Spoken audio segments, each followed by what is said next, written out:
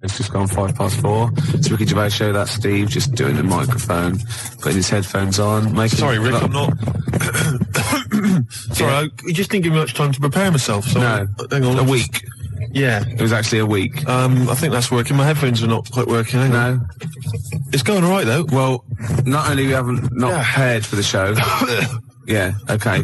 I thought maybe people could phone in and give us some subjects to talk about. 0171 580 2000. Yeah. Or they can fax in 0171 580 1234, and they could get like a discussion going, like, what do you think of that Tour de France nonsense? And we could sort of, no, not that.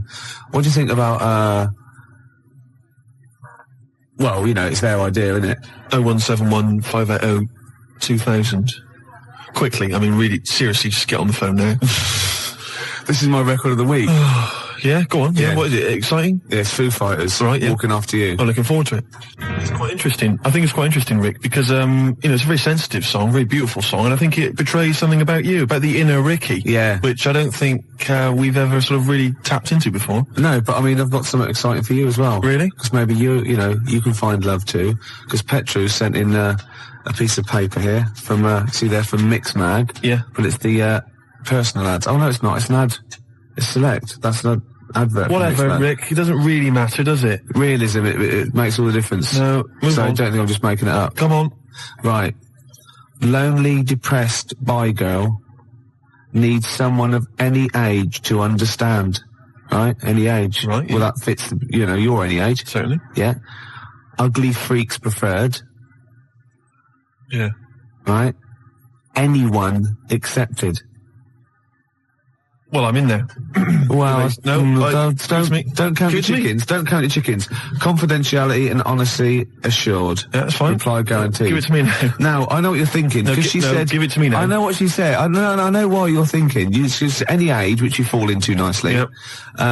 Ugly freaks preferred, so you're at top of the list, and anyone accepted.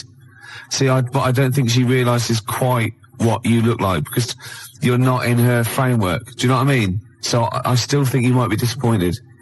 No, Gervais, this will work. This will work. Let me see this. Only depressed bi girl.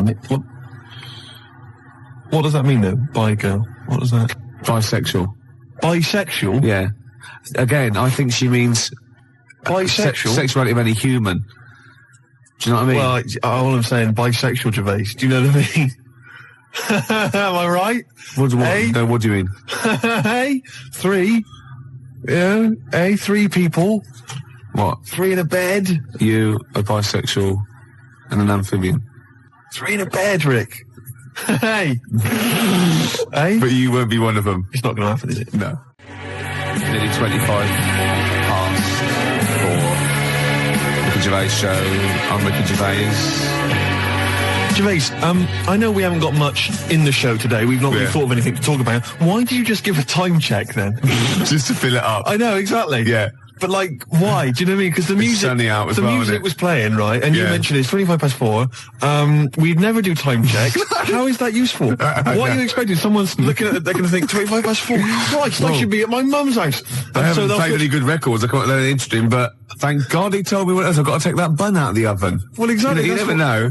But you don't want to tell... Or they probably just realised something good starting telly. Well, exactly what I was going to say. Don't say it's 25 past 4, because who knows? I don't know, maybe the Antiques Roadshow... No, BBC always start things at 25 past, don't they? Yeah. And 5 to. Well, you're a fool, that's what I'm saying. There's no reason for Why do they do that? Why do they do that and not on the hour like ITV? You know where you are with ITV. BBC, 10 past, quarter past.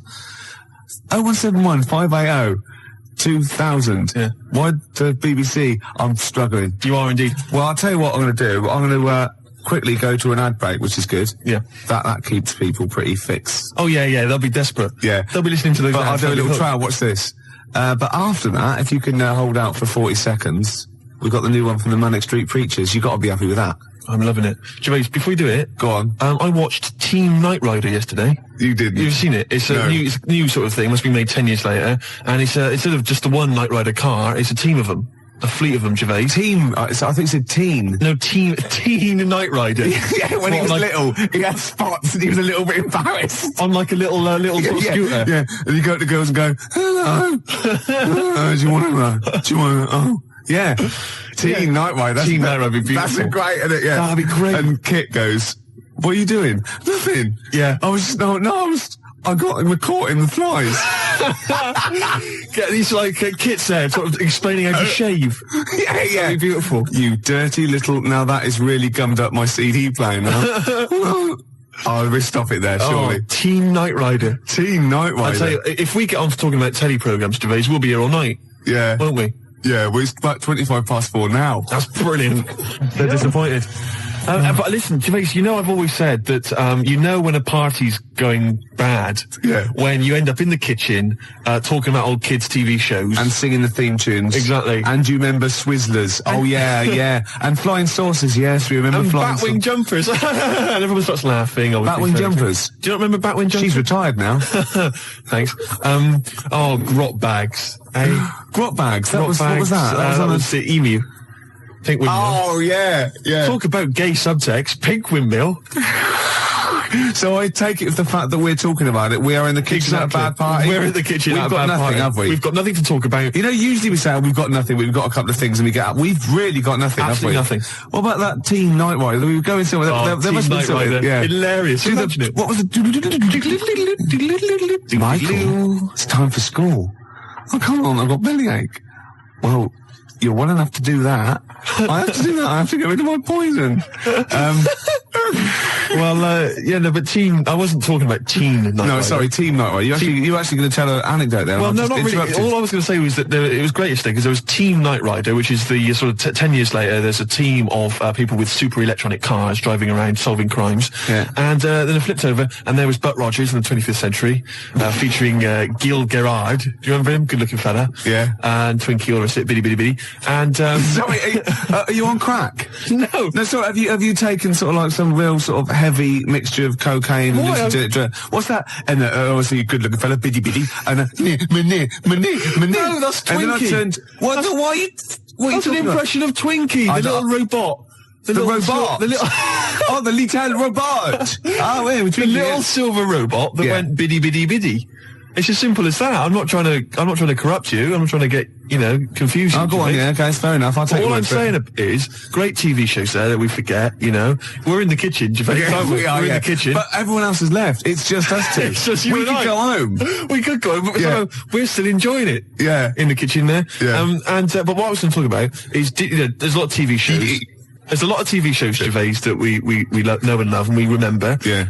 But a lot of films, right, that became TV shows, MASH, obviously the big success. Did you know, Gervais, I read about this yesterday, fantastic. Do you know that they made a TV show, right, in 1982 of Casablanca, right, featuring David Soul. As what, Rick? As Rick. What a fantastic TV show. That is fantastic. It'd be Casablanca and you'd have a picture of him, wouldn't you? And every week they'd find a different reason for him to say, play it again, Sam. And lovely Patty Coombs as his Liza, whatever. Oh, that was fantastic. Mr. Rick, I'm not playing backgammon for money. Play it again, Sam. It'd be great. Every week, whatever it would be. I don't know what they're different contrivances. It's like a catchphrase. Oh, that would be fantastic. Great, wouldn't it? Bobby Crush as the bloke on the piano. You must remember this. Oh, fantastic. Every week he gets an excuse to play it. That is Well, once, right, I was looking through, right, and there was that TV show called You Must Be the Husband, right? Yeah, it was called You Must Be the Husband. And I'd never seen it before, and me and Jen were watching it, just flicked over, we saw the last, that we were going to watch something else, and it just ended with the waiter coming up to one of them and going, you must be the husband. And we thought, do they have to remember that every single week? Deary me, that's like hard work. I tell you. Yeah. Putting catchphrase in TV shows, hard work. David Soul. Oh, that is fantastic. Dave Hutch. Who played Victor Laszlo? I don't know anything else about it. If anyone's ever seen it, please give me a call. What a fantastic show that would be. Oh, I know who played Victor Laszlo. What's his name? Rodney. What's his name? Nicholas Lyndhurst. Nicholas Lyndhurst. He'd be great, wouldn't he? Nick Berry. Nick Berry. That'd be beautiful. Oh. And I'll tell you what it would be. It would be, they'd be on a golf course and Sam would miss a stroke, wouldn't he? And they'd just go, oh, play it again, Sam. And everyone else would laugh. It'd be beautiful. Oh, baby bird, if you'll be mine. We can keep this cup forever now. Yeah. We're in the kitchen. Yep. To make a cup of tea. Apparently, Steve, who says this? He doesn't say play it again, Sam. No, I know he doesn't. He says, go on, play it, Sam. I know that, you stupid toss. Oh, for goodness sake. I studied film for 3 years, for Christ's sake, Gervais. Of course I know that, but it's the TV show. They're bound to have made the same mistake, aren't they? Of course that. You can do an academic subject then. Of course. Oh, I can't. Oh, I'm sickened. I'm sickened. Because everybody knows that, Gervais, and yet he's come out and he's spouted rubbish. Oh, I'm just... Oh. He thinks it's a good show. Oh... God, I'm disappointed. Oh, I'm so angry. He likes the show. I'm so angry because everybody thinks I'm an imbecile. Well, yeah. Well, fair enough. Yeah. No, because I was going to mention a couple, because I came up with a couple of my own TV shows. Go on, yeah, so I've got a few. Have you come up with your own? Yeah. Have you talked about this in the past? Well, yeah. Oh, yeah. You know, like the, when they have a cliche in the title and that's the... like the best one we came up with. Like a touch of frost, and it's his name. I know, I love it. Yeah. But my favourite, this is what I came up with, right? It was called Lady of the Night. Right, but that's night spelled K-N-I-G-H-T, right? Yeah. And what is clever about it is, what it is there's a knight, right, a knight of the realm, okay, but it's set about sort of 1870 or something, sort of Sherlock Holmes era, that sort of thing. And he's a knight of the realm, you know, was it Sir Johnson or whatever? And he's a knight, whatever. But he doubles up as a private investigator, right? Yeah. And he's got working for him a prostitute, right, who's also a private investigator. Yeah. And it's called Lady of the Night, you see, and it's double meaning because she's a lady of the night, and she's a lady of the night. It's a night. It's fantastic. Brilliant. And they go around, but seriously, they go around investigating like crimes, sort of Whitechapel and stuff, and it's brilliant because you know, obviously she's a prostitute, whatever, and he's a knight, and there's a bit of sexual tension, Gervais, obviously, and obviously got all the Victorian elements and everything, and obviously they can't associate with one another openly in the streets because that would be, you know, he's obviously got to maintain a certain reputation. Yeah. So it's Lady of the Night. And there's all the intrigue and tension. What do you think about that? You thought this through. I thought that through. That is fantastic, using all your technical knowledge and your film study and your... Yeah. I came up with one, Go on. starring naughty Samantha Janus as a nun with Diana Rigg as a Mother Superior, and it's called None the Wiser. That's beautiful. And they're naughty. And the None the sequel, Wiser. she gets pregnant and she has to go and work in the kitchen, right? And that's called Nun in the Oven. I was going to say. Yeah. Of course it is. Yeah. Of course it is. Oh, that's beautiful, Gervais. Remember Ray Cooney, that thing in the 80s when all those had those farces on, and basically what he did was substitute the word life for wife. He had run for your wife, right? And wife begins at 40. Beautiful. Doesn't make any sense, does it, grammatically? No. I just thought of one like, I said to Claire a few weeks ago that it would be like a stage play and there'd be loads of people jumping in and out, like, of hospital beds. But in one of the beds, one of the wives, she just wanted to die. Because had no quality, and it's whose wife is it anyway? That'd be good, wouldn't it? That's nice. Yeah, Brian Ricks. Oh, that'd be beautiful. I love that. Touch of frost. It's so clever. And the other one is, loads of lawyers with their wives jumping in and out of bed with just underpants on taking drugs, and it's this wife. That's beautiful. Yeah, that's great. That's a nice touch. So let's have some competitions then. But you know, I've got a whole game show as well, which I could mention. Go on. Do you want me to mention it? Well, should we play Blue Oyster Cult? Their classic song. Can I Don't Fear the Reaper. I've got a game show, right, that I came up with. Yeah. Okay. And it features me, but I think it could be perhaps a vehicle for yourself, Gervais. Yeah. All right. I'm going to tell you. It's called Ricky Gervais Meat Rations. Right. And I like it already. You like it already? Because there's a part in there for me. Yeah. Could I play the Ricky Gervais? Yes. Yes. Fantastic. It was originally called, basically, let me just summarise very briefly. I'm not going to tell you all the games, but it's basically recreating the heady days of the war. Right. Right. That's fantastic. It's beautiful already, isn't it? It's got the nostalgia thing. I've got a game as well. But it was originally going to be called Ricky Gervais Fag Rations. Right. But apparently cigarettes weren't rationed in the war. So it's called Meat Rations now. Excellent. And I'll tell you some great games. My favourite is, what's it called? To be perfectly Anne Frank. It's a great game. It really is a great game where you've got to pretend to be Anne Frank and hide from sort of snooping Nazis. Oh, that is fantastic. It's a great game. And there's also, of course, let me go into it. There's also Dig for Granny. Good. I'll dig for victory if you like. And what happens is you're scavenging through rubble, right? Can I just say, these are copyright. Anyone trying to rip me off? I mean, I've got the Penis Puppet Theatre. Yeah. I've got a stake in this, surely. Oh, certainly. Ricky Gervais Meat Rations. You can have a bit of my Penis Puppet Theatre. That's lovely. Yeah. And I've also got a new game that I'll talk about after yours. It's called Tip the Balance. And it's sort of like a game for 4, and it's like, I'll send it off to Waddington, see what you think. I mean, there's teething problems with it. Well, listen, Gervais, look, let's play Don't Fear the Reaper. Let's play that tune. By Blue Oyster and his Cult. It's a classic. Yeah, and then we come back and we try and make some money. Let's make some cash. Well, you've got to be happy with that. Blue Oyster Cult, Don't Fear the Reaper. Yeah. Yeah? So go on then. So what other games are in this Ricky Gervais's Meat Rations? Well, it starts off, there's the sound of an air raid siren. Yeah, I like it already. And we came up with Start Queuing Up, Mum, for Ricky Gervais, Meat Rations. Excellent. Do I look like sort of Walker out of Dad's Army? Yes. Oh, that is fantastic. Now you come in. Yeah. And what it is, the set, right, is kind of like half of it is an old sort of East End pub, and the rest is kind of rubble and debris, and a skyline of ruined, Britain. And what it is you come in, you're fairly sort of sharp and dapper, and of course Chaz and Dave provide the music throughout the show. And you know the Dolly Bird that usually comes on? She's a woman with like curlers with a little scarf on it. That's right. She comes out with those little floral aprons. You've got it. You've got it. Fantastic. And there's a game show. There's a bit in the show called Roll Out the Barrel. Yeah. I don't know what happens in that. Yeah. Roll out the barrel. We could think of something. There's a barrel of fun, sort of thing. Yeah. And there's a dig for victory where you've got like a big pile of rubble, right? And you're digging through it, scavenging for food, canned food. But if you find like relatives or friends, you score extra points. Oh, that is fantastic. And there must be some sort of fun with like gas masks. Yeah. When you can all put them on and dress up as like, I don't know, one of the banana splits. Yeah. What could that be? Gas? Who snork? Yeah. Yeah. Well, possibly. So every week there's the real snork. Right. So it's like contestants come on. They put which one snork? Which one snork? Yeah. So you've maybe got three celebrities. Yeah, it was a gas mask and the real snork. That's great. So you've got someone like Ted Malt's son. He pops one on. You got Frank Bruno. Yeah. And Jilly Cooper. That's it. And they put their mask on and like a little outfit. And then the real snork is there. And you've got to ask them questions. Like you get like Bernie Winters and Henry Cooper going. Number three. How long have you been in the banana split?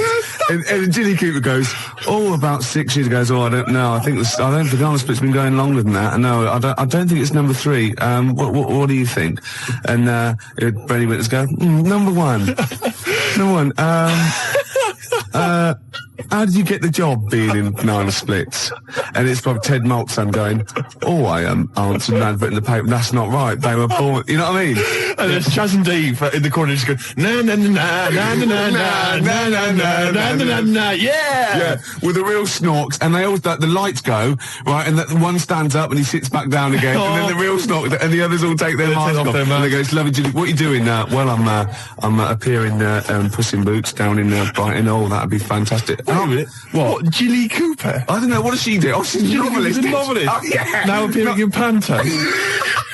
I'm not letting you book the guest. Oh, God. But wait a minute. What? I mean, I love your idea. Yeah. Who snork. Yeah. It's a bit odd, isn't it? How we started off with a kind of wartime nostalgia show, but now we've sort of featured sort of quite bad 70s animal things. Nothing wrong with the banana splits. But I like that. That's a good game. Yeah, okay. That can be like a special feature. So I'm just going to make a note of it because we've got Dig for Victory, to be perfectly Anne Frank. Yeah, and Who's Snork? Who's Snork? Yeah. Well, I'm full of ideas. I could probably help you on this. Oh, this is great. Well, what other... Yeah. Maybe we'll come up with some other ideas as we go on. We've still got Tip the Balance to go. But can I just say, I did actually once try and pitch this. When I appeared on Blockbusters. Yeah. Well, I obviously met with a producer there, and I said, I got an idea for you. Have we talked about this on air? We talked about me on Blockbusters, but not about my pitching this thing. No, go on. And I said to her, sit down. I said, I've got a great idea. And I tried to bill it with me as the star. She said, who are you? Steve's Meat Rations. She said, why are you in it? I said, I am. Don't worry, I'm the one who can pull it off. Yeah. And she said, right, go on, what is it? And at that time, I had none of the games. All I had was the title, and she went, I like it, yeah, what are the games? I don't know. She said, if you'd have just said, well, stop me there, love, and just popped a gas mask on, and said, who am I? She'd have gone, Snork. No, it's not. We got an ad break, then we got a classic from Blur. It's 5 o'clock. So if you were going to watch that thing that started at 5:02, you missed the first 5 minutes of it. Yeah. So we're doing well with this new game show, aren't we? Yeah, we've got a few ideas there. Ricky Gervais's Meat Rations. Ricky Gervais Meat Rations. I love that. It's a great idea, isn't it? We came up with another quick game, because obviously so far we've got Dig for Victory, to be perfectly Anne Frank, and Who's Snoring, which is possibly, I think, the most popular game so far. Yeah. And also we've come up with a new one, haven't we? Puss in Jackboots. Yeah. You get a beauty of the age to come out. Saucy Samantha Janus? Yeah, maybe she comes out and she's got a little moustache on. right, and a peak cap pulled low and Nazi regalia, and you go and you got Bernie Winters and Ted Maltzson and Jilly Cooper going. So you're obviously, by the warm applause, you're much loved. Yes, I am. Oh God. Show business, and the audience clap. Obviously, yeah. Well done. I don't know. You're doing the Nazi accent very well. You an actress? Yes, that is correct. Yeah, it'd be great, wouldn't it? Could you salute in, please? Yeah, very nice. Just I'll do a little Nazi salute. Yeah, little click. That'd be lovely. I thought of a little quick. And what's that one? That's called Puss in Jackboots. Puss in Jackboots. Yeah, lovely. I thought of a quick one. It's called Get the Hell Out of Hiroshima. Right, it's against the clock. Anyway, there's that's there as well. And we got any other ideas, Gervais? The Cure, love song. Gervais, it's time for the game show everyone's talking about. Make Gervais laugh. Yeah. We've had an entry here this week, all right, and what it is, let me explain the rules. Somebody sent in a picture, Gervais, right, I'm going to show it to you now, and if you laugh, then hopefully this young fellow wins a prize. It's from Neil in, let me see, Highgate. Oh no, I'm laughing already though. Are you? Yeah, because well, straighten yourself out. Alright, okay. Straighten yourself out. Now, you've not seen this picture. Oh, it's been so disappointing if it's not funny. There's nothing worse than that, you know what I mean? I know. Okay. Well, I think you'll laugh. You run the risk. Well, that's the nature of the game show. Okay. Alright? And what's in it for everyone else who can't see the picture or cares? Nothing. Right, nothing. no, that's good. But then, you know what? We're not here for their amusement, are we? All right, you know, we're busy men. We got things to do. We got to entertain ourselves. Yeah. But what I would say is, what is there in this show anyway for anybody else?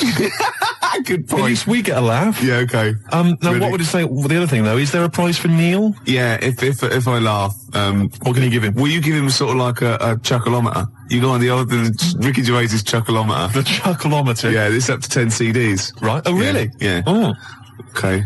All right then. Well, okay. Because that first one we did ages ago, that was up number 10, wasn't it? Yeah, 8, 9, 10. Yeah. Right. Here comes the picture. I think it looks to me like it's an internet picture. I'll be honest with you.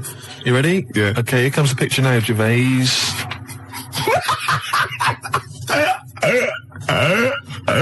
Oh God. Oh, has he done that? No. Now listen. What I'll do is let's play a record, Gervais, and I will.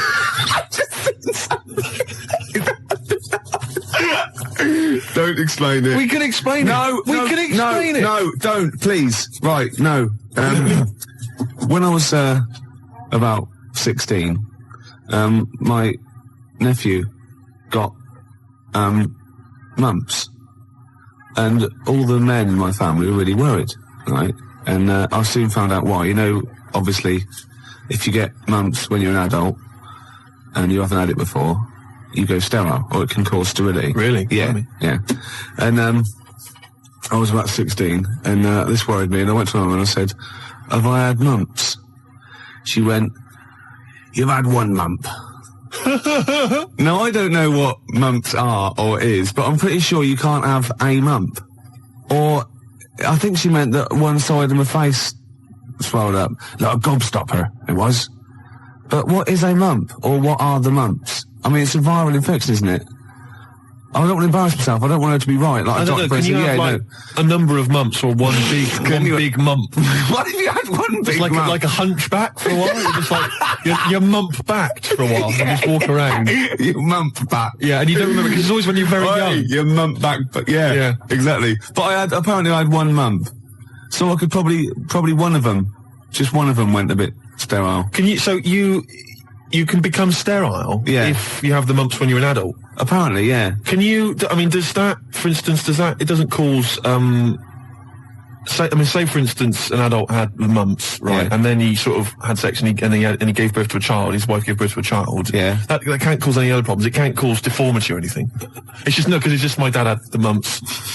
I don't know. We should get our facts right, really. If there's a doctor out there, I mean, can mumps cause sterility? How does it do it? I have stories about, my teacher, his mate, had to have them, they swelled up, and he had to put them in cotton wool for about a month. God almighty. Because it can, you know, mumps aren't fun. No, I'm not saying it. I mean, well, I can say maybe you've had mumps and now you're sterile. That could be mumps aren't fun. Yeah. That's like go to work on an egg. Isn't it? Yeah. Who said that? I was having an argument with someone about who said go to work on an egg. Someone said it was that William G. Stewart bloke who... No, it was Faye Weldon. No, it was Salman Rushdie. It was. No, it wasn't. No, hang on. No, maybe it wasn't. It was Faye Weldon. It wasn't Faye Weldon. Right. It was either, right, let me tell you what it was. It was either that bloke that wrote A Year in Provence, or whatever it was called. Right. 0171 580 2000. Who came up with the slogan, go to work on an egg? It was either the Year in Provence fella. Who's that? I mean, what his name was, I don't know. 0171 580 2000. Who was the Year in Provence? You know that fella who wrote that book, Year in Provence? Everyone read it, everyone thought it was great. No, his name's Peter or something or other. Right, okay. And I think he definitely wrote that. Salman Rushdie came up with something. I think it was the year. See, again, I'm thinking that maybe it was the egg thing. But I would say as well that fella that wrote Year in Provence, he also came up with the, the Fat Willy cartoon series. What a hilarious series of books they are. Not Fat Willy, is it? It was called Fat Willy, wasn't it? What's the one, Where's Willy? That's Where's Wally. Where's Wally? Where's Willy? That'd be pretty straightforward every time, wouldn't it? Well, there's a fella there. There it is. Not where you come from, it wouldn't. Oh. Well, there you go. Well, Peter Mayle is the name of the bloke who wrote Year in Provence. Thanks to Neil. And also, Neil says that Salman Rushdie did Naughty But Nice for the cake commercial. Now, I still don't know who did Go to Work on an Egg. I think it was Faye Weldon. No, it was Peter Mayle. Do you reckon it was? Yes, absolutely. Absolutely. I'm gutted. Yeah. And you very rarely, Jerry from Balham, you very rarely go sterile from mumps, but it is a viral infection, yeah. It's such an informative This programme, exactly, Steve. Yeah. It's like a public service. It really is, isn't it? And we treat things sort of sensibly and maturely, and we give out, the correct information. I'll be honest with it. It's safe for kids to listen to, isn't it? Well, imagine if you were in the... I mean, this happens to us all the time. You're in the pub and someone will say, well, is mumps a problem? Is it going to cause infertility? And you're there just saying, Well, I was listening to Ricky Gervais. And... It's very rare. It is a viral infection. So, and do you know who did Go to Work on an Egg? They went, no. Peter Mayle or Faye Weldon, we're not sure. Possibly Salman Rushdie. No, definitely wasn't Salman Rushdie. That's quite incredible, though, to go from writing Naughty But Nice about cakes to live in a hole for the rest of your life. I used to write when I was at school. Oh, yeah. Now, I didn't watch sort of kids' programmes when I was growing up. I watched sort of crap adult ones. ITV on the telly from 12 midday through to like midnight, and I'd watch all the police series, Police Story, Charlie's Angels, Steve Austin, and Teen Knight Rider, yeah. And I wrote this essay at school, and I just couldn't stop, and I started serialising it. And every time I just kept writing, I was sort of like, people were reading it at school, and it was about a cop, a New York cop, who was as hard as, you know what I mean? Yeah.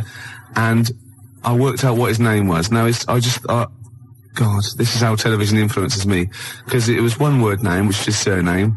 That was the title of the book, title of the series, and that's what all his friends called him. Right. It was called Jezuk. Jezuk? Yeah. Jezuk. Yeah, I thought it had a Z and a J.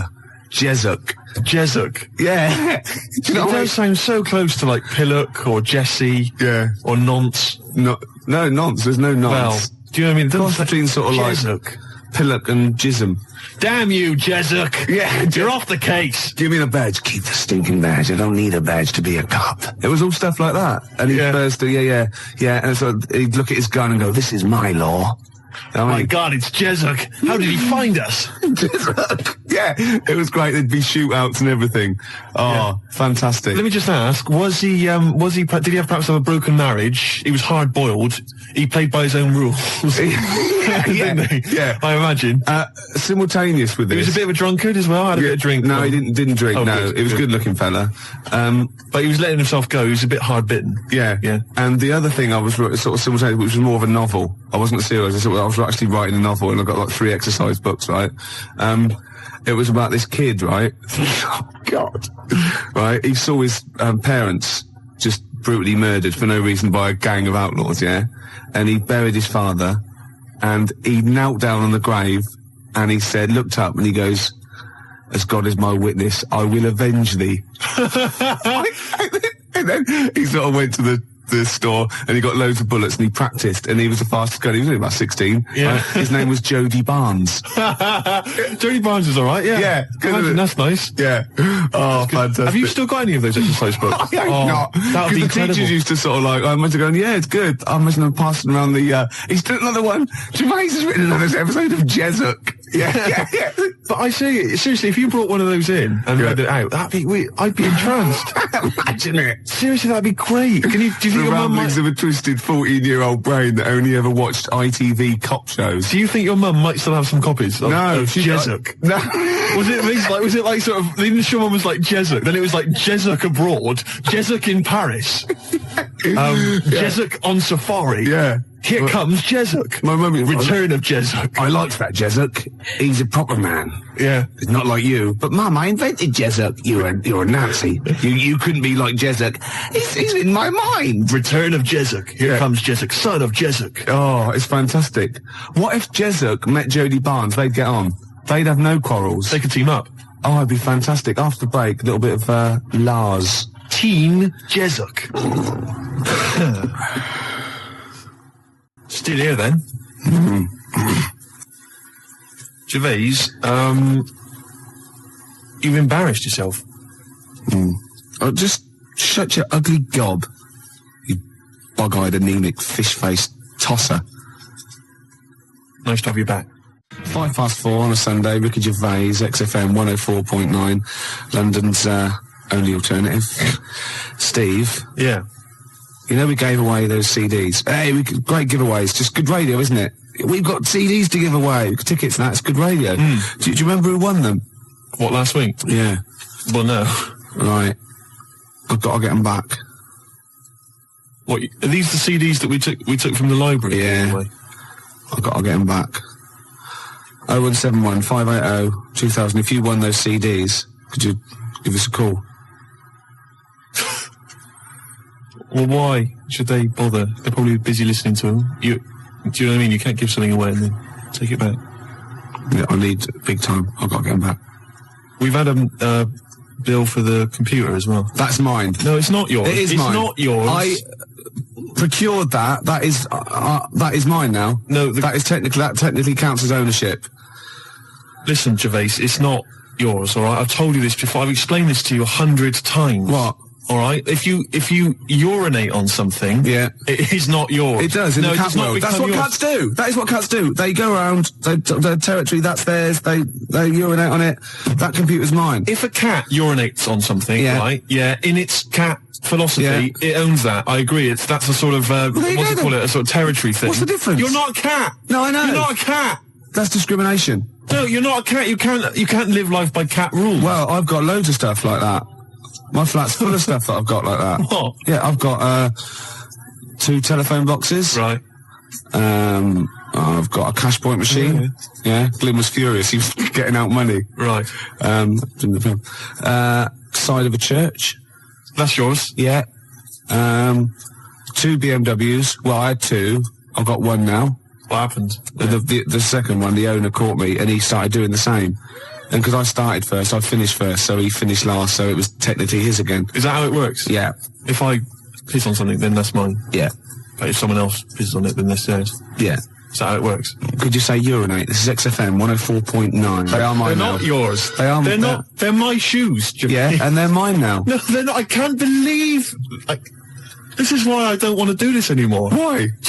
I can't believe you. They're my shoes now. That is ownership. That counts. In the cat world... They're my shoes now, and some of the carpet is mine as well. In the cat world... Yeah, wow. You cannot live your life by the rules of the cat world. I can. What does your girlfriend... What's this? Oh. Not many people can do that. XFM 4.9, 4:15. How do these sort of little theories of yours develop? What? They come in my head. Then they're all right. Then I like them and they happen. Right. Then they're mine. No, it's fine. It's fine. Okay. Yeah. What do other people make of the fact? They go along with it. What, your girlfriend? Yeah. And all my special friends and the friends that I make. Does she mind that your flat looks like an East End lockup and stinks of urine? No. She don't have a problem with that? No. The sinuses are gone now. Completely gone. The sinuses are gone? Yeah. The Charlie? Yeah. Oh, I thought as much. Well, I know what you rock and rollers get up to, Gervais, in your spare time. Oh dear. It's beautiful to see you again, though, because we thought you would. I'm looking good. We thought you'd be gone forever. Why? But you're back. Yeah. It's beautiful to see you. I'll be around for it. Anything planned? I didn't expect, it's like my life, I didn't expect to be here this long, so anything is a bonus. You know what I mean? Yeah. Any plans for today's show? Got some more records than that, and some absolute drivel. Right. Yeah, packed into 2 hours. So no different. No. Hey. No. Great, well, it's going well. Yeah. I've got a little competition. Yeah. Which I'll maybe introduce after the next record. Is there anyone mad enough to sleep with me competition? Is it? I'm not doing that one again. Alright, I've got a different one. Yeah. I've got a different competition. Keep calling the Samaritans, please. We don't do that sort of thing, sir. Please. Or else.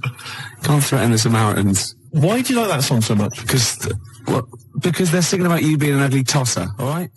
Just gone 20 past 4. Gervais, I hate to kick people when they're down. No, you don't. You like it, and you like people twitching when they've been badly hurt.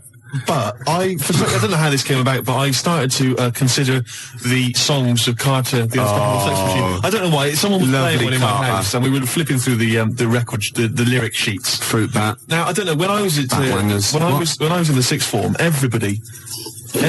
when I was in the sixth form, Gervais, everybody had a Carter USM T-shirt. Yeah. And I imagine you probably. By the end of the 80s, early 90s, all events officers, A&R men. Yeah. What were you doing about that time? You'd have been what? That was when you were claiming benefit while still working. Yeah. You had the wheelchair and everything. Yeah, the tartan blanket. Nice. Fantastic. Because everybody had a Carter USM T-shirt. I didn't have one because I didn't. No. Do you know what I mean? That wasn't me. It was all a bit cliquey, and they didn't like me for it. Yeah, it wasn't because of that, though, was it? It was because they sort of had like symmetrical heads. They were running in their human packs, weren't they? And just ostracising you. Go, oh dear. Those start. Yeah. Right. I'm just looking through the lyric sheet. This is from the album 1992, the Love album, right, by Carter. Yeah. Just give you a taste of some of the lyrics. Yeah, go on. Which we thought were so profound in 1990 or whatever. I never did. This is from the track "Look, Mum, No Hands." I should point out that many of the titles of their songs are appalling. There's obviously my favourite, possibly the worst, is "The Road to Domestos." That is the worst name for song I've ever heard. I mean, what's that supposed to mean? Anyway, check this lyric out. This is one of the lyrics. Go on, I'm ready. Go on. He flies through the air with the greatest of ease, that daring young man in the blue dungarees. What the hell does that mean? Is that supposed to be profound? She flies like a bird in the sky high. That ugly old tart with a sty in her eye. This is quite a nice one. This is clever. This is bloody clever. Go on. What they done? What's Fruit Bat done here? If we club together, with all the diamonds. Hey, hold on. I'll stop you there. Club. Go on. Diamond. That's so far. Oh no! Wait. Oh, come on. Go on. If we club together with all the diamonds we've saved, we could look to our hearts and say, hold on, hearts is a suit in this. Oh, go on, clubs, diamonds, hearts. We could look to all our hearts and say, we've got it in spades. What does that mean? Spades. Hold on, what does that sentence mean? If we club together with all the diamonds we've saved, we could look to our hearts and say, we've got it in spades. I don't know what that means. I've no idea, but that's the kind of brilliance. So see what they did there? They got all those It's incredible. Let me just, there's a good great one here. Could they do it with Signs of the Zodiac? Parts of the body. Here we are. I've been GBH'd and ABH'd for a packet of B&H. I've been taken and I've been driven away. My telephone is always ringing and my number is XXX directory. Call 0898 333 talk dirty to me. That is some of the worst lyrics, Gervais, surely, that you've ever heard. Unless you knew different. 0171 580 2000. I've been thinking some of my own as well. The worst lyrics you've ever come across. Oh, there's going to be arguments. 0171 580 2000. Or you can fax us 0171 580 1234. And think realistically, because I hate it when you see like the Melody Maker Enemy and they ask one of these pop stars, what's the worst song of all time? And they go, the Birdie song. Or, no, it's not. It's something by Carter or Suede or David Bowie, because they were in that framework. They're potentially, do you know what I mean? Exactly. Don't go for chirpy, chirpy, cheap, cheap. Go for something like that, because that is disgusting. Let me just tell you, this is my final one before we go away, which is Yes, sorry, boy, there's nothing worth living for, but it really ain't worth dying for. So just say 3 Hail Jesus and Mary chains. Early in the morning, I put breakfast at your table. Make sure that your coffee has a sugar and cream. Your eggs are over easy. It's sort of like a breakfast song. I can't remember it, but it goes, I'm not your superwoman. Doom, doom, doom, doom. Yeah. It's just, I've never heard this. There's one great bit as well. He goes, now you say your juice is sour. It used to be so sweet. And I can't help but wondering if you're talking about me. Isn't that great? Oh. Sorry, look, this juice is a bit sour. It used to be so sweet. Oh, fine, I'll change it. No, let me explain. This juice, yeah, it's sour. It used to be sweet. Well, it's what we've always had. No, you're not listening. You're not listening. I think you're an ugly pig. I want to leave you. So, I mean, he didn't state it.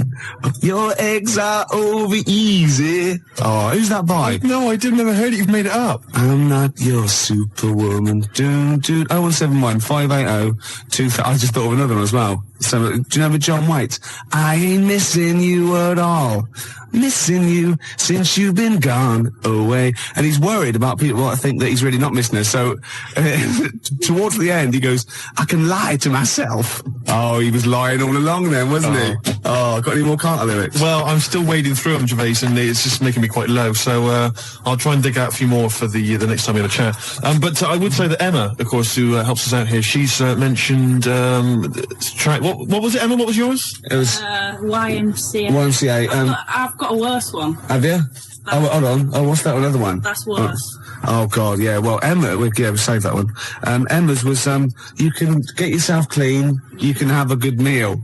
You can get yourself to a good meal. Well, I don't have a problem with it, you see, because I just think it's a wonderful thing. You know, the YMCA doesn't get enough publicity, good press. Yeah. And the Village People did them a favour. I mean, why on earth they wrote that song? Well, you know, are to you serious? publicise the YMCA. I mean, who thinks, I don't know, people have done the police force, you know, they've done... Hold on, wait a minute. This is very good. This is good, but I think you mean this. So you don't know what that song was. You think that they were actually some sort of advertising for the YMCA, were you? Well, I don't know. It just seems really odd to me. Well, if I remember at the time, the YMCA complained at the time because the connotations.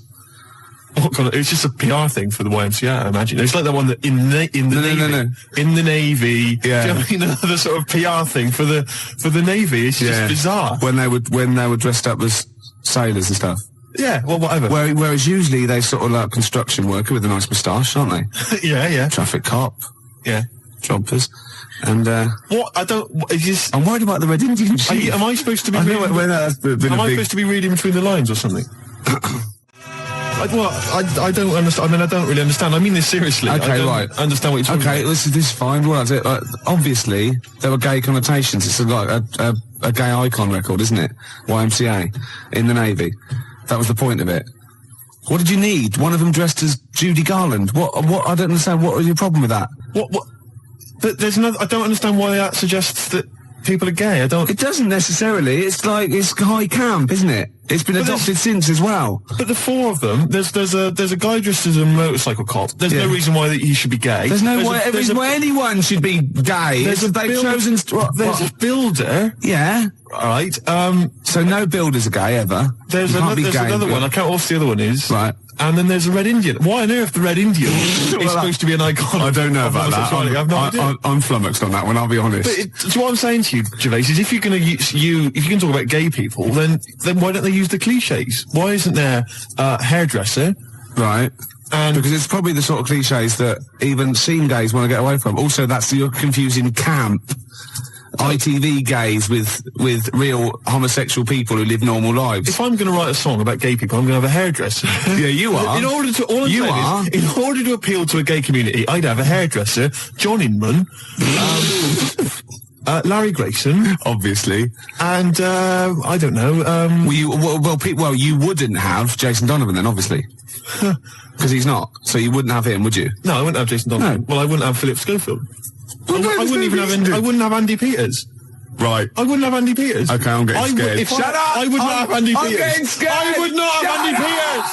A few more Carter lyrics for you. Go on. You'll enjoy this one. It's just one big knees up, a night on the town, a storm in a teacup, more like a teacup in a storm. Yeah, Man. yeah. You know what I mean, man? Yeah. It's more like a teacup in a storm. Yeah, they've twisted it, haven't All they? right. Yeah. Ian Canfield, you know, he's 12 now. He Right. does the rock show. Oh. He called, and that I'm not your superwoman. It was Karen White. And he also Never. says a worse lyric in YMCA is, young man, there's no need to feel down. Fair enough. Another Carter lyric for you. The tequila sun is rising. And listen to me. The tequila sun is rising and the Harvey's Bristol moon is shining. Because they've got Harvey's, shine on Harvey's moon. Yeah. And somehow Harvey's Bristol moon is shining. I have no idea. It's got to be something about pulling your trousers down in a coach. It's just Isn't it? rubbish. And So, also, you know, worst this one, lyrics. you know, Quick Space, I played that and you said, oh, why is that your favourite? And I got annoyed because you've got no taste and shouldn't even question me. And I said it was about you being an ugly tosser. Well, Nina, from the band, Oh, right. who's round at Jan's, said, no, it's not about him being ugly. And the worst lyric is from the Beatles, you should see her in drag in a polythene bag. What's that from, then? I don't know, Polythene Pam or whatever it's called. Could be. Yeah. Could well be. All right, then the worst Beatles lyrics. We'll have those as well. There's a lot of them to choose from. There are a They're lot. good. No, I'm not dissing the Beatles. No. I'm just saying they wrote, they can't keep up that level, can they? Gervais, I've heard the songs you've written. Do you understand me? Yeah. You're not in a position to disrespect anybody. No, I All right? don't. I'm talking about people on the tube, all right, that can barely speak, all right, that just go with like a kazoo. There's a guy near my tube, he just got a kazoo, and he just taps his foot, and then tries to sell lighters to you by playing a kazoo. Right? You can't even disrespect him for his musical ability. Of course, you're laughing about him now. If that was female, it'd be a whole different story, wouldn't it? Well, you've got to take it where you can get it. You'd have a lot of lighters every day, wouldn't Hey! you? You'd be struggling down that road with say- loads of little, I'd called say- clippers. I'd say, I think there's a sad lack of kazoos on the wireless, and I'd have her in here for a quick session. Well, we better do a competition now. Okay, yeah, well, we've got these two pairs of pulp tickets? Or So you've no idea, have you? I've no idea. You just want to, we've got there. Oh, can I do this bit? No, you don't know what you're doing, do you? It's never stopped me, no. Well, Exactly. I wasn't going to mention it. No. All right, you do it. Go on then. I'll sit over it. I'm out the way. Okay, how many tickets we got, Emma? One pair. One pair. That's two to you, Steve. To give To away. see who, Pulp. when, Next Saturday. where, Finsbury Park. at what time, About 9. and what have people got to do to win tickets? Yeah, now you're stumped. What? You suggesting I should plan this show? Yes. Is that what you're suggesting? Yes. Why? All right, now listen, I think we should just give people an added reason to phone in with their worst lyrics ever. They Yeah. can win this pair of pulp tickets. Yeah. And then if we get bored with that in, say, about 10 minutes' time, we'll come up with another reason. If it'd take 10 minutes for us to get bored. I'll be surprised if we actually bother. Yeah. Yeah?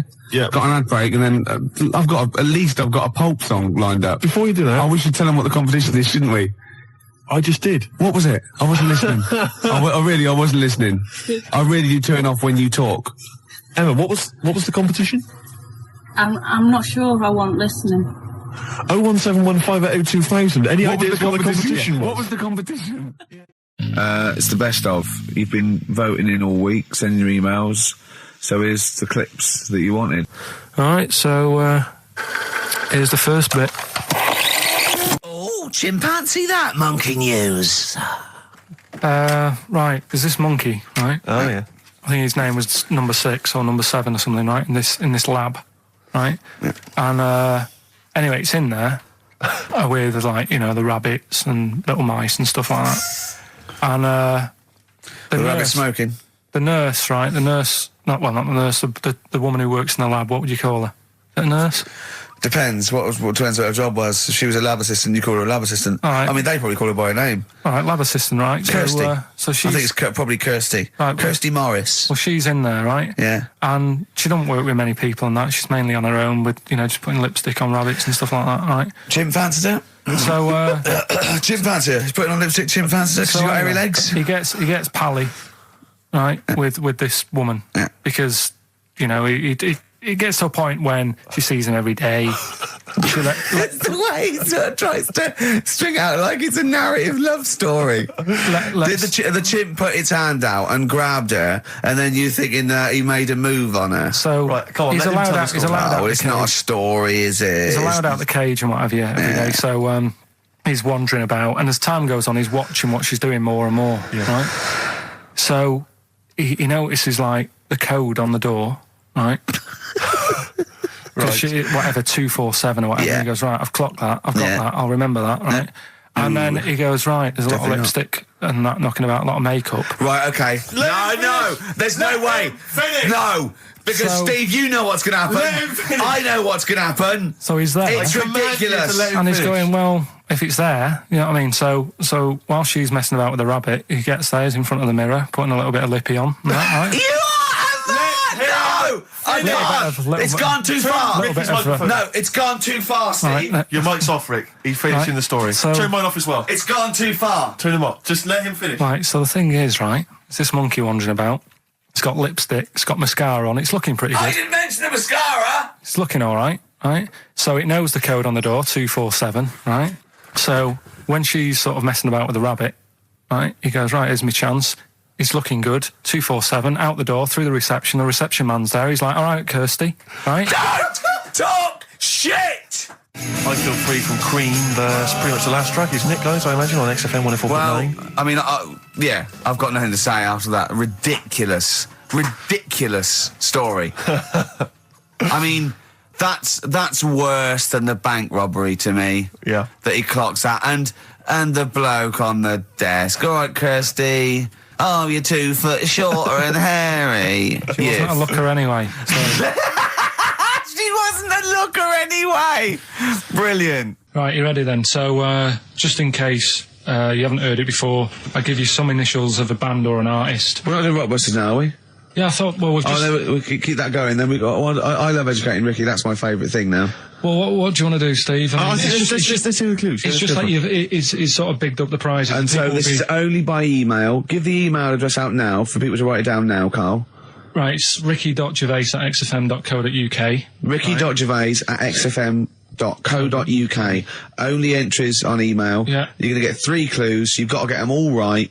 And you win all the You stuff. win all those prizes you said. Okay, Carl, go on then. Right, and just a quick example, one of the first ones we did, it was like AK, and the clue was exploding pet, Yeah. and it was atomic kitten, right? yeah. So you understand how it works now. These are your clues. The first one, that army has got some nice trenches.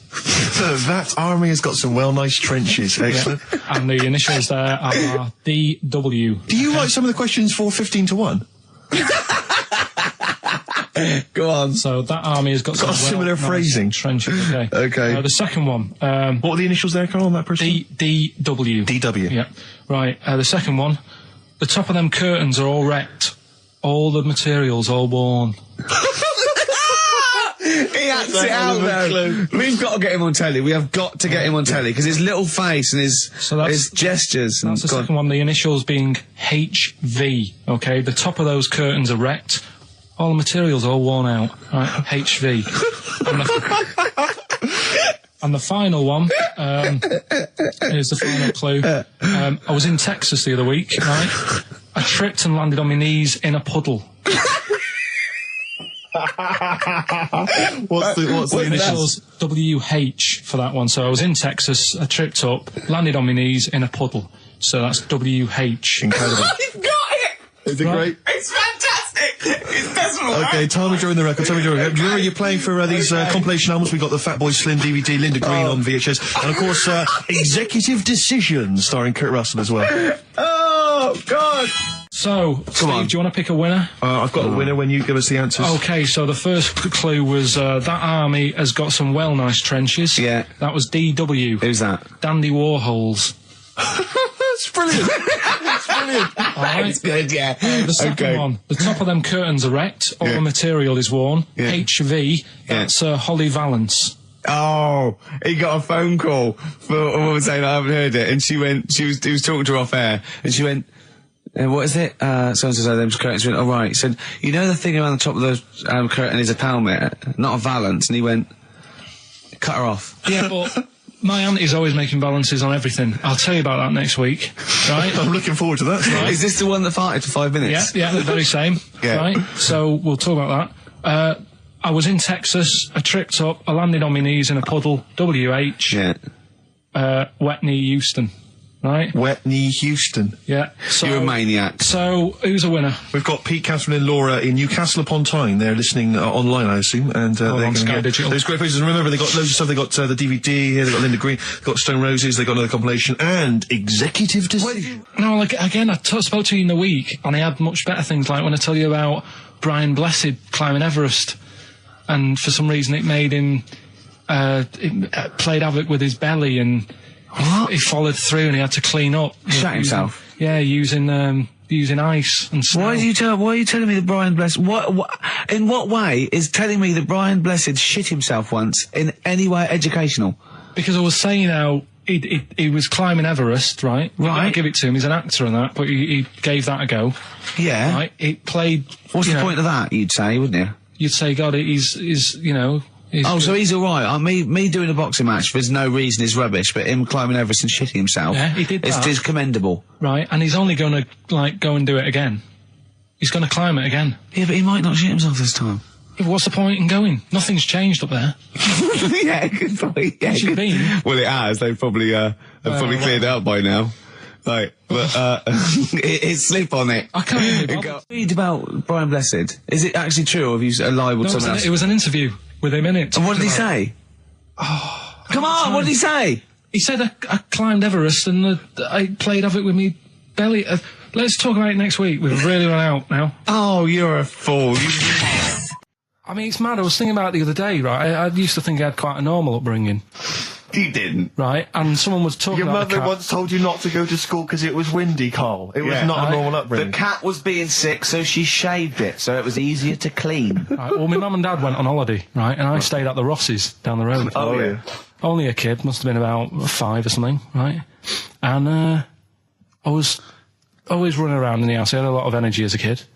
What the Rosses did, they had this cat that was dead violent, the most violent sort of angry cat I have ever witnessed. A tiger. It was honestly, Steve, if it was bigger, it would have been, because it was just always having a go at you. Yeah. If you went to pat it on the head, it went to bite you and stuff. And what they used to do with it, to stop me running around, I'd sort of be running around, and then I'd get a bit tired, and they'd say, have a lie down on the settee. So I'd lie down on the settee and I'd nod off. And what they used to do, I'd wake up and I'd put the cat on my belly. Right? So I'd be scared to move because it's like it's going to get me. But it would keep you there. It kept me there, and it used to sort of slaver on me, and they'd sort of, go out or whatever, and I'd be lying there. That's not normal, is it? Carl, sorry, were you created by the Brothers Grimm for one of their fairy tales? What kind of a life is that? A cat paperweight to keep Carl in place. He keeps blowing around. It's windy. We'll have to weigh him down. Be careful. Your mum probably told him that it's a windy day. You got to get something heavy on him, otherwise he just gets blown into the road. God bless him. Well, Carl, what are your thoughts? Why have you stuck it out here? Nothing better coming in on holiday. Well, I'll tell you why. Because you're always on holiday. You don't do a lot. You get paid, well, doesn't he, really? He's a moany. He doesn't try and get on at all. He doesn't deal with people. He moans about everything. And, so he's... I'm alright. I've got my own little room and that. Yeah. Like a cage. It is like a cage, isn't it? And he can shut the door. If people walk past, he goes, shut the door. He doesn't want them looking in. He's like a miserable old chimp. We noticed today how much he's simian, isn't he? He's very strange, actually. We maybe should try and get a picture on the website, because Carl's arms are particularly chimp-like. It's very, very strange. Because he's got that he's got long downy hair. It's and not the like long extended knuckles. Yeah, and his totally round face that sort of the chin goes back and the dome of his cranium. I think, quite seriously, I know we sort of share about 98.5% of our genetic material with bonobos and chimpanzees, but I think he's got a little bit more. Yeah. I honestly think he's a little bit of a throwback. Just his line, they just kept to this sort of really the ugliest one in the cave and the tree, and he really didn't he didn't come out of it. I'm not saying you are, I don't think you, well, you are. Yeah, you're chimp-like. No, it does annoy me. My hair annoys me on my body and that. Because I've got like hair on me little toes and that. Have you? Then on the legs. Would you see your little toes? Can you pick things up with them? No, it's right. Okay. Well, that's the finale of this week's show. We're going to see if he can play a record and put the fader up From a tyre, while swinging in a tyre. Just using his hairy toes. Yeah. I've sort of got hair all the way, but then it just runs out where it should be. On the top of your head. Top of your head. It's just- Is this part of the reason why you're always uncomfortable about, being nude or around naked people? Is that partly the reason, do you think, because you look so grotesque? Well, when I'm on holiday, I don't really like wandering about without a top on unless, like, it's a quiet beach or whatever. Sure. So what would you normally wear? Need. I just have like a nice sort of light, summery, sort of linen shirt, maybe, just a few top buttons open. Yeah. But I don't like, the naked body isn't that nice anyway, is it? You know what I mean? Whatever it is, if you're a cat and you're shaved, you don't look that nice. Do you know what I mean? But with I think you'll find a cat is naked even with its fur on.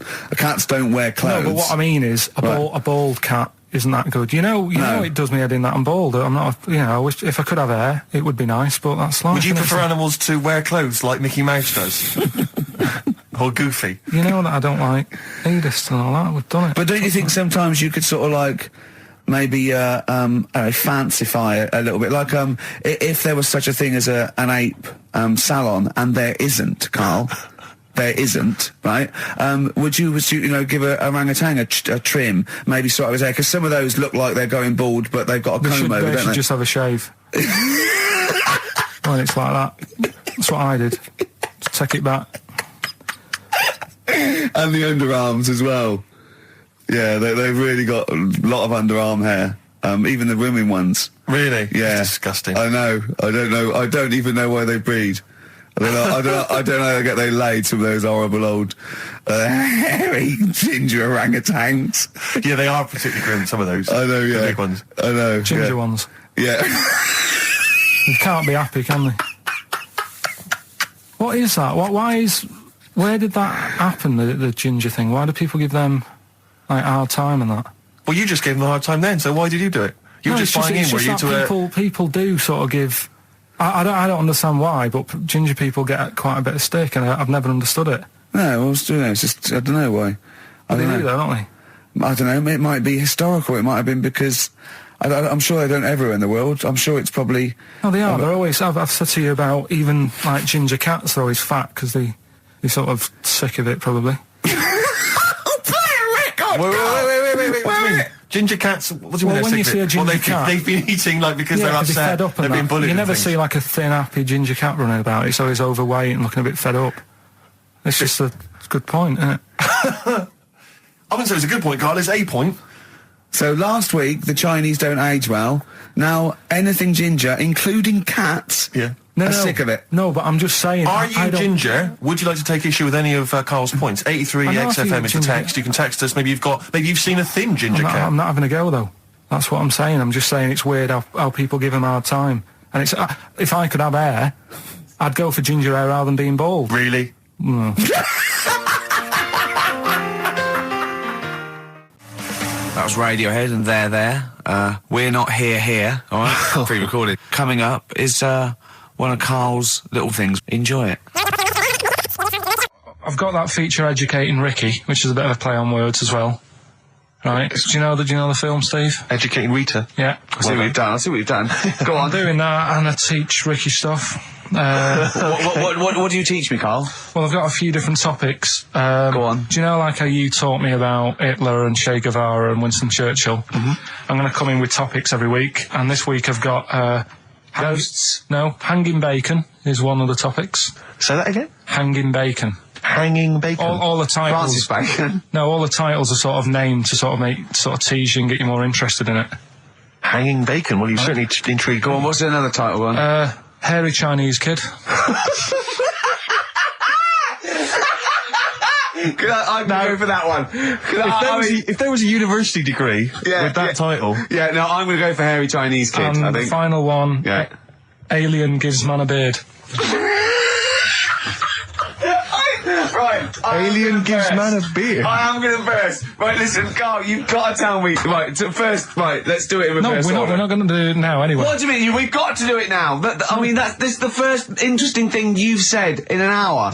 Okay, the listeners have just been subjected to rubbish and mistakes and everything for the last 6 months. Please, we've got to do Alien Gives Man a Beard. What is that? Tell us that. Right. Sorry, this is just you telling me something, is it? This feature is you telling me something. I'm teaching you something. Educating Ricky. Huh? So are we playing it now? We're already into this feature. Well into this feature, are we? Yeah, I suppose we are, yeah. Should there not be a jingle or something? Yeah, can we have a jingle? There's no point, because look, I come up with ideas and you dismiss them straight away, so I'm not wasting my time making stuff. Right. If you don't like well, okay, it. let's play Educating Ricky. Right. Brilliant. Go. Right. So- Ding-a-ling-a-ling-a-ling-a-ling. Educating Ricky. Right, what are we going for then? Hanging the bacon, airy Chinese kid, Alien Gives Man a Beard. I think Alien gives man a beard. I'd like to do that. Right, there's this fellow, I think it happened in America, and he saw a bright light in the sky. And God, if you're bored. he stood there. This is a true story, is it? Yeah. He stood there, Yes, of course it isn't, Steve. and he saw this bright light, and it came closer and closer, and it was a UFO, right? Yep. And he looked at it, and it disappeared, right?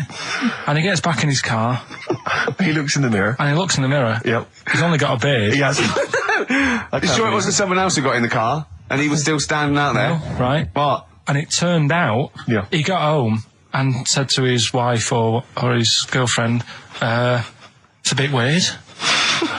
So I just got out of the car to look at a bright light, and I got back in the car and I grew a beard, and she said, never mind your beard, where have you been for 3 days?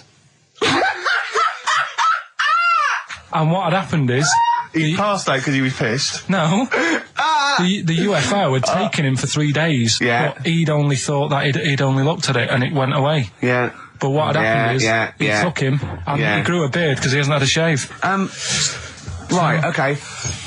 I mean, was Will Smith or Tommy Lee Jones anything to do with this at all? Did you see this on a video maybe and thought it was an educational film? No, it's from a book that some kind person sent in to me. Here. Can I just ask again, just again, I'm just throwing this right back at you. Do you think there's any other possible answer here? Right? A man is absent for 3 days from home. He's grown a length beard. of time that it could take to grow a beard, lest we forget. What if he hadn't actually seen a bright light in the sky? What if he was lying? What if he was lying? He got knocked unconscious. He'd had a car crash. Just any lying. number of other No, things. just lying. Or he was just lying. Yeah, he'd been on a bender, getting pissed for 3 days And that with was his an mates. excuse to his wife. And they went, Dennis, what are you going to tell your wife? Well, wait a minute. Wait a minute. You're not going to believe I was out with you, lads. Just say you're only away for a minute. No, I wasn't away from it because of the beard. Oh, yeah, look, it looks like you've been out for 3 days. Well, we have. That's Exactly. right. Okay, we've got to cover that then. Alien abduction. Great one. Okay, let's try that. Do you see? That's a little scenario there that could have been played out. So, when you say educating Ricky, what have I learnt from this? Never listen to you again. That's all I've learnt so far. Never listen to you. Yeah, we'll add a little bit more in here, right? To Well, spice this no, up. what do you mean add a little bit more? We'll add a bit more to this what I'm educating you about. Go on. Right? There's only a law in America that says if you touch a UFO, you're going to get done. Now, why would they make a rule? I don't know that. Do you know, like, all their rules have a code? Carl, I genuinely do not know what you're talking about. Right. Do you know, like, how here they might have... Do you know I what? have no idea. Right. Okay. Do you know, like, over here... I'm listening to Capital and these headphones. I got Foxy on from yesterday. Right, let's bin that. No, wait, it's great. No, I want to hear about Airy Chinese Kid. Let's play a tune. And Okay, then come play a back tune, with come back with Airy Chinese Kid, definitely. Some doors. Yeah, I Yeah. just thought I'd go back, Oh. take it back to the 60s. This is a tune that a friend of mine sent If me. you touch UFO, you get done. Soul Kitchen from the Doors. Shambles today, this. I remember, I think all kids go through a phase of shoplifting. Well. And when I was going through it, I used to just little things, just like magic markers and magazines, Mars bars, that sort of thing. Yeah. And one day, right, my mate, Anthony, his mum called up my mum and said, I've got to meet up with you. I've got to have a word with you. And she said, what about? She said, I don't want to talk about it over the phone. So she goes, oh, right, well, yeah, come round tonight then. So anyway, my mum sees me. She don't want to be in an awkward position and like be a bit embarrassed and what have you. So she sees me and she goes, right, Anthony's mum's coming round. What have you been doing? Yeah. So I go, oh God. I said, I've been nicking stuff. So she goes like, what? So not big stuff. I've had a few calculators and Mars bars and stuff. How many? I'll just work it out. Hold on. Works out at 7.2 per day. So how many calculators do you need? So it was when that phase. You failed maths, didn't you? Everyone wanted a calculator. It was like a trendy thing, wasn't it? Right. Oh yeah. In Manchester a couple of years ago. Yeah. So anyway, so I told her all this and I confessed to like. Computers will make it there one day. I confessed to There's magic in the back of battery. Go on. confessed to nicking all this stuff. She comes round. She only wanted to borrow some money. Brilliant. She said, oh, I don't like asking. I was a bit embarrassed to ask you over the phone, but can I borrow 20 quid? Oh, that's fantastic. And there's me. Bloody, That's great.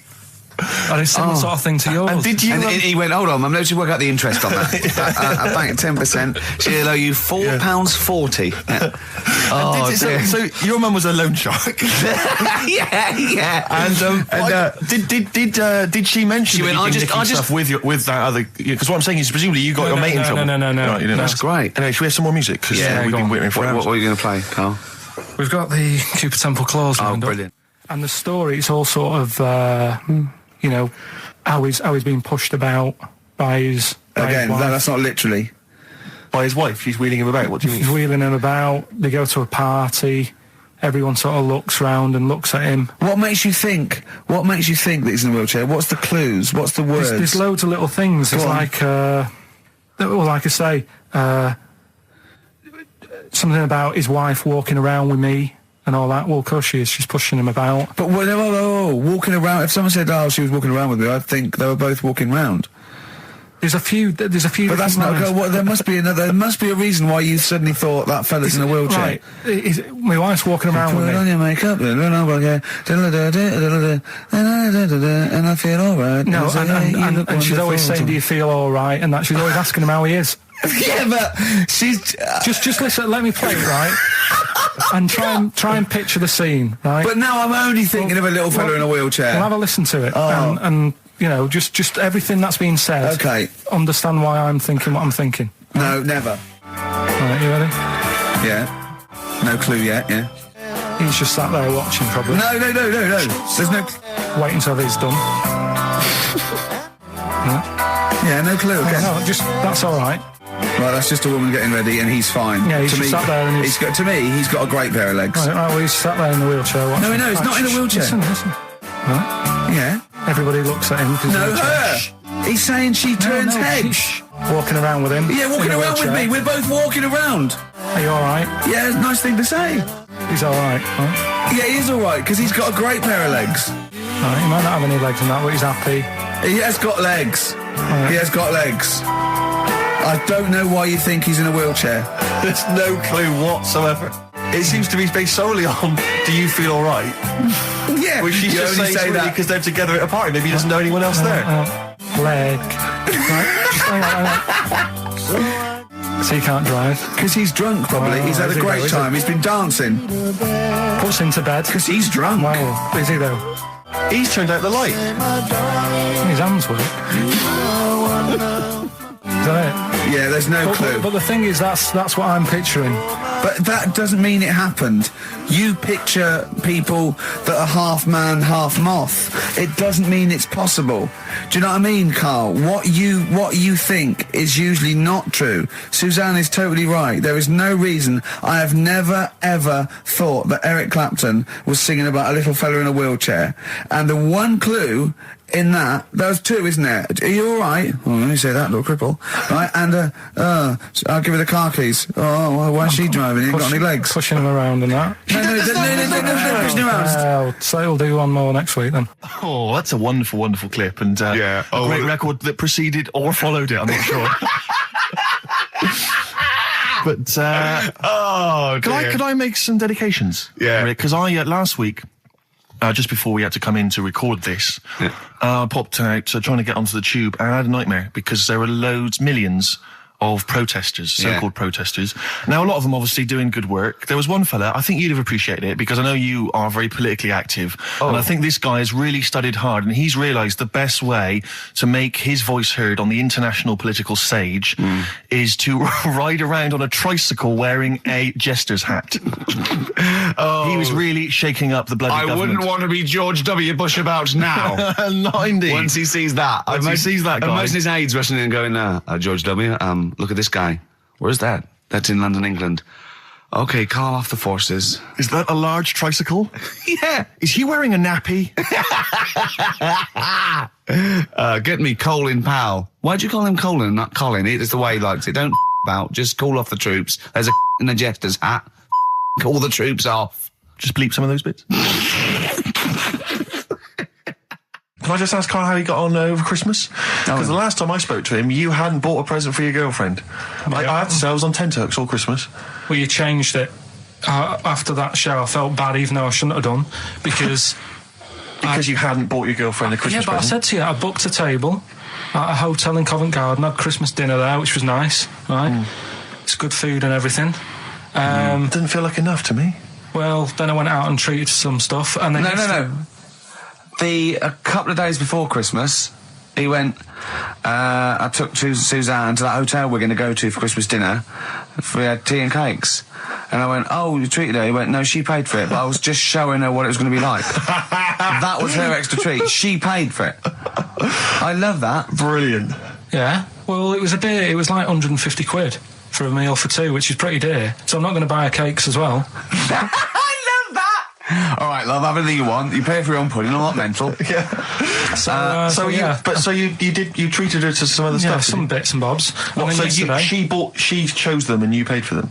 What, the presents? Yeah. No, you chose them and she paid for them, but you know it's the thought that counts. I got them on the way home that Saturday. Well done. And what did you buy? Shops.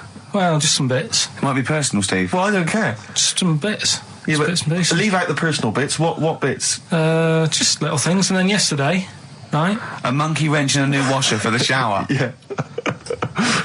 Some recordable CDs that you need for your job. Oh, dear. Now, when you gave those presents to her, did her face light up? Right. I don't want to tell you what they were, right? But she wasn't that impressed.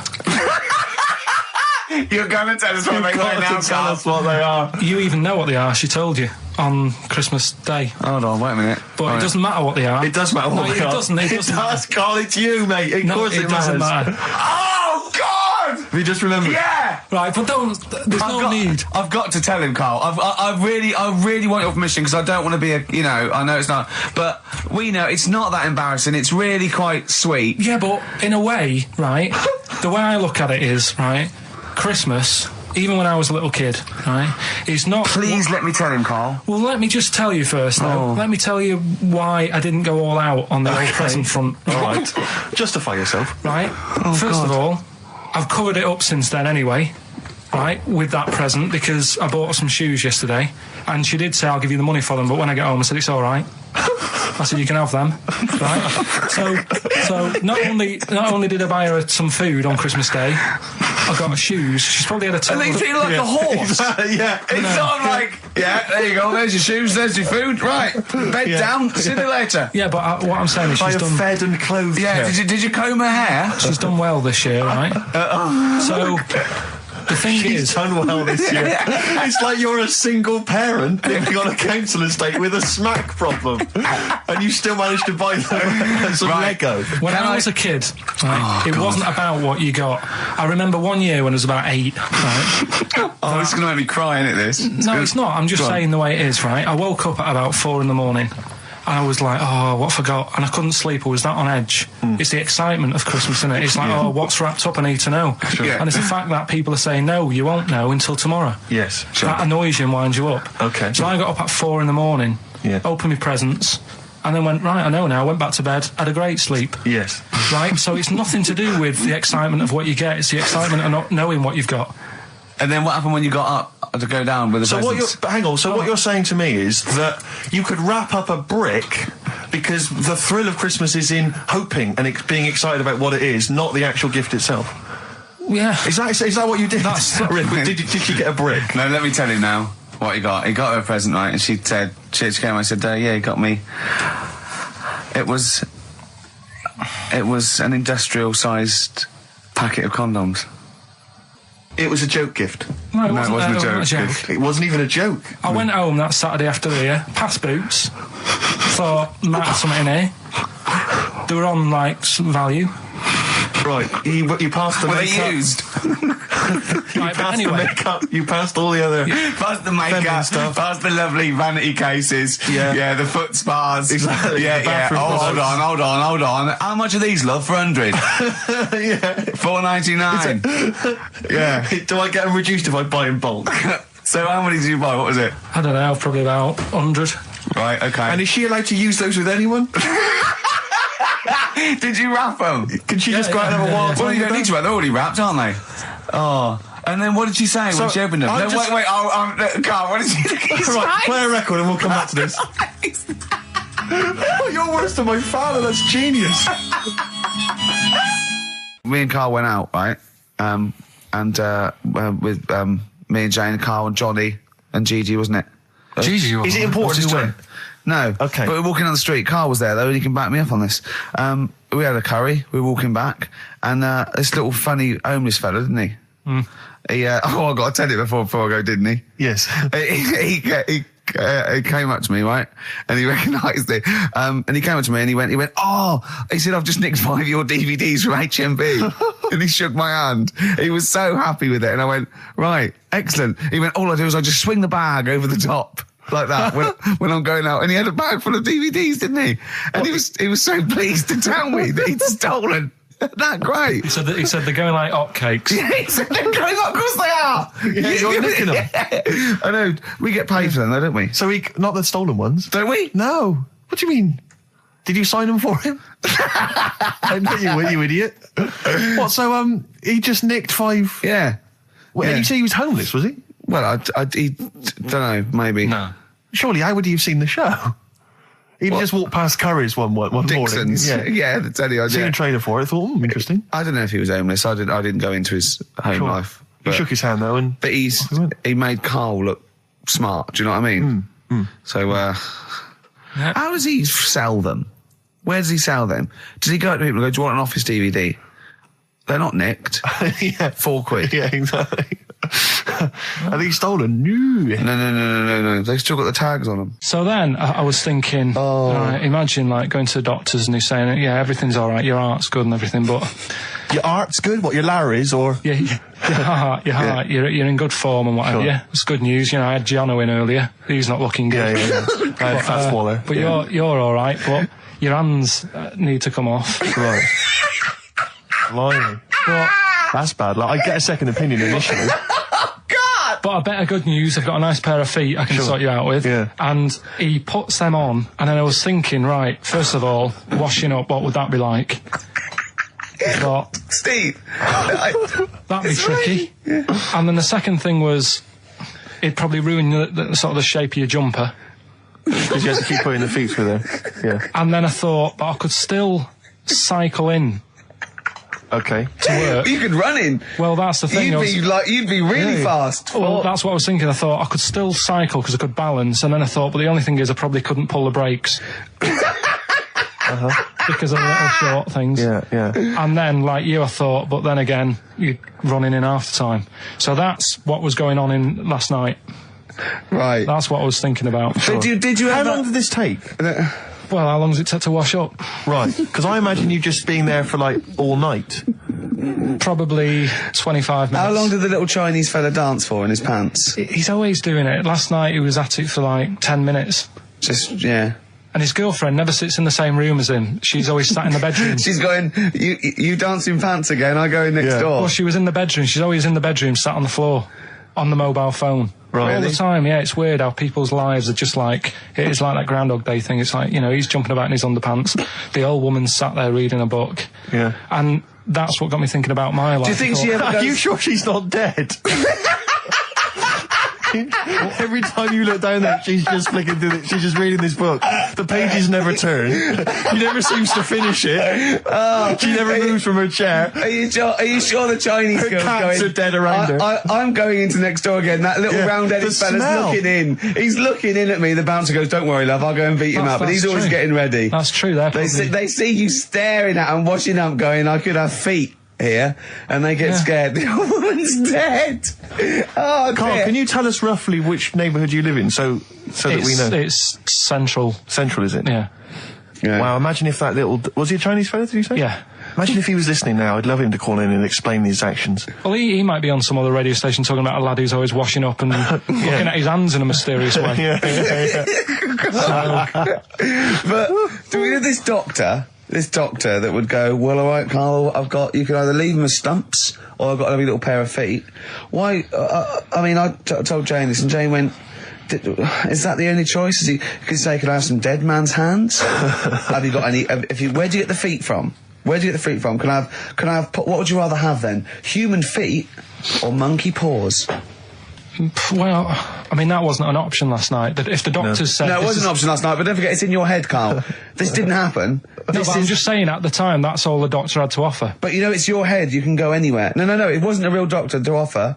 It's in your head, you can go anywhere. You're not trapped. Yeah, but if you can do anything, then you'd say, "We'll sort us out some other hands." Fair point. Let's play record. We gotta come back to this. 50 Cent in Da Club on XFM 104.9. We're playing our favourite singles of the year, Yep. and we're looking back over some of our favourite clips of the year. You know, you've done maths, you think? Yeah. Did no revision for that. No. Okay. English, do you remember what it was? Did they ask you about Shakespeare? Did they ask you I about can't books? remember, but I must have done it because I thought that was... It was English language, not English literature, wasn't it? So it was Was it like spelling and all that So sort was of it? No, was it like a comprehension? You read a passage and had to ask questions on it. Was it? Did you have to write a short essay? I don't know. I can't remember any of that. Okay. I did a science, Okay, physics or chemistry? physics. All right, well done. And this is all you think? You actually took that. You actually took physics GCSE. You think? You're obliged to do a language, I think. Did you do French? I did French for a bit, I but don't think you are. I don't think you have to do a I language. think you have a GCSE, I think you've got to. Well, English quite good. I think that's his language he did. So you don't know about language. History? Geography? Just what you will find out, won't we? Okay, but you just can't remember. I can't believe you can't remember turning up for these things, because it's quite a big moment in people's lives. It is the thing that you've been working to all of your educational life. On the day that the things came out, I was working at as a printer, Okay. and it was a really busy A lot of day. spelling mistakes. That It was day, a really that busy paper, day, was so it? you're bound to forget. Yeah, your yeah. exams. No, but I had to use gold ink that day. Oh. And it's, Yeah, I mean, you're yeah, not a yeah, printer, yeah. so you don't know this. No, that's the biggie, innit? But it's tough. You've got to really get your rollers clean. Carl, play a record, mate, and good luck with the exam results. Hopefully we'll have them for you by next week. It's time to give Carl... You're actually nervous. I'm a little bit nervous. Just to recap, Carl is 30 this year. He never went to get his results of his GCSEs. So myself and Steve took it upon ourselves to phone his school, track them down, and we actually got your results. What did you think you took? Did English, Right. maths, Yeah. art, Right. and I think I did physics. Okay. Well, you didn't do any of them. Eh? You didn't do any of them. You didn't register. You registered for one exam and took one exam and got results for one exam. So I don't know what you thought you were turning up to, or you weren't registered, or you didn't. You're familiar with the notion of registering for an exam. You have to kind of officially register in order to be eligible. What do you mean, register? I turned up for a couple. Yeah, you can't just show up. You have to register for them. You have to pay this because it costs the school money, so they have had to have paid for you if they thought you were going to pass. You can't just turn up on the day and ask some paper at the front. I never got a letter telling me that. Well, that's because you were never at school. But you did somehow register or registered for one exam. You registered for history. It's a topic that you've always been interested in. I was saying to Ricky before, World War II, I loved it. Not the actual event. No, the but study just of it. You all mean? the stuff like, about the Anderson shelters and stuff like that. Yep. And the bombs and that. Mm-hmm. And then when I took it, it had nothing to do with that. It was more about the Tudors. So the Second World War didn't come up? You mean there were no questions about the Anderson shelters? Nothing. That's devastating. So what are you expecting the result to be? is that seriously? Is that it? Yeah, it's the only one you took and registered. As far as the school is concerned, or yeah. certainly in Well, it's the terms only of one what that they told counts. us. It's the only result. It's the only one that counts. Yeah, you've got. I don't. Did you register for yours? Yeah. Yes. I've got certificates and everything. So what? Do you do that before the exam? Do you have to go somewhere and sign something, or? Yeah, you don't check your results and then decide if you want to register. It's not like Millionaire when you look at the question and go, I think I'll take the money. Yeah. You go. No. But anyway, you must have registered for one, or maybe your teacher put you in for I it. didn't do it. They must have been confident. They must have. have been confident. They must have thought your best bet was history. Right. So, what did they get? You got an E, which I think, I mean, technically, is a pass. E.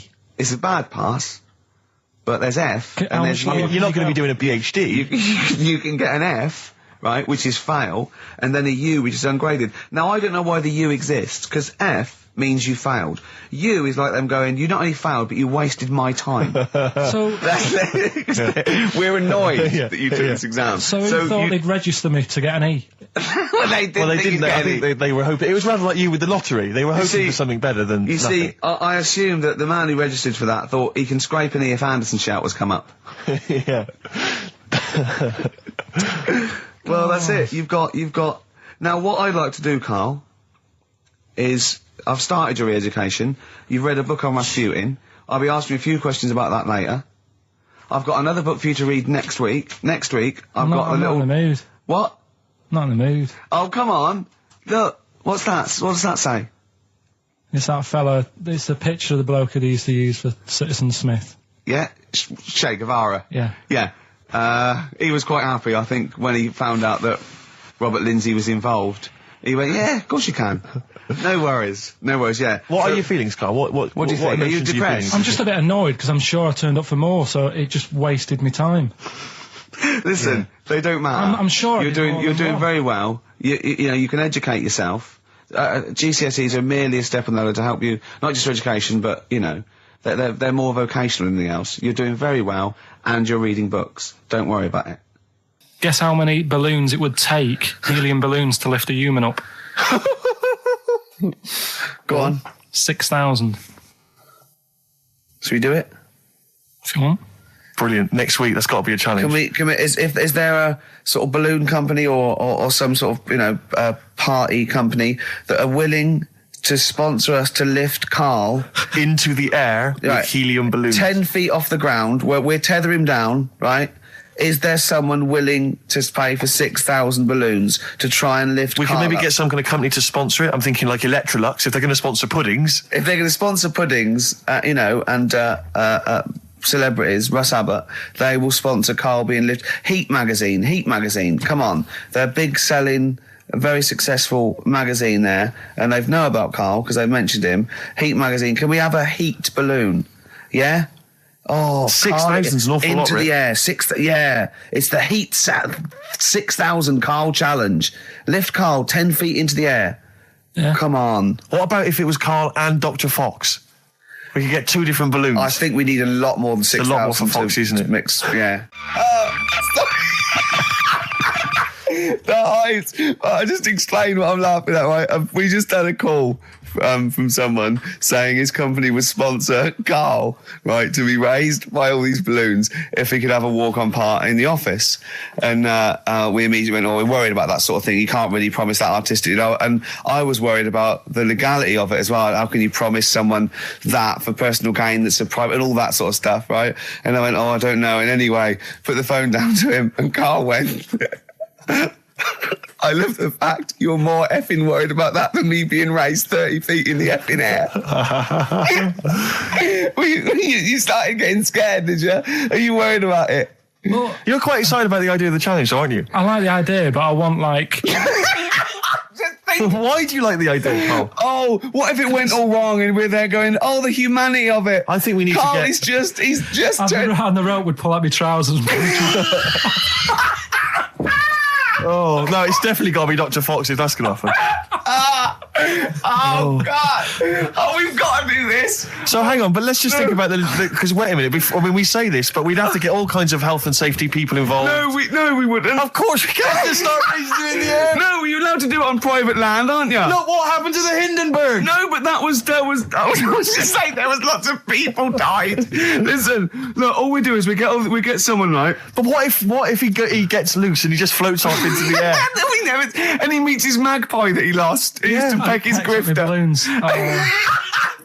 His balloons. So I'm so excited about this. Listen, we've got to do this. No, but Please. shut up a minute. Let's just stop and think about it. It's Right. 60,000 balloons. Look, no, it's not. It's 6,000. But 6,000 balloons, that's a lot of balloons. No, it's not. No, it's don't not. be silly. For 6,000 sponsorship, people pay for. No, listen, it's worth it. There must be a company out there that'll pay for this just so we can film Hang it. on, is there not an easier way of just getting one big balloon? Then the challenge is there's no challenge. No, then. it's got to be. not as It's funny. got to have people coming up and hooking balloons. It'd be like Buckaroo, and the person who puts the balloon that actually raises him 10 feet wins a prize or something. So hang on. So what we've got each person with like 500 balloons. Yeah. That's mad. Can you imagine how many balloons that is? That's ludicrous. 6,000. Yeah. That's an awful lot of balloons. I don't know. There must be someone that could do this. Oh, look, people have walked on the moon, for Christ's sake. We can raise Karl Pilkington with some balloons. Yes, but they had a NASA budget. We've got XFM behind us. Yeah, but balloons. Yeah. Balloons are cheap. You can get about a pack of 25 for about 150. Right, fine. No. True. Yeah, the helium, though, Carl. You can't just, attach yourself to a pack of balloons. No, but What, you think we blow them all up? with helium, Right. Oh. off you go. But then we can do something with the balloons, can't we? Like, release them afterwards. Oh, we'll release them back into the wild. Brilliant. As a sign of peace. Fly, my pretties, fly. Listen, Be free. I am so excited. I have not been so excited about, and when I thought that Robin Ince was going to stay in my cupboard for £1,000. Look, we've got to do this. 6,000 balloons. I don't think it's going to happen. That's an awful lot of balloons, and I just don't see how we can tether them all to Carl. He's a small man. No, but because you have them at different lengths, don't you? yeah, exactly. Carl knows. And you think about the logistics of this. Oh, someone must know. There must be a company. There's a bloke willing to do it. I know he doesn't know the technology of it. He's willing to sort of stand up. And What so- if a company just Come on, has we- access to helium like that? No, we can do this. Come on, And London, someone's done Londoners. it was on the internet already, so someone obviously has done it. Yeah. So they didn't say, "Oh, we can't get hold of the balloons." No, they probably worked it out, didn't they? I can't, Carl, you're more excited about this than anything else, about your education, about your exam results. is You're so exciting. excited. And we'll have a little rope. It'll be like flying a little kite, a little Carl. We're like, let's go, Carl, what will you wear? Like a one-piece jumpsuit? Yeah, it'd be lovely. With sponsorship all over it? Oh, it'd be Yeah. great. You look like Jackie Stewart, and just as you go up your little face, oh my God, I'm not going to sleep until this is done. This is the most exciting thing ever. Only 10 feet. 10 feet, yeah. And We we'd need some kind of rope to sort of tether you to the ground. We don't want you sort of flying off. This is going to be great. And he'd have a little crash helmet and everything, and little Dee boppers on the crash helmet, like Yeah. he's a little flying ant. Definitely. We give him a little, oh my God, can we give you an outfit like little wings and everything? Can we paint your face with like children's No, I'm paint? not Yeah. doing all that. Why? Oh, because that would be silly. Oh, please, Carl, do this. Do it. We'll do it for charity. We do it for charity, yeah? Right. Yeah? Oh, this is We'll gonna do it be for children in brilliant. need. Please, just phone in if you can help us. Lift Carl up 30 feet. Let's say 30 I think feet. it has to be a decent... Yeah, it has to be a decent height. Is there a world record? Because we want to break that if we Yeah, I can want to bother. break that. What is the world record for raising a man by balloons? Yeah. Okay, so Oh. listen, let's just finalise details here. We've got... I'm so excited. Email address, ricky.gervais@xfm.co.uk. Yeah. ricky.gervais@xfm.co.uk. What's the number? What's the number? The number, Carl? 08700 800 1234. Give it again, Carl. give it again. Lift Carl. 08700 800 1234. Sponsored by Heat Magazine And or you, something. maybe even if you've just got an idea about how we might be able to organise it, how we might be able to get it done, if you've got contacts, anything, just get in touch, give us some information. Oh, that'd be great. Carl, we're going to try and get Carl in the air. Anyone that can help us, take him up with helium balloons. Our friend Johnny Mango called again, and apparently the record's 11,000 feet. Carl is getting a little bit nervous. Yeah, the world record is 11,631 feet raised by hot air balloons. Yeah. How tall's Canary Wharf? It's 11,631 feet. Exactly. I don't know, Carl. Is it how much higher? It's a long way, More. I'm not doing that. because I'm like 6 foot something. Yeah, think of that. Just look at Steve. All right. Yeah. But you can change your record. You could say, well, the sort of balloons are the one with Mickey Mouse on it or something. Yeah, could I just say, Change it slightly. something? That man did 11,000 feet, but he wasn't naked. All right? Come on, Carl. Your 30 feet will be the world record for naked ballooning. Yeah? Think about it. All right, it's for charity. Well, thank you for listening, everyone. We are going to raise Karl. And after Karl said, and just to think, my teacher said I'd never be a high flyer. So this is your chance, Karl, to shine, to fly. Steve. It'll be brilliant. 104.9 XFM. Hello, I'm Karl. Ricky Gervais and Steve aren't here, so we're playing through some of the best bits. I say the best bits. It's the bits I came across first. I mean, I'm not wasting my time. I'm a busy man. You know what I mean? So here's another bit. Karl's getting very excited, as we all are, about his new. Should we let him do a little taster for us? Well, I'm very excited about it. I mean, so the gist of it, what is it? What is it exactly? Right. Is it a game show or is it a competition? It's just I just thought it's something that you can play, and also people at home can take part in it. now, would they phone in about this, or they can just play at home while they're listening? They can just play at home. Okay. You mean we haven't got any prizes? No, there isn't. No, I think we could get him to phone in, maybe. Well, I don't know. Let's hear the game idea Yeah. first. Right, it's music related. Okay. Good. And what I do is I sort of tell a little story, Okay. and that story makes up a song title. All right. Well, it sounds ambitious. So Is it a cryptic clue? could be. Say like this, right? Oh, dearie me. Oh, dearie me. Say like this. Right. This woman, right? She's pregnant. You know the answer to this one, so don't be saying anything. This Okay. is just aimed at Steve. Okay. Right. This woman has a baby. Yeah. She's pregnant, has a baby, and the doctor's there in the hospital, going, "Oh yeah, you've got a lovely little baby Oh, here. you told me that this is. Oh, this game. Got a lovely little baby. It's just coming out now. You'll be able to see it in a minute, and it's like covered in gunk and stuff. Yeah. And he's going, "Yeah, it's nearly here. It's coming out. I see its little head and that." And he gets hold of it, and it's full of all this gunk, right? The baby's full of gunk. Yeah, like the Covered in gunk or full of gunk? covered in it. Right. And he goes, "Here you go. Get hold of your baby," and he drops it. Right. What song's that? There's so much irrelevance there, Steve. I can't tell you. It's not a cryptic clue. It's not a cryptic clue because only.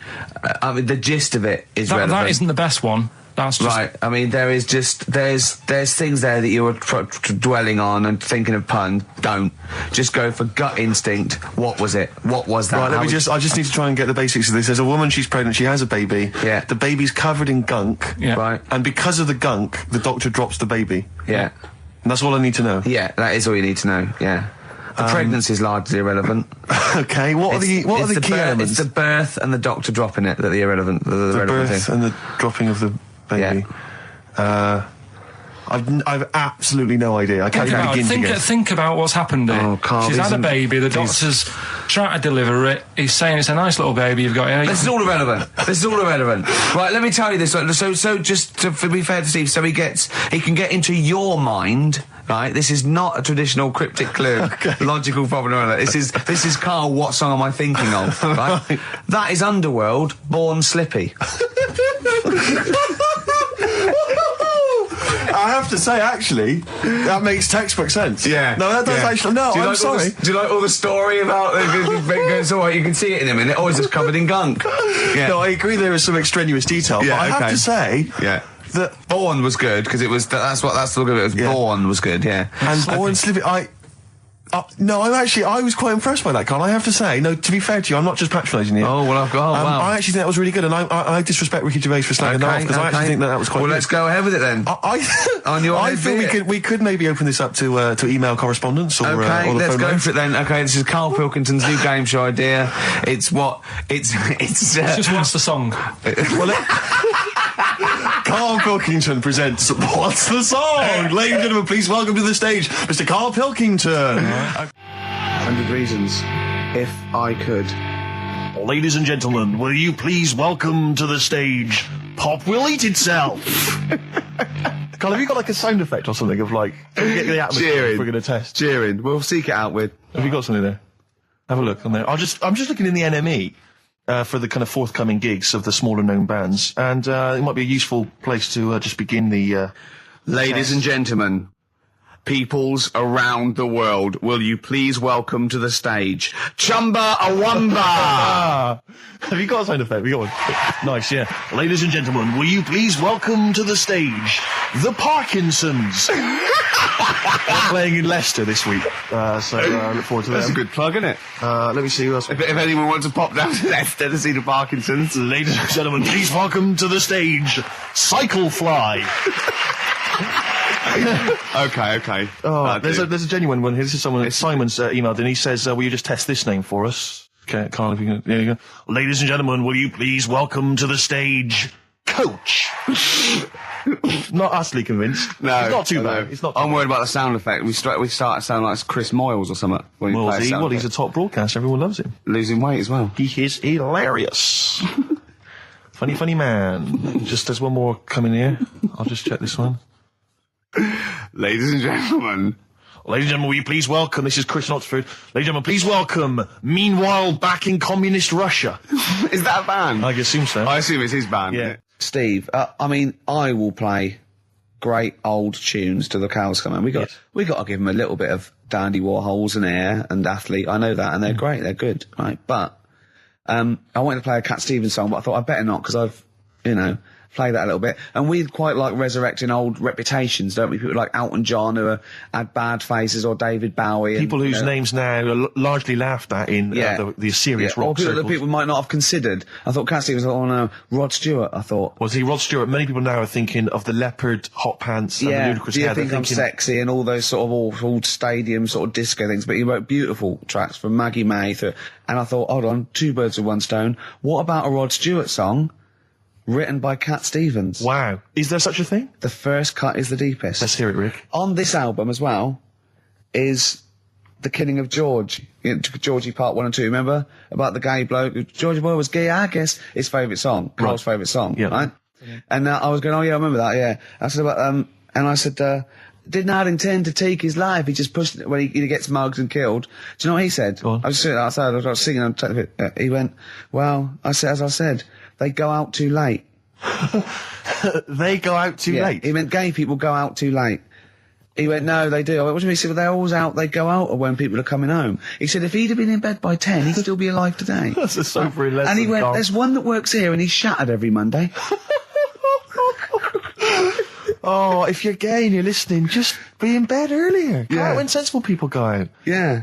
You're right, we're not on the continent, Carl. If you're gay and you're not in bed by 10, go home. Yeah. I don't get it. I'm always looking at stuff. I was looking at stuff this morning because of Yora Geller last night. eating all that funny food and that, and also they all got a bit scared last night, didn't they, with a snake? I didn't see that. So is this I'm a Celebrity, Get Me Out of Here? Yeah, he got all worried about a snake getting on the sort of wandering about in between the sleeping bags and stuff. Yeah. And they were all scared, and it's so easy. Leave it with me. Sorry, the doctor says, leave it with me. Leave it with me. Well, they were all scared because there's a snake, and it's so easy to find stuff out. Before they, where are they? Where is this jungle? Australia, I Right. think. Before they went, give it half an hour on the internet. I found out with snakes, you don't need to worry, right? They're deaf, they haven't got any ears. Right. So as long as you're really quiet, Creep it'll, around, it'll yeah. probably leave you alone. Yep. And also, they don't have eyelids.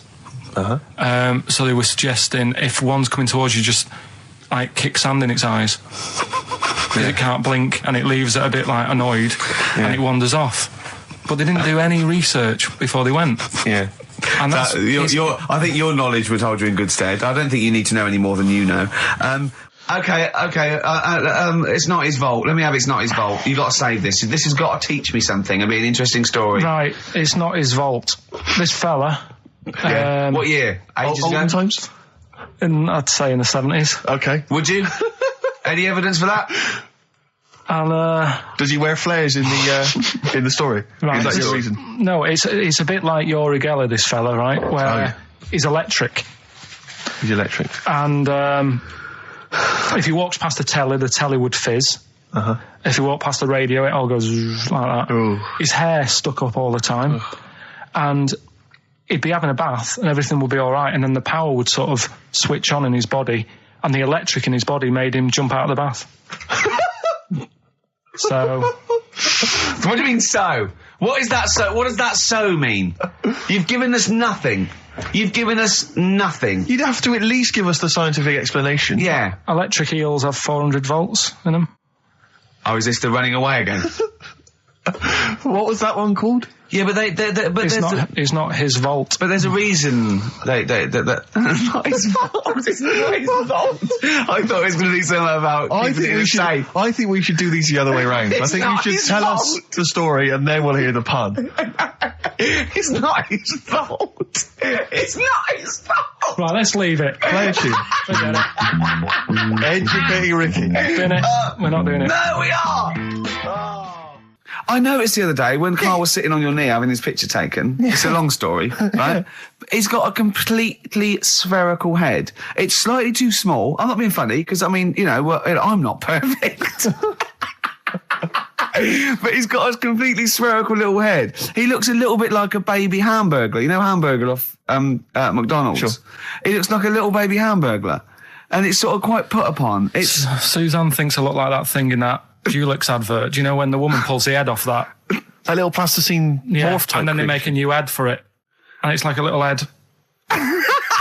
really. And that's your girlfriend saying it. I know. I'm getting excited now because we've had loads of calls and emails, not only backing me up, but going a little bit further. Apparently, Johnny Mango called in again. He's become our sort of official researcher on this show.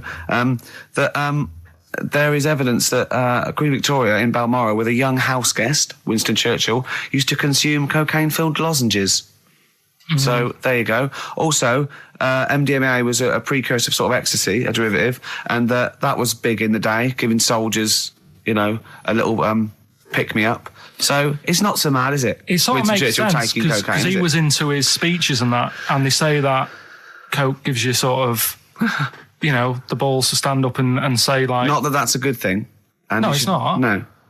Definitely not. No. Right? But apparently it makes you confident, doesn't it? So you can stand up and say, you know, we're going to fight them on the beaches. Yeah. And all that. And sound like you mean it. It's exactly, yeah. When he was sort of like, you know, a little bit pissed up with his cigar on, coked off his tits, he wanted to fight. He didn't care where it was. He'd fight on a beach. He didn't care. He didn't care if he got sand in his new trainers. Exactly. He was boozed up. Yeah. You want to fight? yeah, that's why he was coming hard. He was very much, you got to think of him as the Liam Gallagher of his day. Yeah. Oh dear. Bad. Are we allowed to talk about this? I mean, I don't mean in terms of referencing drugs, but are we allowed to, is this like libelous to Winston Churchill? One, Or you his can't family? libel the dead. Yeah, but Two, can you- it's a is lot that of only it- in America, maybe? I'm asking, and we're not saying, you know. Two, I think you'd probably going to do also a fair comment. Three, we say we were joking. Yeah. 4, it's a satire. Yeah. 5, we love him. 5, we're not condoning drugs in any way. 6, this is Dermot O'Leary's show. I didn't have a go at him anyway. I said he's all right. If there's any law against Rasputin, we might be in trouble. Law against A law against you did Rasputin. willfully Raspute Yeah. all over You the did airwaves. slag off Russia's greatest love machine. yeah. You didn't shoot him till he was dead, did you? Oh, put some poison into his I'll tell you this, if wine. there's any other historical questions that people want answered, then we're the men. Because really, with the three of us, our knowledge of the fact that the Hindenburg was filled with helium, Yeah. the kind of coke habits and various drug habits of Britain's most famous political leader, Yeah. we've got the answers to all of it. Einstein, Go on. I found out in the week that he didn't talk till he was 6. See, it's all these people who are weird. Churchill couldn't read, could he, till he was about 8 or 9? Really? Yeah. So there you go. He got a D in history apparently, Yeah. GCSE. Just one better. And the comedian, it's fantastic. I've just got to tell this again because it was wonderful. Okay, so it gets through to the tiebreaker. The two couples are at the end. It's from like about 1979, and they're dressed like it. Do you know what I mean? These are just like people that they're amazing.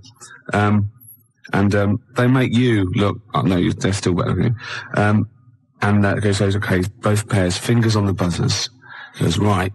Ted gets the envelope and goes, right, okay, fingers on the buzzers? Yeah, ready. German composer, but British born. He looks around.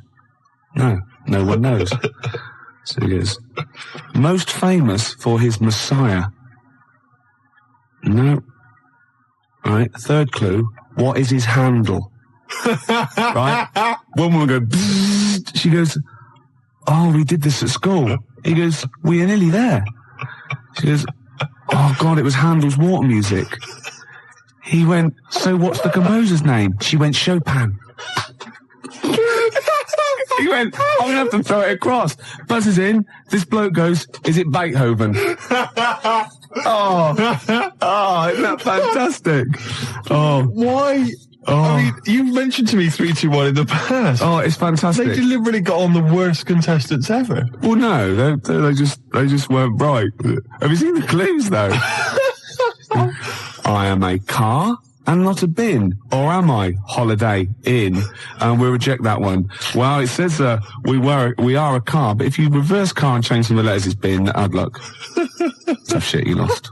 Sorry. Well, but see, why is it we don't go on those shows and clean up? I know. Because catchphrase is the other one. What, getting a job as a caretaker? Catchphrase, you'll see a cloud with a silver lining, and they'll say up the garden path. No, it's not. It's a good answer. It's a good answer, but it's not quite right. I wish I could give you the money out of my own pocket, but I can't. Oh, they're fantastic. There was another one, right, when he was asking them questions, and they're paying for pounds, and they get like a maximum of 10 questions, and that multiplies. So it was, okay, let's have a go. We're looking for, words in the English language beginning with I-N. So, he goes, we'll start with that one. Industrial, going back and forth. He goes, Asian country. Right, this bloke went, Iran. He went, no. He said, I was confused about that one. It is in fact in the Middle East. Forgetting the fact that it started with IR. And he came back about 10 minutes later and went, oh, of course, and also it doesn't start with I, and so the floor must have been Ted, you thick. Look. What do you mean? What do you mean, sympathising with him? Oh. Gervais, what's your favourite, it'll be alright on the night clip? I'm talking about all sort of 58 shows that they must have done. No, that is difficult. See, I'm wondering if it is that one, with Mr. Chips from Catchphrase tossing off. Have you seen that one? Yeah, it's great because it's just an error and it makes it look as though he's tossing off. Oh, but he's not. And I don't know what it is. I bet I don't know what the catchphrase is. 01715. Mr. Chips is coming to dinner. So another bit of him doing his stand-up in America. Oh God, it's so nauseating. He's got another series apparently. Does anyone like Lenny Henry? Oh, well, obviously. It's a massive star. Does anyone listening to this show really like Lenny Henry? Yeah. Or is there anyone that annoys me more than Lenny Henry? I should answer that one, shouldn't I? Yeah. Do I win a prize? I think what you want to do there is you want to speak correctly. It's another simple thing, Gervais, which will help you out in your radio career. Oh no, I'm a swerve driver. That's 3 minutes 41. I've got to pick one. 7 minutes to the news. Gervais, whoa. Before you move on, can I just tell you, because you know we talked about celebrities and going to school with celebrities and things. Yeah. I have a very famous second cousin. Really? Yeah, I'm going to tell you who it is in a minute. Really? Yeah. And I've got the best joke in the world. Have you? I should have been trailing that. That'd have kept them on their tender hooks. Why are they sitting on tender hooks? So we've got... What are tender hooks? I think it's tenter hooks. I don't know what they are, but I don't think it's... What? Okay. 0171. Who annoys me more than Lenny Henry? No one. You've won that one. So don't bother phoning him. But who annoys you, the listener, more than Lenny Henry? Yeah. Oh, that's a good one. Clever. Because then it's thrown it to them. Yeah, and it's their simple. Opinion. Oh! Simple thing. Excellent. I noticed again you didn't bother to give the whole phone number. What did I say? You actually just said 0171. It used to be, as I recall, 0171580, which is about half of it, but no, just 0171. Oh. Gervais, you know last week we started a competition where people had to send in photographs or pictures or anything. Oh, yeah. I would show them to you indiscriminately during the show and see if you would laugh. Yeah. Got the first one here. Yeah. From Michael in Crouch End. Yeah. All right. You liar, that wasn't it. Well, it could have been. You did that. I did that myself. But that's the idea. Yeah. That's the idea. Facts. Can I just say facts? Oh, God. Facts. I'll admit, I drew that one. Right. Wait a minute. And I can never, not only could I not tell them what that was. I could never explain it well enough. No, there's nothing you could do to explain that picture. No. Suffice to say, if you've got a picture that you think can make Gervais laugh, and we will hopefully give a prize to somebody somewhere during the show. It's specifics like that make this show. Sort of like, you know what I mean? The vague promise that there might be a prize. Yeah. Anyway, if you have a picture that you think can make Gervais laugh, 0171 580. Shut up! I'm trying to give the number here. 0171 580. That's enough. 1234. That's the fax number. Yeah, exactly. How are they going to phone in a drawing? It's simple things, Gervais, that let you down. Next up. So I'm there with runny eyes. I'm tired. I'm a little bit drunk. I'm in a white tracksuit with shades on. I had turned into Jimmy Savile.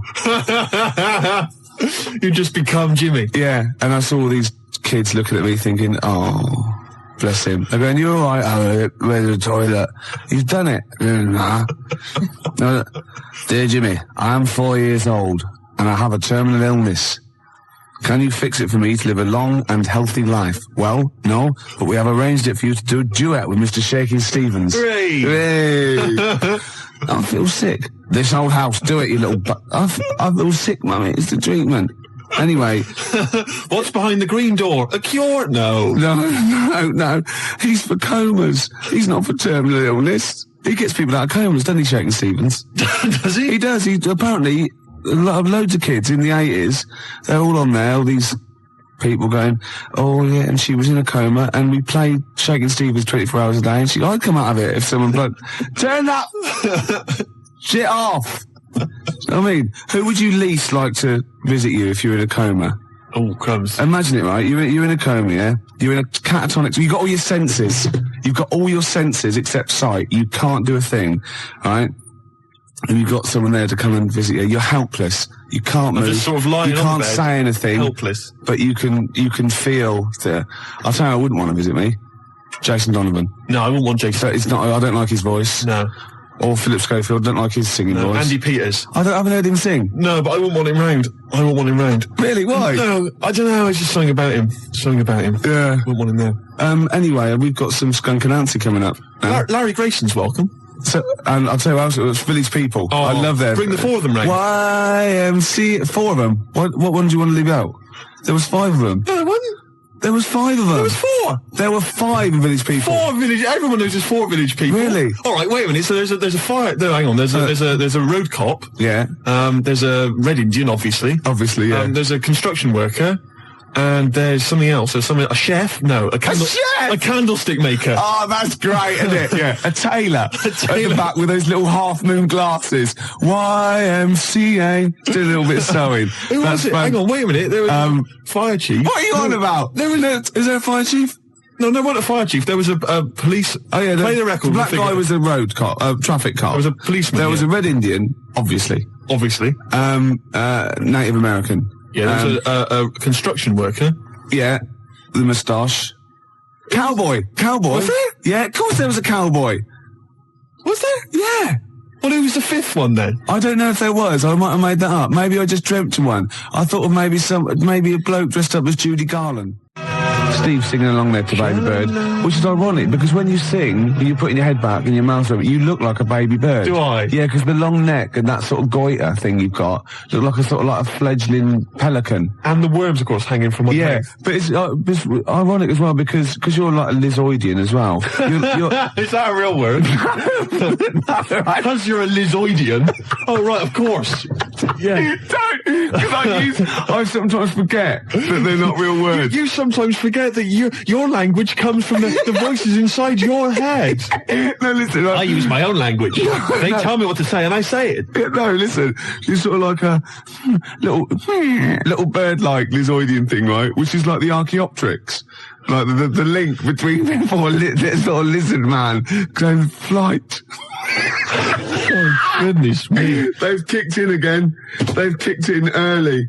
Oh. They're not meant to start for about an hour. What, the voices? No, the tablets. Right. Go on. The argument was, what should people put on their cassette tape compilation inlay card? It's illegal. They're not allowed to do. It's illegal. I agree they're not allowed to do that. Right. But I was offered, you'd asked me to tell them what they should put down, right? Yeah. I'm telling you, the track we played was recorded by R.E.M. Yes, right? it was. Not Cleek. So No, don't that's write right. Cleek down. No, write R.E.M. down. Exactly. How are you spelling that? That's correct. How are you spelling that? That's capital R, capital E, capital M. Right. Right?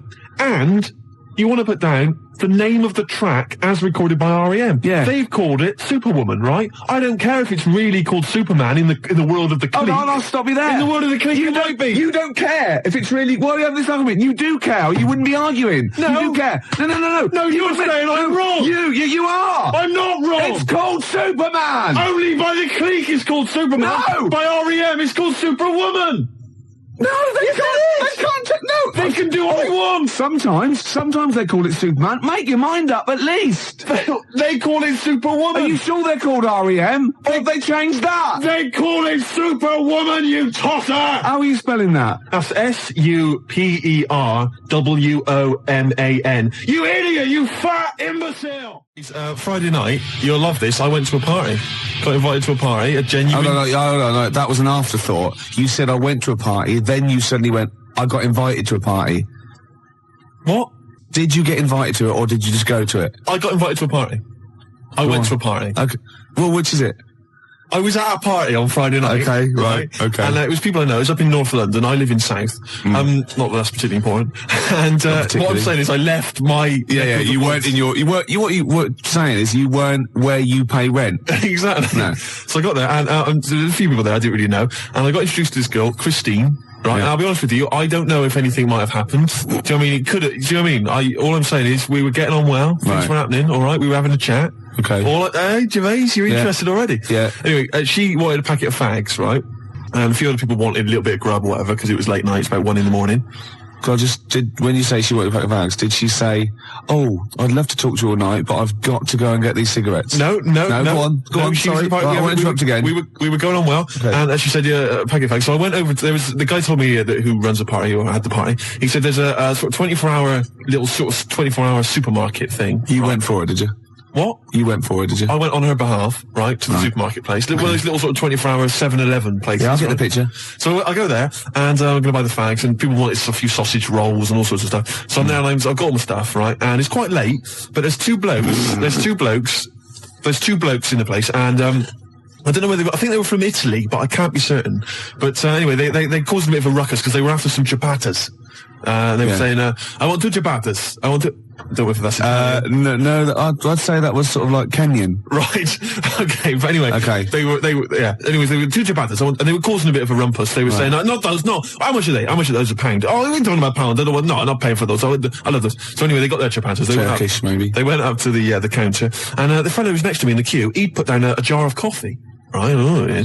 So anyway, the fella said, ciabattas, you have the pound for the ciabattas. And they're 2 of them, they're brothers. And he puts the ciabattas in the carrier bag, and he picks up the coffee as well, secretes that in the bag, right? Walks out. What? Well, the Italian bloke drinking someone else's coffee. He stole someone's coffee, right? There in plain view. So he gets outside, and the shopkeeper says, whoa, wait a minute, come back in, mate. Whoa, you picked up this fella's coffee. What? What are you accusing me of? What are you saying? What are you accusing me of? You say I'm stealing? Well, no, Definitely Turkish. Probably works in a prison. Yeah. You stealing? What, you accusing me of stealing? You accusing me? Yeah. And the fella said, well, and he says, look in the bag, ciabattas. Where the coffee?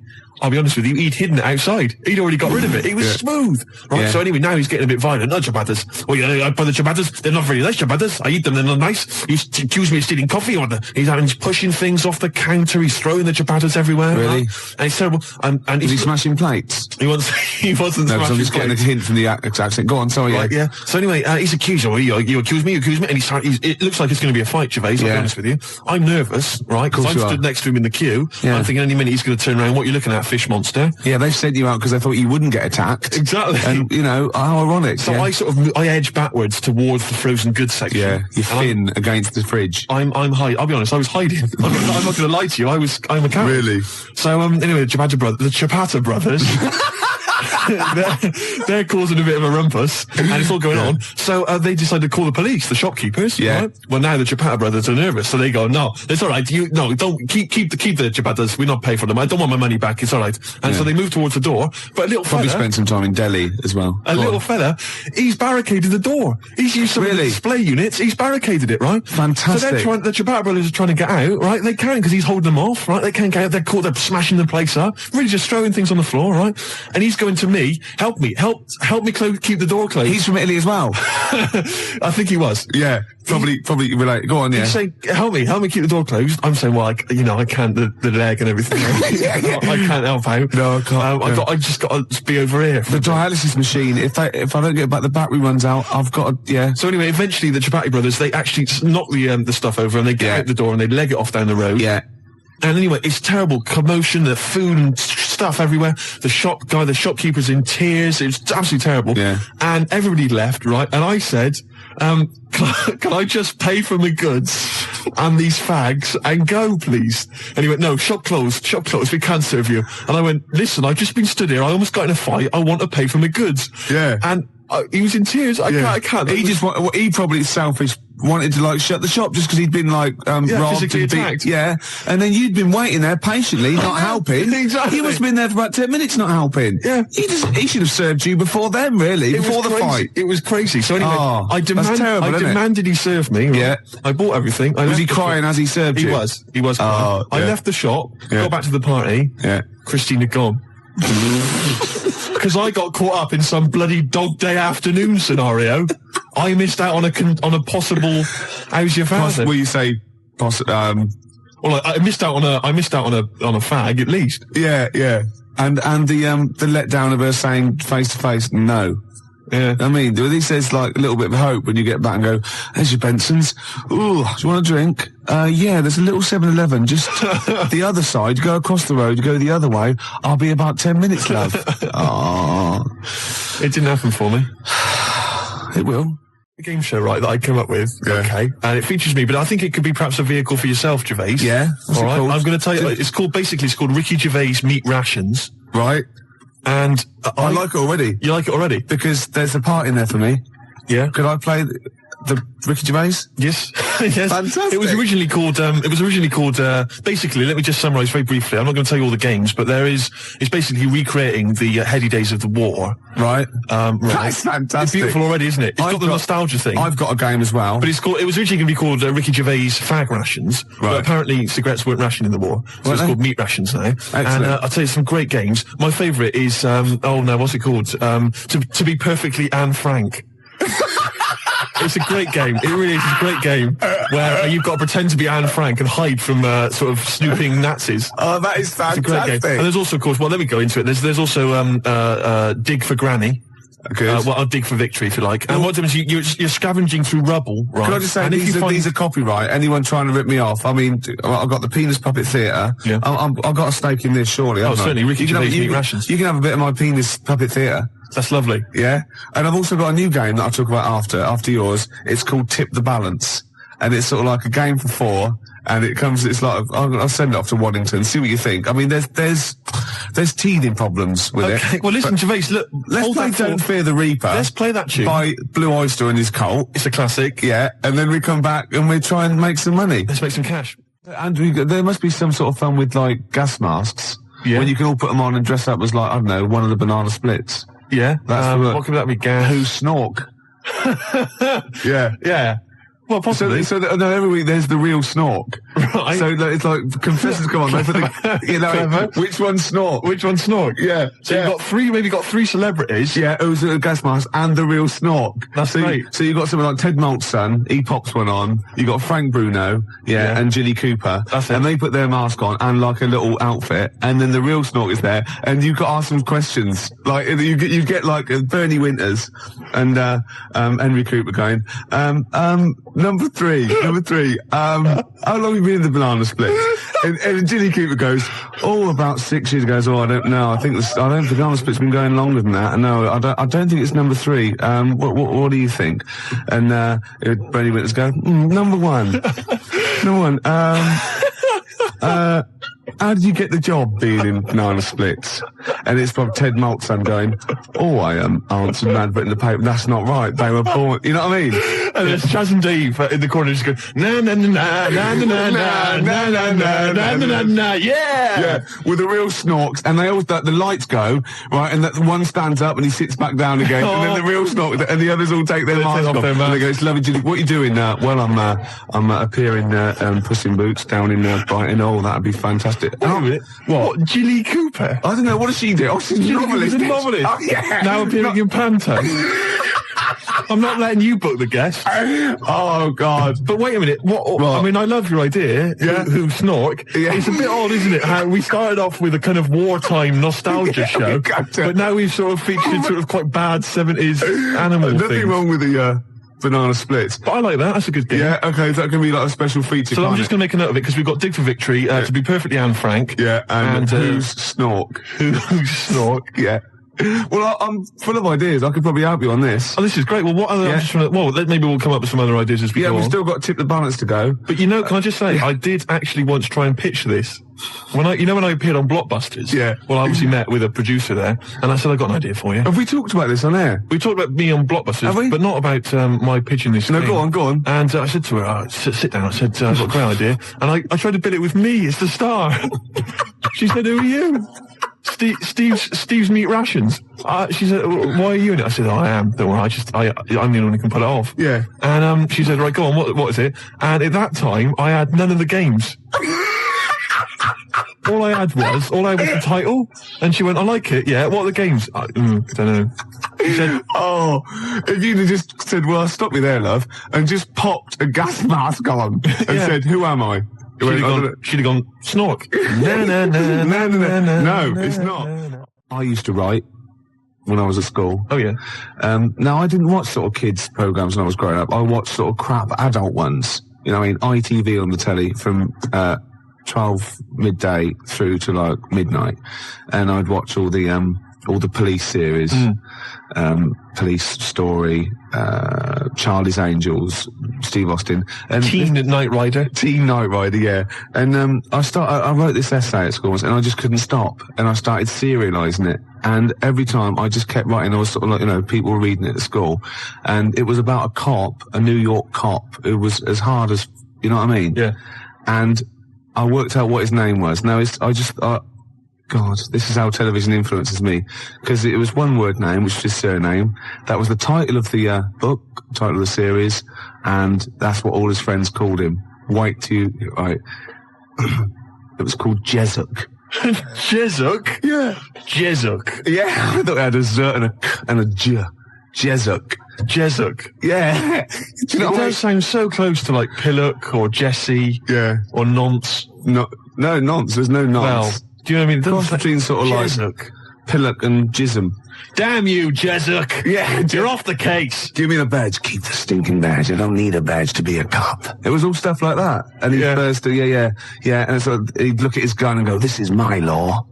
Oh my God, it's Jezuk. How did he find us? Jezuk. Yeah, it was great. There'd be shootouts and everything. Oh, fantastic. Let me just ask, did he perhaps have a broken marriage? He was hard-boiled. He played by his own rules. Didn't he? Yeah. I imagine. Simultaneous with this. He was a bit of a drunkard as well, had a bit of drink. No, he didn't drink, no. Good, he was a good-looking fella. But he was letting himself go. He was a bit hard-bitten. Yeah.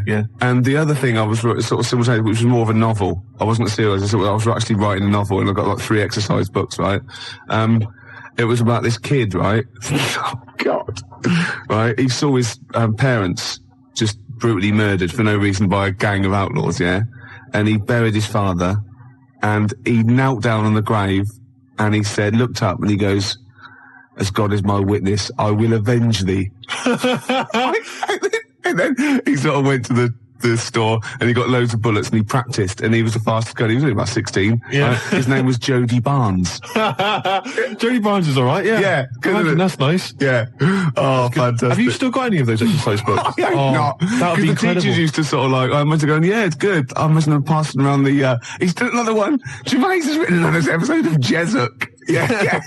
But I say, seriously, if you brought one of those in and read it out, I'd be entranced. Imagine it. Seriously, that'd be great. Do you think The your mum ramblings might... of a twisted 14-year-old brain that only ever watched ITV cop shows. Do you think your mum might still have some copies of Jezuk? No. Was it like sort of the initial one was like Jezuk, then it was like Jezuk abroad, Jezuk in Paris, Jezuk on safari. Yeah. Here comes Jezuk. My mum, Return of Jezuk. I liked that Jezuk. He's a proper man. Yeah. It's not like you. But Mum, I invented Jezuk. You're a Nazi. You couldn't be like Jezuk. He's in my mind. Return of Jezuk. Here comes Jezuk, son of Jezuk. Oh, it's fantastic. What if Jezuk met Jodie Barnes? They'd get on. They'd have no quarrels. They could team up. Oh, it'd be fantastic. After break, a little bit of Lars. Teen Jezuk. This is 5 minutes. The news. I'm looking forward to the news. We've had a great couple of newscasters the last couple of weeks. Don't piss them off because Jezuk came in here. Oh my God! He would not stand for He'd it. arrest the engineer. He wouldn't stand for it. He'd soon figure out whose fault it was. Yeah, and he'd Get me Jezuk. They'd be down the precinct, wouldn't they? Asking a few questions. Jezuk, you're off the case. I don't need a stinking badge. Yeah. I bet Jezuk plays by his own rules, doesn't he? Of course he does, but they take his gun, his official gun, not the one on his ankle, though. Oh, he's got a little ankle gun. Of course he has. I didn't expect that from Jezuk. Yeah, he has to. So. Is Jezuk one of those? NYPD cops who doesn't have a first name? Yeah, I'm thinking him now. I think he might be a little bit Latino, maybe. Really? Hispanic. I don't know. Hispanic. Yeah, Jezuk. Jezuk, the Hispanic cop. Czechoslovakian Hispanic. Yeah. Yeah, Jezuk. Get me Jezuk. Yeah, Emilio Jezuk. Emilio Jezuk. That'd be fantastic. So what's the name of the show itself? Is it named after It's him? called Jezuk. It's called quite simply Jezuk. Of course it is. It's called Jezuk, yeah. And he's an NYPD cop. When is he going to marry that girl? Oh, come on. Why Make her an honest Make her woman. an honest woman, for goodness She's sake. cooked to you again. Jezuk. Oh, Christ's sake, Jezuk. God. But you see, he's hard-boiled, Gervais. He's already had 2 failed marriages. I know. And I'll tell you what it is. It was because of the fact that he was a cop. Because you bring that stuff home with you. Yeah. Right? You can't just leave that at the office, Gervais. I'm worried about his kid, 16. Really? Yeah. Is he he's going on- off the rails a bit? He's on smack. Is it? I don't believe it. I don't believe He it. could have been a great cop. He could have been a football player as well. Well, of course he was, because he was great in college. He was great in college. And now he's hanging out with the wrong people because Jezuk can't give him enough attention. I know. And of course, Jezuk's ex-wife, of course, is dead, so he's got to raise the kid on his own. Is she? Oh yeah, Is she? Well, she got. Oh no! What did she die of? His first wife, the marriage broke up because he was heavy drinking. Oh my God! Yeah, and the fact that he was a cop. yeah, but that's because of the things he has to go through every day of his life. I know. Listen, you're facing smackheads coming at you, coked on crack, right? Oozes. Oozes, right? You got to let your hair down in the bar. He killed a young kid. I know he did. Twice. Yeah. His first wife, Yeah. I think what happened there, Gervais, as far as I'm aware, is that they got divorced. Yeah. But really, they still love each other, don't they? Let's be honest. Yeah. She's the only one really that stands by. Well, Jezuk says, well, I can love 2 people. Yeah. And he has done. Yeah. Well, I had to cut those scenes out. And his second wife, she's dead, isn't she? She got killed, didn't she? Yeah. You know why? Why? He hesitated after he'd killed the young smackhead boy that was coming at him. Had a grenade. I don't believe Yeah, it. a little grenade. Yeah, And his second wife got caught in the crossfire. and he thought, he shot him, and that's why he never hesitates again. He just goes in blasting. Sometimes he shuts his eyes. He just goes in blasting. What would be the opening credit sequence for Jezuk? What do you think? What would happen? Would it be Rockford Files style, where he's in the supermarket, buying food and all the sort of it? I think he'd be, I think it would be like split screen. I want he'd be turning round in like a mall, like firing. On the other one, he'd be dropping the toast and his wife would be ruffling his hair in the morning. And he'd be going, and he'd sort of like be getting crumbs off it. Well, it wouldn't be his wife. It would be a lovely lady he probably picked up the night before. No. Remember that? He doesn't do that. No, he does. He does not. He doesn't. He's estranged from his wife, and his second wife's dead. You idiot. Yeah, but we established he's got a new one. That He hasn't got a new wife. Not a new wife. He's got a new bird, hasn't he? Well, yeah, you said wife.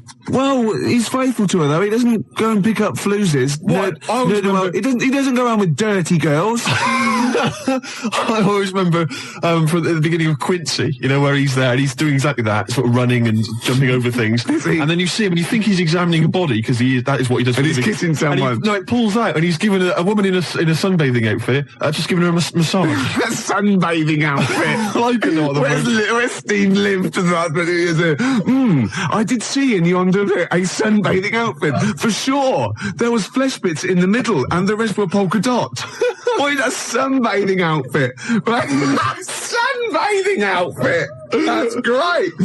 Birthday suit. There was a girl in the Altogether. The Altogether. Oh, God. Oh, that's fantastic. Yeah. What's wrong with that? I will pop this rubber thing on, and for sure, I am in a sexual intercourse outfit. Sunbathing outfit. I can't believe I've embarrassed myself with my use of language when it's invariably yourself, Gervais. I know, yeah. Oh, I've done. dear.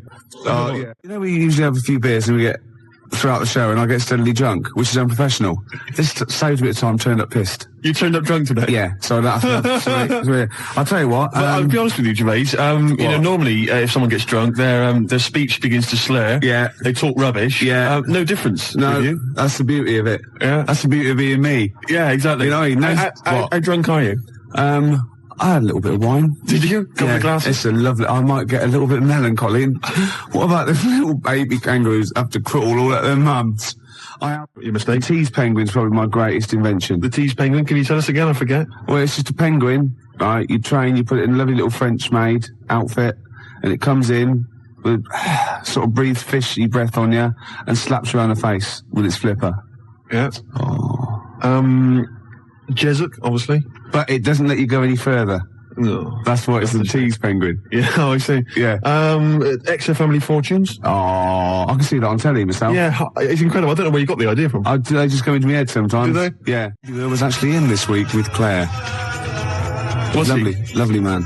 Oh, Baby Bird was it at XFM? He's very nice. Is he? He's got a beak and funny little claws. Oh, Rick. I know. It made me laugh. It was Oh, my God, we're desperate. used to be an We're egg. desperate men, Rick, if you've got to resort to that kind I of called him gag. Baby Bird. He went, I've never been called that before.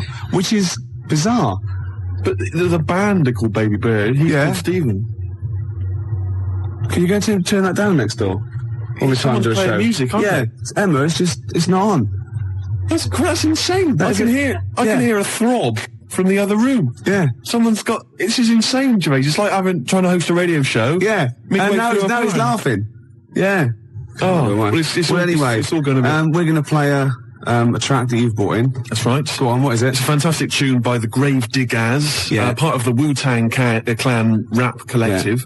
Right, it's from their album. Not to be confused with the Wu-Tang Clam. That's That's a right. little shellfish. Yeah. That's into rap. Yeah, that swears a lot. Yeah, yeah, terrible, yeah. The track is Got a muscle posse. The track is beautiful. You've probably heard it on the dance floor, maybe Yeah. in some Of indie course I club. have. Yeah. 1-800-Suicides. Yeah. Now I would stress, Rick, it has got a bit of bad language. I know. I mean, I've listened to this twice, and I reckon I've got it off pat. I reckon I'm going to pull the fader down at just the right places and go, okay? Right, you're going to sort of bleep it out. And if it goes wrong, so what? You know, that's real. People have a problem with swearing. I don't. Do you? No, not I mean, at all. I'm doing it because it's rules, and you know, No, the great thing about we want rap- to stay on air because you know we take our job seriously. We do. And you know, I think we're sorry, excuse my French, bloody good DJs. Well, aren't I we? think you're absolutely right, Rick. Yeah. Let me shake your hand. Yeah, all right. There we are. Yeah, A good yeah. shaking of hand there. I love a bit of rap. That wasn't actually French. No. Was it? It's weird, that, isn't it? Pardon the French. People always say when they maybe say bollocks. or something. Excuse my French, but le plume de ma tante. Hey, come on, language. We'll be learning a little bit of foreign language later. I've brought in Instant Yiddish by Fred Kogos. I've always wanted to learn Yiddish. Really? Yeah. Narishnek, foolishness. Some glick, some schlimmen, yeah, for better, for worse. So I'll teach you little usage phrases like that out of the old Instant Yiddish book. But first, what was this? Gravediggers. It's Grave Diggers. They're keeping it real. They're keeping it raw. So there is a bit of bad language. Yeah, well, mine's raw. You've been keeping it raw? Yeah, of course I have. Right, I'm going to have a go at this then. All right. Right. Don't get No, wait a nervous. minute. No, don't. Shut up. Right, I've got to play this. Shut up then. Don't put me off. I've got to concentrate. 'cause I know what Bleep it out live. I will, yeah, shut up. All right. Is it going? Oi. Okay. Okay, Take it calm. shush. Take it calm. All right. I think there's one coming. I know. your life for no reason. Oh, good work. Good work. You're doing okay, but you're not out of the woods yet. This is too stressful. Oh, you're doing well. I don't think there's any more. I don't think there's any more. No, just play it. Okay. Of course I am. I'd say one day, right, it's just one of me at the moment, but one day there'll be a whole squadron. It'll be like Planet of the Apes. Oh my God, and you don't actually need anyone else to sort of like breed, do you? Exactly. We can just reproduce as we are. It'll be like Planet of the Apes, right? There'll be sort of a Charlton Heston figure. The squids. It'll crash land. Get your damn dirty tentacle off me. It'll crash land. Yeah, exactly. And there'll just be loads of me crawling around, all identical, chasing him on horseback. And they see like Bristol Temple meet, and they go, "Oh my God, they blew it up!" Yeah. He's back in Bristol with all your... Oh, no. Incredible. There must be an organisation of volunteers or something who, if it's like touch and go, if it's really serious, if you're like clinically depressed about it and you really can't get a woman, they don't want just people turning up who can get girls and saying, "Oh, I fancy," you know. But in your case, you know, they'll speak to you, they'll see you, and I think, you know, there must be some sort of national health thing or private where you can actually sleep with, I don't know, a voluntary worker. You know what I mean? so? Well, yeah, there's people that... Yeah, I know, but there's people that, I don't know, volunteer for geriatric duty, you know, and they're exploding all over the place. They're covered in the stuff, right? There's people that work on leper colonies, right, for, you know, for nothing. There must be someone who will sleep with you out of sympathy. You don't want that. Of course you don't. You don't want that, do you? Well, let's not be hasty, Rick. I mean, these people, especially if they need some sort of free publicity, you know, get a bit of, you know, sort of press and media attention. Yeah. I ought to sort of help to publicise their campaign, really. There's probably an organisation that go, you know, when they go off to like, just strange climes and go on to like leper islands and that, and they work with them. Or they can sleep with you. Now, that's got to do the lepers some good, doesn't it? Yeah. You know what I mean? Wouldn't that be terrible if that was the option, right? And suddenly volunteers to leper colonies doubled. It was like going to Torremolinos. Yeah. Let me on the bus. Sorry, there's no room on the bus, but you're at the back there. Yeah. Going, well, then here we go. Here I am then. Yeah. Sorry. I signed up for the lepers. Yeah. Licking their wounds. Well, sorry, but... Geriatric duty. Yeah. Scraping it out. Oh, dear. You know, I heard a song in the week, right? I've heard it before. It's by Ween. And it goes, "Push your little daisies and make them come up." And I don't know what it's called. 0171 580 2000. I don't know where to look. "Push your little daisies and make them come up." It's like that. It is. Rubbish. I've been going around singing that. There's no song with that lyric It's in. like that. It goes, "Push your little daisies and make them come up." Shut up. Yeah. Shut up. That's what my friends have been saying for the last 4 days. God, you're really irritating me today. Like, people will go on going, "If you'll be mine," not too annoying. But, after about 10 times you go, "Oh, can you sing something else?" But when you've heard, "Push your little daisies and make them come Shut up it now. can get really annoying. Yes, it really can, can't it? Shut up. Okay, one of those, you and me song.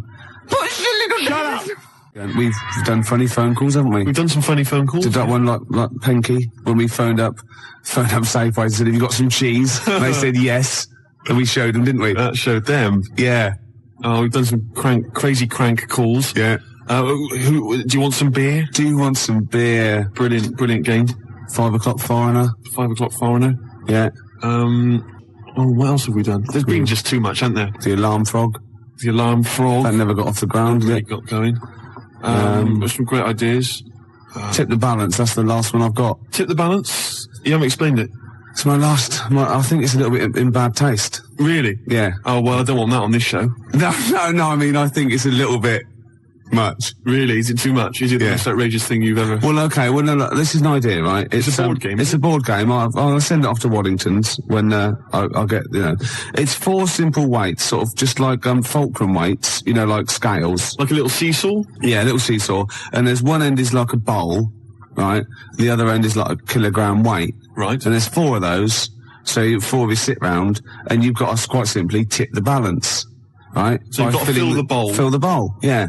What, with rice or... No. Household objects? No, bodily secretions. Right. So it's the first, you know... Maybe you shouldn't tell us about this. Well, no, because there's simple rules. Anything that comes out your body is all right, okay? In every form. Right. Well, you know... Anything that comes out of your body, yeah. You put that into the bowl and... Yeah. Tip the balance. So, I was just thinking, if I said it quieter, it wasn't so bad. I was going to go, well, it's piss. Do you know what I mean? Yeah. Doesn't work right. Snot. Sick. Yeah. Spunk. Well, I was going to say cum, because then I could be spelling it C-O-M-E. Therefore, getting by some of the radio authorities rather sneakily. And spunk, as you said, is like courage, isn't it? Exactly. Like in the Waltons, they go, oh, look, I love your new girlfriend, John Boy, she's full of spunk. Exactly. Yeah, sorry about that. I've been carried away, Dad. Good night, John Boy. Yeah. John Boy. Good night. Right, here's the Cure. We'll come back to this. Cure, Charlotte Sometimes, 20 to 6, Ricky Gervais Show. And Steve. what have we offered today? Well, we've offered Tip the Balance, the new board game from Waddington's, which involves secreting various bodily fluids into a bowl in order to tip the balance. Yeah, and the way you do, you go, tip the balance. I can just imagine the front cover with sort of Granny. She's stooped. Yeah, she's just like... She's got trousers down. Yeah. She's just... And she's missed it. She's missed it completely. They're all laughing. And the family are there behind her. They're clapping and cheering. The mother just laughing, doing a dustman's blow. Yeah. Right. And the 14-year-old boy, he's got... right, okay. Well, he's enjoying it the most, let's be honest. But what about if you know that bingo is the most popular evening pastime in the country, and there are these huge bingo palaces. Yeah, that's because with they haven't thousands of seats. Yeah. Imagine if they were all playing Tip the Balance. We crack the smell. Oh, it'd be incredible. Oh, God, that'd be fantastic. That'd be great. You could have winner stays on. Yeah, because you'd have a disadvantage then, wouldn't you? Well, I've just. I imagine in Japan they've already got a TV show like that. I'd imagine a kilogram's a lot though to get rid of. Yeah, you've got to have a lot of sputum. I know everything. Yeah, but I think it's a great idea. Could you give birth into the bowl? Yeah, well, no. Well, you could, but anything you put in there, you lose. So you'd have to be willing to, like you can't. You could bleed into it and amputate into it, but you can't have it back. Like you couldn't put a false limb in, right? Because you bleed it there, because that's sort of cheating. Yeah. But there is a thing called the fish card, where if you're all out of it, right, you're strained out, you've vomited, you've snotted, and that's it, right? And everyone's got 0.8 kilograms in theirs. You can go fish card, right? And you can take someone else's bowl and pour it into yours, but you got to pour it via your mouth. Right. So you take a big glug of that, and you do it, and you win. You thought this through, haven't you? Yeah. You've played this, haven't you? No, I haven't played it. I haven't got the equipment. Right. Jeff Buckley, everybody here wants you. Wow, nearly end of the show with it, isn't it? I can't even be bothered to criticise your use. It's not worth it, is it? Your use of language anymore. I know, yeah. So late in the day. I mean, you're not going to master it at the age of, 45, however old you are. I mentioned, I guess we could call it Freak Show or something like that. Yeah. Where celebrities with deformities come on. That was Nigel's from Tottenham. Nigel in Tottenham came up with the idea. The most deformed. What would you put forward as your most deformed bit? Well, luckily, sucking my most deformed bit would be curiously enjoyable for me. Anyway, I asked for a few more celebrities who've got deformities, and various people have called in. Jez in East Barnet mentioned John Thor, who, of course... so with him? Well, John's left leg, I think, is shorter than his right. He always sort of hobbles a bit as he walks. You have to suck the whole of the left leg? Yeah. Right. So that's... Say that again, Lewis. Well, I was just saying, like the fat bird in the opera. Yes, I know it is now. What? Because I said, no, nothing to do with it. I just saw him do it. I just forgot and I was pissed. Yeah, go on. Paul Daniels, apparently one arm is shorter than the other. Can I just say, the head? True enough.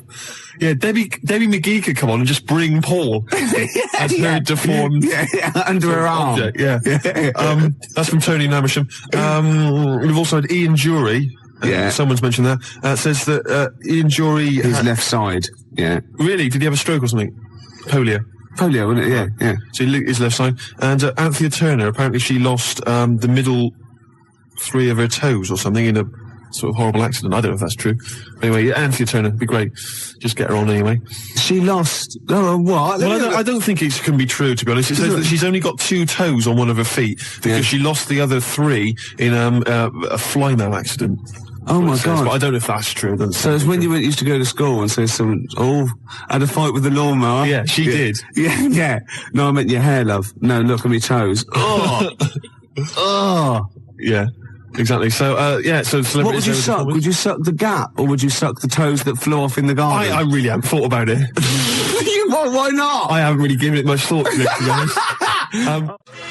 Satellite, that's all we were, Steve, just satellites. Just satellites orbiting around the mighty space station of XFM. I don't know what I'm talking about. No, I didn't think that you could carry that much further. No. Still, that's the end, no more cheap knob gags on a Sunday afternoon. No. No more sort of swearing. Smart on the radio, breaking every radio authority that there ever was. Yeah. Good times, eh? We've had a few laughs, few tears. That was the record before us, and here we are, pre-recorded, because we did this a few weeks ago, because we're not here at the moment, are we? We're away in that. I'm Ricky Gervais, with me Stephen Merchant. Hello there. And Karl Pilkington. Well, He's not actually with us. No. He'll be in some of the best of clips that will be coming up shortly. yeah, this is just us, isn't it? This is just us. We did this, when did we do this, Rick? A couple of weeks back. Hold on, what is it? What It's the day is it? 27th today. Yeah, well, I enjoyed Christmas. I loved Christmas. I love Christmas. I had a great time. What do you get? Loads of presents. So did and I. I'm glad they made it to number one. I'm really glad. Stroke, he, she. Yeah, I'm really glad that the pop idols, Cliff Richard, Westlife, made it to number one. Bo Selector. Yeah, just delete that. Yeah. Okay, well, we're going to play some of the best of, some of the greatest moments of the last 3 weeks Yeah. ever heard on XFM 104.9. What about this? Do you remember this one? Oh, which one is it? Alright, so, here's the first bit. Right, there was this, this is what it's like about getting presents and stuff, right? With my mum and dad. Go on. My mate, Colin, right? Colin Mackin? No, Colin Bailey. Oh, right? yeah. He had a little Sinclair Spectrum, right? Yeah. Computer, Yeah. which was like the thing to have at that time, right? Yeah. You used to always go round to his house. The deal was... Not the one you had to play through the window because you weren't allowed No, that's another lad. Oh, right? yeah. This is a different lad. And the deal was, he came to our house, and my mum gave him a pie. And then I'd go round to his, and I'd stay there for a few hours playing, Hungry Horace and stuff like that on it. Sure. Right? Now, my mum and dad knew that I really wanted one of these computers, right? So I waited about a year. Came round to Christmas Day. I thought, I reckon might have one. Turned out they bought me the wrong one. They bought me a ZX81 instead of a Spectrum, right? And Christmas Day, I'm there trying to load the games up. It's not working. I'm thinking, what's wrong, right? And the thing with me when I was a kid, I used to get quite sort of agitated. This quite easy, is the moment. right? I found out that it needed a RAM pack to make it work, right? Looking in the thing and it's saying, and make sure you put your RAM pack in the back. And I was like, oh, where's the RAM pack? And my dad's going, I don't know, I've got you the main bit. That's it. So I was that wound up, I just was sick, right? Just sick. I didn't feel sick or anything. I just was like, oh God. Went to the sink, just sick. Because I was that on edge about it. I said, come on, we've got to get one. And my dad's like, Tandy's shut. We're not gonna get anything today. Ruined again, Christmas Day. That was after the year when my train set got blown up by our kid. The following year, no RAM pack. And now you ask me why don't I get good presents? He's scarred. He just I'm going to die. Honestly, I'm going to die. He's just clean sick. Yeah. There's no RAM pack. What? Did you get to the bottom of it? Why wasn't there a RAM pack? You have to buy them separate. Oh, It's one of them okay. cons. What do you mean I can't play Frogger? Oh, no. So, wasn't there another incident when you threw up? Spontaneously threw up? Through sheer anxiety? I do get it. It's not so much now because I've relaxed a bit, but as a kid I used to be quite on edge all the time with certain things. Do you think that's what happened to your The cat wind. that kept being sick? That it didn't get the food it wanted? And it just threw up? Do you remember that? Yeah. God, so they shaved it. No, like, again, I spoke to you in the week, and I had much better things, like when I tell you about Brian Blessed climbing Everest, and for some reason it made him, it played havoc with his belly, and he followed through, and he had to clean up. Shut himself? Yeah, using ice and snow. Why are you telling me that Brian Blessed... in what way is telling me that Brian Blessed shit himself once in any way educational? Because I was saying how he was climbing Everest, right? Right. I give it to him, he's an actor and that, but he gave that a go. Yeah. Right? He played... What's the point of that, you'd say, wouldn't you? You'd say, God, he's he's So he's all right. Me doing a boxing match, there's no reason is rubbish, but him climbing Everest and shitting himself... Yeah, he did that. Is commendable. Right, and he's only going to, go and do it again. He's going to climb it again. Yeah, but he might not shoot himself this time. Yeah, but what's the point in going? Nothing's changed up there. Yeah, good point. Yeah, Where's you been? Well, it has. They've probably cleared it up by now. Right, but it's slip on it. I can't even bother. Read about Brian Blessed. Is it actually true, or have you libelled someone else? It was an interview with him in it. And what did he say? Oh, come on! What did he say? He said I climbed Everest and I played of it with me belly. Let's talk about it next week. We've really run out now. Oh, you're a fool. 3 holidays Carl's had this year. Last year. Yeah. I'd love to have 3 holidays. You've got to start putting the work in I there. had 2 holidays No, then. you had 3 holidays. You went away with Suzanne and her parents. Yeah, well, that doesn't count. It does count. If you book 2 weeks off the firm, you go away and you go, how was your holiday? Go, well, it didn't really count. It wasn't a really good holiday. Can I have them days back, please? My New Year's resolution is to be nicer to you, but Well talk done, sense. you've already broken that. No, but talk sense. Talk sense. You've had 3 holidays this year, and I'm just saying, you're in your 30s now, and 30s is when you should be really putting the work in. That's true enough. To reap the benefits in your 40s, 50s, 60s, 70s, 80s, 90s, and 100. Carl, what's your New Year resolution? What about think before you speak? It's worth. I mean, See, I'm consider it. allowed to laugh. I'm allowed to laugh at things other people say, Carl. That is a good suggestion. How was your holiday, Carl? It was all right. Right, brilliant. But that I don't see on the ratio of good to bad in Carl's mind. That might be amazing because we never It might hear be him amazing, singing the mightn't praises it? of anything. I'll tell you what. Can we have a cracking little tune and then come back and hear about Carl's holiday? I'd love to do that, Let's really. keep it tight. Love to Tear Us Apart by Joy Division. Now I can't put my finger on it, but that doesn't sound like the original, and it's off a compilation. It sounded a bit fast. I think the vocal was slightly different. If anyone can, put me out of misery, I think it might be in a session of the time or something. Carl, is it a New Year resolution for you? Another one. Maybe when we ask you to get a song, get the original single version. I could be and wrong, not some but obscure session. Yeah, it does seem different, doesn't it? Very odd. Yeah. Yeah. Maybe we just remember it wrongly. But anyway, that's XFM for you. 104.9. I'm Ricky Gervais with me, Steve Merchant. Karl Pilkington. Carl, you went to Lanzarote. Yeah. People said don't go to Lanzarote. They told you it was Lanzarote. They told you, were they right or You wrong? were right, yeah. Really? Yeah, it's a bit ropey, yeah. Is it why? Just, out there. If it wasn't for the volcano they had, it'd been knackered. That's their big draw, is it? That's it, basically. That's all they've got going for them. When you landed, was it really hot? Were you quite excited? You were thinking this is It okay? was warm. It's, we can't complain about the weather. The weather was all right. Sure. You know what I mean? That's what I went for, but it'd be nice if there just was something else. Yeah. What did you do all day then? Did you read your ritual book? No, I didn't read that. I read that book. Do you know the book that I bought and all the chapters were messed up? Oh, yeah. I bought a better version of that, All right. and I read that, Excellent. and then, Did it make more sense in order? yeah, a lot easier to follow. Yeah. And then we went and had a look at the volcanoes and that. They've got 36 of them to look at. How many did you look at before you realised that pretty much, you've seen one volcano, you've seen them all? Probably about 6 or 7. Really? And then when you got to the 8th, you thought, no, I know what this is going to be, Suzanne. This is going to be like a mountain with a hole in the top. Yeah. Really? But it happened years ago as well. It's like, just keep a couple, fill the rest in, tidy it up. Fill the rest in! Yeah, no, Well, yeah. getting some builders. No, seriously though. Okay, They're a 4 death million tons of concrete, please. They're an absolute death trap. Yeah, what? Yeah. What do you mean, fill them in? Do you know what a volcano is? Just a hole, isn't it? That's happened. Well, it's more than the happened back hole. It's in- more a portal to the magma in the centre of the earth. Back in 1730 it happened, and they still haven't sorted it out. Well, when you say it happened, volcanoes were made a lot longer ago than No, 1730. but the one that did Lanzarote in, Right. sort it out. What would you suggest? Well, How tidy can it they up. fill it in? It's joined. It's all joined. No, but what I'm And saying is, it was the a- big it was- plates of the earth are all joined. It All was the a disaster, magma's wasn't it? joined. With the trade centre thing, that happened. They cleaned it up, sorted it out, they've moved on. That's what I'm saying. Whereas Lanzarote have just gone, leave it. It happened back in 1730. You misunderstand me.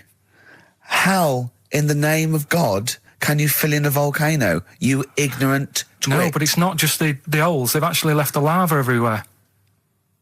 That's what I mean. It's not just the big holes. There's lava everywhere. But it's molten rock. They can't just pick it up like they're like a carpet. Put it in the holes. The holes are there ready. Just push it all in. That's what I'm saying. Do you know what a fable is? I've got a rough idea. Okay, it's a thing that uses sort of metaphor, analogy, just to explain sort of morals. I mean, they're very old for a start, and it's all. I'll give you an example of one. A quick one. Oh, the one about the dog with two bones. He goes to a dog's got a bone. He sees a reflection in the lake, and he thinks, "Oh, that dog's got a nice bone. I'll have that." And as he goes to get that one in the reflection, he drops the one he's got, and that's one about I think I was told one when I was younger. Go on. I think it was one. This young lad, he's got a dog, right, and he's about 8 years old, and this dog, he's had it since he was about 4, and it's a bit tired now, and he chucks sticks for it, and it doesn't go for it, and he's saying to his mum, "Oh, I want a new dog because this one's useless. It doesn't do what it doesn't have any fun with me." So they say, "Oh no, but Rover's a good little dog. You should look after it." And he's like, "Oh, I don't like it. I want a new one." So they buy him a new puppy, and it's running around, yapping about, and he's loving it, and he's playing around with it in the grass. And then one day he goes to the park and he's messing about and rolling about with it, and he falls into the lake, right? And the little puppy's like yapping at him, and he's going, help me, little dog's yapping. And then the old dog comes and gets his collar, and it pulls him out of the lake, and he goes, "Oh God, why did I forget about you? You're the better dog." And he loved that one again rather than the puppy. I got a feeling that was Lassie. Well, yeah, that was an episode of Lassie. What's the moral? What's the moral there, Carl? What's that telling? What's that explaining through analogy? Sort of, don't forget the old. Look after old people. I remember there was one I heard once about a young boy who got trapped in a lake inside a cage. But he loved his trainers so much. He wasn't going to get them wet. But even though he had to get out there. And even though he thought that was the important thing because it's material value, he actually drowned. And the trainers were no good to him then. That was Bowie and Waterloo Sunset. Love that. Love the original. Love Bowie. Bowie was my gig of the year. These are my singles of the year. These are our clips of the year. I'm Ricky Gervais, with me Stephen Merchant. We're just picking some lovely little bits and pieces. Do you remember when we talked about this?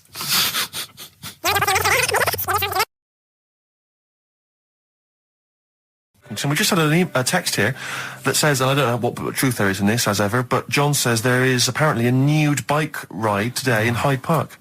Now, I can't believe that's the case, because I don't think it's allowed, is it? You can't ride around with your veg, can you? I don't know. Why would you want to? Well, good point. On a bike.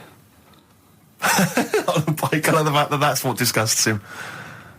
Do you know what? If we did appeal for a nudist to call in, I'd want a very specific sort. I want a German nudist, a middle-aged man called Helmut. Okay. If there is any, or the closest one to it. So I want a middle-aged man from Germany. If your name is Helmut, you're in.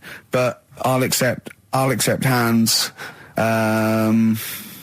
Carl would be good, wouldn't it? All right. Yeah. I think I'm wondering if the age might. Maybe we could we broaden. Okay, out just a German nudist bloke. Right. Can he at least be fat? Can I find a fat German fella? If your name's Helmut, we're going to give you a big prize. Yeah. But any fat German fella who likes to get his sausage out. Sure. Okay. It's sauerkraut. Yeah. What's the phone number? 0871 222 1049. It'd be good just to get an email or a text with a contact, wouldn't it? And then I can just call them up in the week. Sure. And 83936 is the text number. I don't know what our audience demographic pans out like, Rick, but I'm suspecting that's probably a fairly small fraction of our listenership.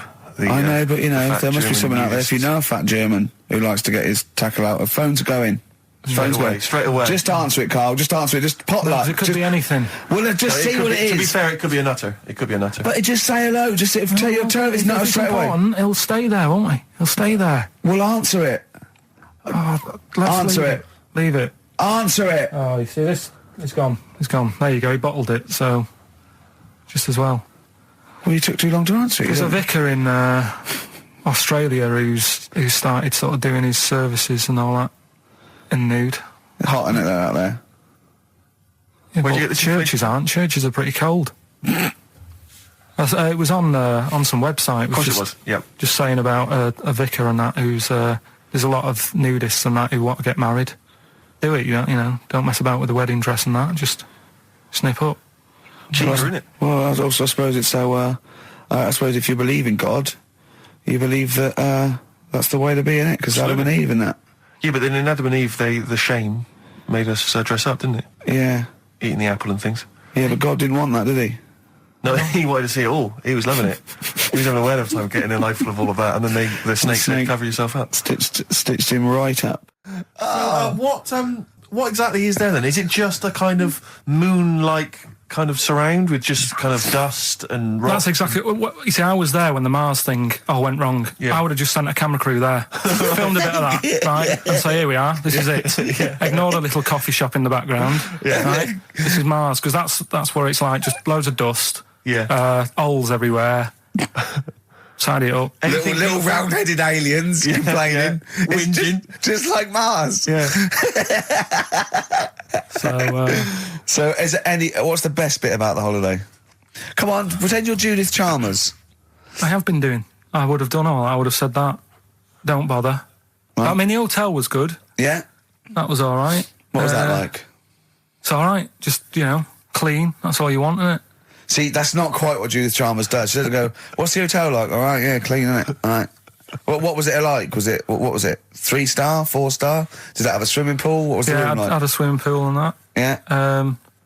Yeah, it's good. I think it was one of the better ones on the island. Okay. Nightlife? Wasn't really any. There was a bar, there was some bands playing. Yeah. Not very good. Food got a bit boring. Yeah. It was always the same food every night, but they sort of themed it and made out as if it was different. So, like, on Mexican night, it'd be chicken with a nacho on it. Right. And Chinese night, sort of chicken with a little prawn cracker on it and stuff. Sure. But that got a bit boring. That's me just turning on my phone, because I want to read to you a text that I got from Karl. I think you sort of sum up the holiday in this text, don't you? Do you remember it? I can't remember. Let's have a look. Let's have a little look. Instantly, what did Suzanne, your girlfriend, make of it? Similar view to you? That they should fill in the holes? Yeah, it's just that thing, you see, I went on a coach trip, right? And you go and see the volcanoes. Like I say, there's 36 of them. Yeah. Which, how many do you need? And when we're on the coach going round all these volcanoes, the fella on the front's going and look out your left window at the moment, and there's a volcano. And if you quickly look out at the right-hand side there's another one. Right. And on the left, it's just like, all right, we've seen it. Sure. Do you know what I mean? Yeah. And that trip, we'll talk about that trip in a bit. Right, this is the text I got from Karl, right? All right. Been up to a volcano. Been in some dead artist's house who built his house in the lava. They said they would show me science with volcanoes, but all they did was chuck some water in a hole and it shot up in the air. No dwarves in the canteen, no scousers here, but there is a Swede woman with a big head. She looks effing gormless with a cap on. All right? So a little reference there to... A Swede woman? What's that mean? Do you mean Swedish? Yeah. Or she looked like a vegetable? No, the Swedish woman. But they've all got sort of quite big bill, aren't they? And I sent him a text. Oh, well, it's just good to be on holiday because, I'm working. He sent back, so am I. Just been watching Sky News. There is a school for monkeys who want to get a band together. Is that monkey news for later?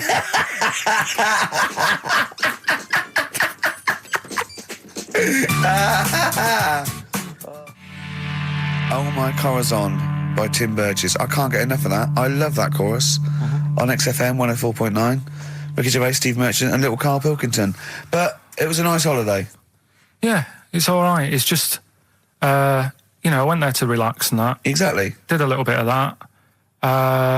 Trying to think of some new, features and stuff. Sure, always working. 3 holidays a year, Jesus. Oh, not really 3. Two. It's all one big sort of like work thing to me and Steve. 2 holidays, isn't it? Work hard, you need the holidays. So, yeah, the things that annoyed me was like, you get bored, sat around the pool after a couple of days. I'd read my book. Yeah.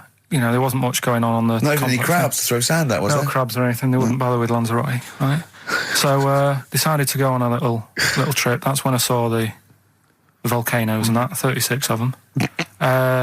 So we go on the trip, and the thing that annoys me, it does happen every holiday that you go on. If you go on a sort of a package thing, they have these trips, right?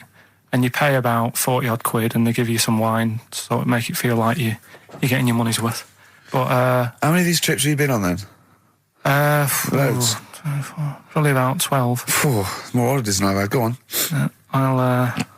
Yeah, So go on. anyway, so you're on the coach, right? And they take you for the volcanoes. They took us in the middle of nowhere. Yeah. Right.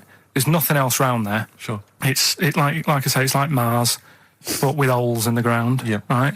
And they sort of drop you off, and they go, right, everybody, see you back here in an hour. There's loads of volcanoes for you to look at, and a coffee shop over there. And you know for a fact, right, you don't need an hour there. You could just say, well, just keep the engine running, because I'll have a look in this hole, we'll get back on, give us 5 minutes. Don't need an hour. Absolutely. Yeah. But you know that they've got something going It's a with the- backhander, definitely. What, with the coffee shop? Definitely, yeah. They go there and they get everyone to have an ice cream and a coffee, and they sit down, have a fag, talking to the bloke. Yeah, and it's like cousin. Yeah. Have you How ever- much was the coffee? Was it Probably overpriced? about €3 euros, so I think it was $3.50, Sure. Yeah. which is, I don't know, what, that's about 2.5 quid. Yeah, Yeah, they've stitched you up. Go on. talking about this the other day. What was it now? Listen, the fella. Play a No, listen. record. Do you want, let's just, all right. All right, no, come on. All right, he's got it now. Go on. This fella goes Yeah. to the doctors, Yeah. right? Oh, right. Okay. Right. If this is in any way apocryphal, stupid, illogical, impossible, right, you are never, ever speaking again on radio. So make sure this is at least possible. I'll tell you what, I'll even give you improbable but possible. So if anything that breaks the laws of the universe or logic, okay, that's all you have to avoid. On you go. Right. So this fella, right, he goes to the doctors because he's got earache. Right. Okay. If a chimp's living in his brain, that he go on. So he's got earache, he's sat in the waiting room, and his ears all bunged up and it's hurting a lot and what have you. So the doctor comes out and he goes, right? And because his ear's all bunged up, he doesn't hear it that well, right? So he thinks it must have been me, right? So he wanders in. Keep going. Anyway, I'm going to hate this. I can just feel it in my bones. Steve, I'm going to let you take over. Okay, Let's go on. let's hear it. Come on. So the doctor says, sit yourself down there, right? So he sits himself down. He goes, right, take your pants off, right? So he's thinking that's a bit odd. Anyway, he You heard that though. he apparently he took his tackle off. The doctor did some operation. What, there in the waiting room? No, in his office. In his office, yeah. What? Wait. So he removed what? His genitals. Yeah, in his office? Why, Carl? Why, Carl?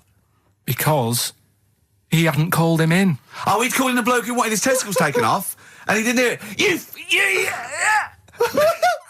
What?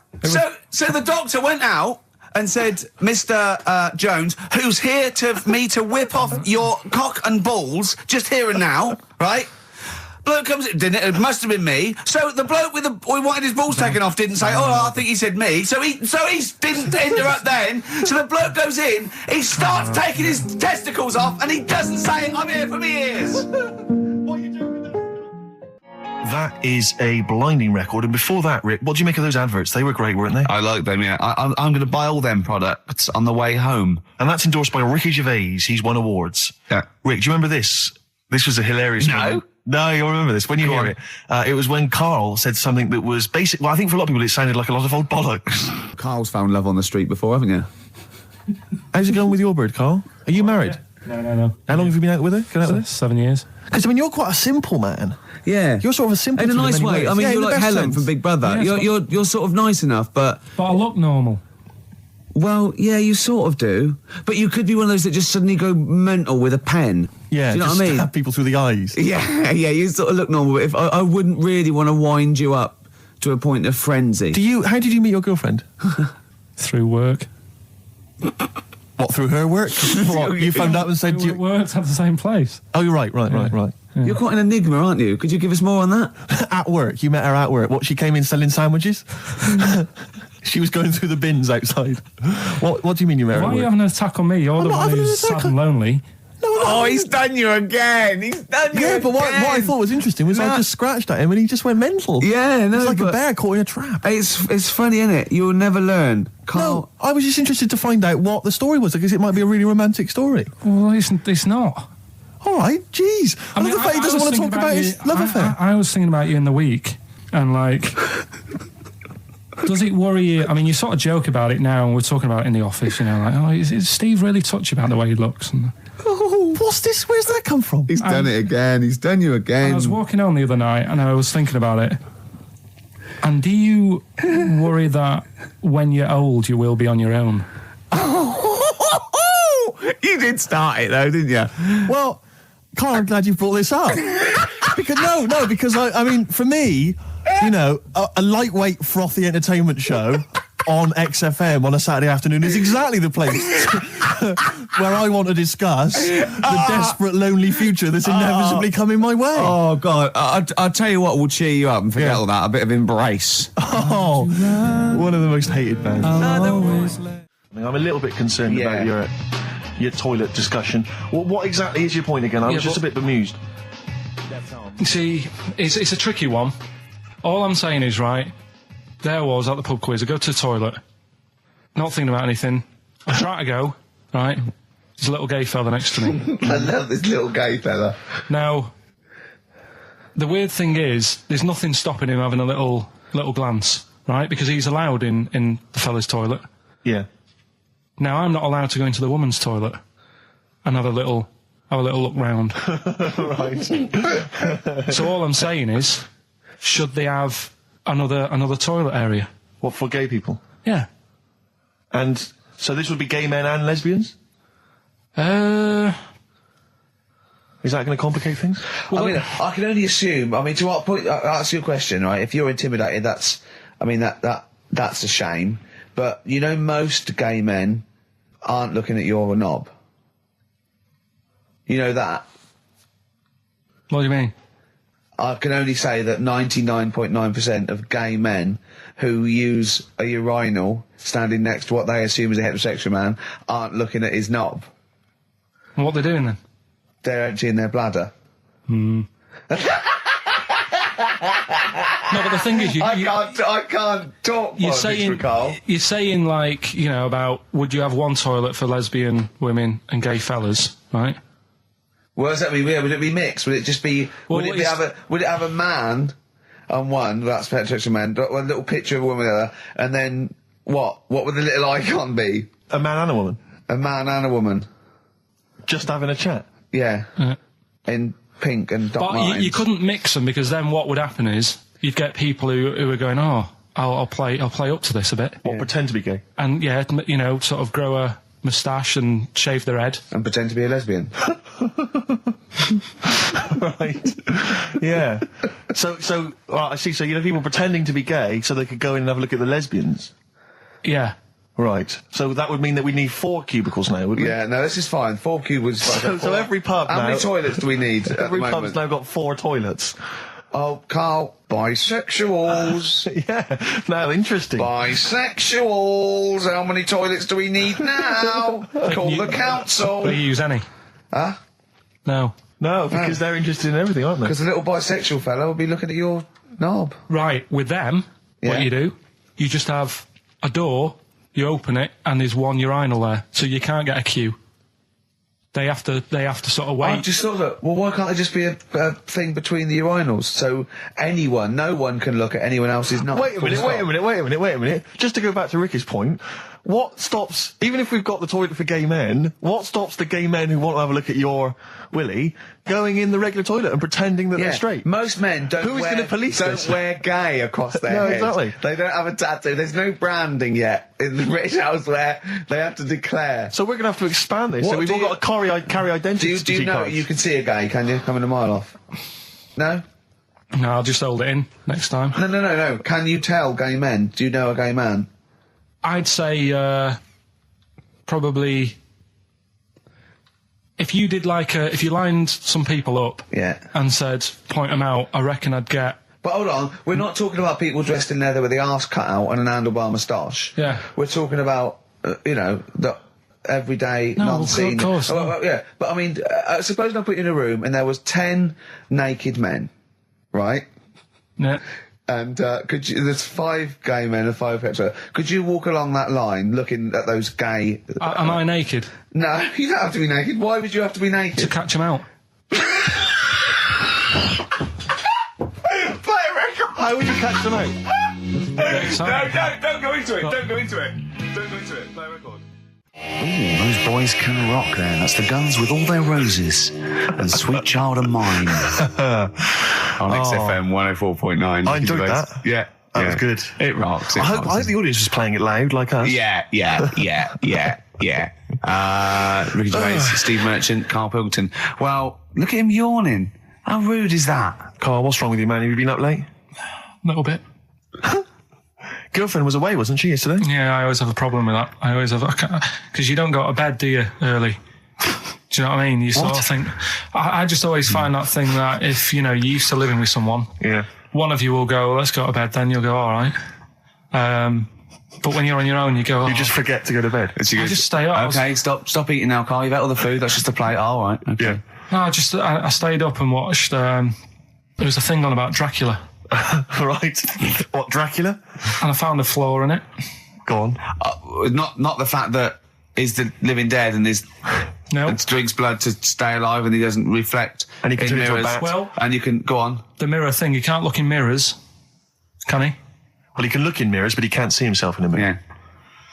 Yeah. That still doesn't work. Go on. It doesn't work at all, Carl. It doesn't work at all. Well, centre parting's always really neat. His centre parting's always really how does he do it if he can't look in the mirror? Blood on the floor or something it was called. Rubbish. I love the flaw in the Dracula film is that his centre parting's too neat. How did he do it without a mirror? Oh. Was it a documentary about Dracula? No, there was the real Dracula. The real Dracula. Yeah, the real Dracula. It's just a film. It had blood on the floor or something. It was called. It's rubbish. We had a little lunch yesterday, didn't we? We did indeed. That was a nightmare. Yeah. I hate going out with you two. I was explaining to Carl, right? I like to excite Carl's imagination, right? And if it involves chimps or monkeys, all the better. Brains he likes, parts of the body, deformity. I know where to, what buttons to push. And I told him about this thing. I don't know if any of you out there know about this, but there's an experiment they did in the 50s, a clinical psychology experiment where there's your 2 hemispheres of the brain, okay? They're joined by a thing called the corpus callosum, right? Which is just a little flap of skin, like a little scarlet lead that joins your 2 hemispheres. And what they did, they cut that in half, and they thought it was a cure for schizophrenia, but what it turned out to be, or epilepsy, I think, I can't remember, was that your 2 sides of your brains didn't function together. You couldn't get information. I was telling Carl all this thing, and one of the things I told him was that they did it on a monkey, and it fought itself over a nut. Like its right arm was connected, by its left lobe of the brain, and it was fighting over itself. And Carl went, instead of thinking this is amazing experiment, he went, would it have been happy if you'd given it 2 nuts? Yeah, I know. Well, you started off by explaining, and I remember you mentioned, because I was watching the 2 of you as you were describing it to me, you said, of course, one side of the brain deals with symbolism. And as you said the word symbolism, I noticed Carl drift away from looking at you, pick up his mobile phone, and start pressing buttons randomly. And I thought it was the word symbolism that got him. And I noticed it took you just a moment longer. And I think the first thing you said was, when did I lose you? Yeah, I knew I'd lost him. It's extraordinary. And he doesn't even try to disguise it. I said nomenclature at one point as well. Right, yeah. And I knew I was dicing with death there. Yeah. But, but I told you tried to look it up, didn't you, on the web? You didn't find anything about it, did you? The spelling of it's, what is it again? What's the word? Corpus callosum. Yeah, so I couldn't do it. No, there's no point. Yeah. Don't bother. Give up. Don't bother. So if anyone knows any interesting facts about that, yours hasn't been cut in half, has it, Carl? That would, again, might explain something. I'll tell you what we will be talking about later. I don't know if you're sort of aware of them, Steve. Go on. Bonobos. Oh, I don't know much about bonobos. I told him about, he was looking for stuff. I said, put in bonobo. He was having no luck with chimp. And they're a form of chimpanzee, but they're even closer to us, evolutionarily speaking. They've got their social groups are more like ours. They're more intelligent, and he was loving it, weren't you? So is it human bonobo Carl? Is that how it works on the evolutionary no, ladder? chimp, Carl. Yeah. Yeah. Talking about him. So we're talking about bonobos. You're excited about that? Yeah, That's yeah. Coming up in Monkey News? No, I think it's a bit of a monkey bonus. Placebo, Bitter End on XFM 104.9. This is pre-recorded. We recorded this a couple of weeks ago, before Christmas. I hope you had a great Christmas.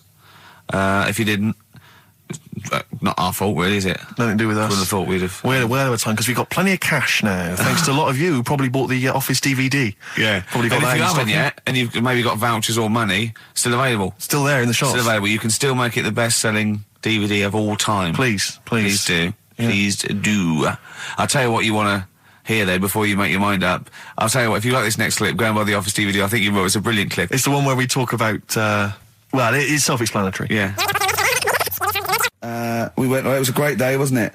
Brilliant round of golf, absolutely brilliant. Such a beautiful place in Stoke Poges, like a really posh place. And are you a good golf player? Well, we'll get to that. Oh, okay. Wow, he bought the shoes especially for it. Oh, We could brilliant. have- I'd love to have seen him in those little shoes. I know, and they were no good because they were metal spikes. We had to change them. He was annoyed straight away. He spent over £22 on these golf shoes. We hired a buggy that was brilliant fun. I was bombing along, wasn't I? I don't drive, but it was great on that buggy. Well, you've been on a buggy with me, and you were a bit Terrifying. scared. Yeah. What? I nearly killed us once.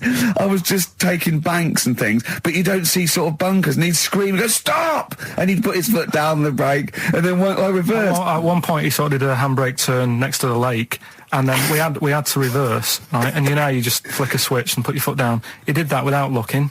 I looked behind. There's a big oak tree there. He screams, "Watch the tree!" Right? So Dukes of Hazzard. I kept jumping in and leaving him behind because I had to go to my ball. Because anyway, so the first shot, I got on my driver. I honestly did one of the best shots I've ever done. It went straight down. It was great. I thought, phew, got away with that because it's always the first one because it's a clubhouse and you want to look good. Yeah. So. He tees up, and I've been saying, buy some balls. He just got 6 balls. I was going, what if you lose me? I won't lose 6 balls, right? He tees up, right? Whacks it. It goes miles, like right angles, straight into the woods, right? He turns around, he goes, go and buy some more balls. So I'm laughing, because it's like impolite to laugh, but he broke the ice for me, and I was falling around. And then his second shot, I go, you're off a 3 now. If you take another shot, he went, oh, right. So it's his third shot, he puts the ball down. He hits the ground before it and misses the ball altogether. And I was on my back, wasn't I? Unbelievable. Actually rolling about on his back. I was rolling about, and we were terrible. I went round 107. He went round in like 119 or something. Sure. It was just rubbish. How long did it take? 5 hours. Of course. And there was no one around, luckily. Yeah. But it was fantastic. So then we go and have our meal. What annoys me, I said, right, I'll go for a run. He went, I'll have a bath. I said, I'll see you at 7:45. At 7:55, I have to call him. He's not ready, so he's let me down there. I can't stand lateness or laziness. You hate lateness. Yeah, and he's let me down. Do you know his excuse? He fell asleep in the bath because there was no light bulb. There's no light bulb in the bathroom. So instantly he fell asleep, and he was late. No, do you know what I mean though, Steve? If you're sort of like nice and warm and what have you, I was tired anyway. I've been stressed out for 4.5 hours, right? My life flashed in front of me a few times in that buggy. So it's all sort of wears you down a bit. I thought, right, I've got a headache. You're going for your run. I'm going to have a bath. I walk in, put the light on. For some reason it didn't come on, but I thought, it's all right. I'll just, doesn't matter. You can have a bath in It's summer, so it's light anyway. Well, there's no windows in the bathroom, so... Yeah. So you were in the darkness? So I'm in the darkness. I nod off because I'm shattered. He calls up, hassling me. So I said, well, it doesn't normally take that long for me because, I haven't got, like, long hair. I've got a dryer and so I can sort of one wipe. Yeah, he's already 10 minutes late, though, when I called. Well, 10 minutes. 10 wow, minutes. late. This is late, this. Next. Doesn't matter. Dinner wasn't until 7:15, so we had, like, another 20 minutes anyway. So it doesn't really matter. Yeah, but we said 7:45. So he's calling up, hurry up. So I said, yeah, all right. So I get out and dry and like my tackle and what have you. Calls back again 30 seconds later. No, I don't. I don't like that. You're not going to do that, no. Give it a wipe. 30 seconds later, come on. So I end up going downstairs to the meal area, naked, with a wet shirt on and wet socks. I've got headache as it is. Meant to be a relaxing weekend. But anyway, so we have our meal, which is really nice. And then we're sitting in the bar. I'm having a cigar by the fire. Yeah. Like, we're having a rather nice Pinot Grigio. Yeah. He's there going, I've got an headache. Is this 1955 that you live in? I know. Yeah. It's so right. We are knackered because he's not used to work. I've seen him moaning, falling asleep. He's not used to it at all. And you've been on your feet for over half an hour.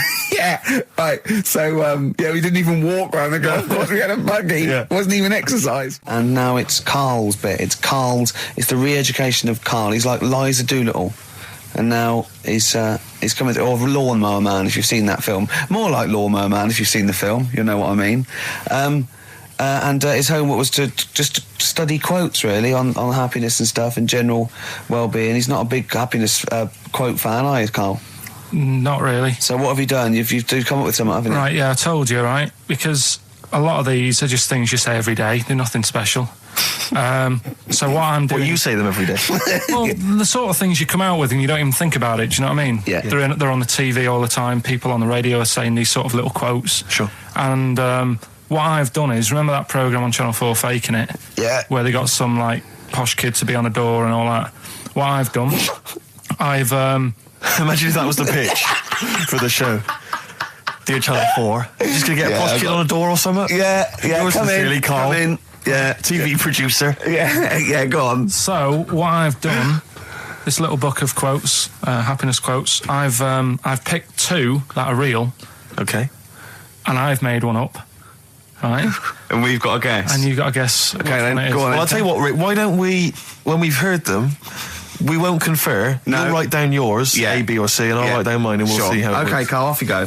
Right, and just because I'm looking at this book, it doesn't mean I'm actually reading. No, I know. Don't worry, we're clever. No, we know. We can't see yet. Like, call my bluff. Yeah, go on then. Nothing is worth more than this day. Okay. Yeah. Yeah? All right. Yeah. The way I see it.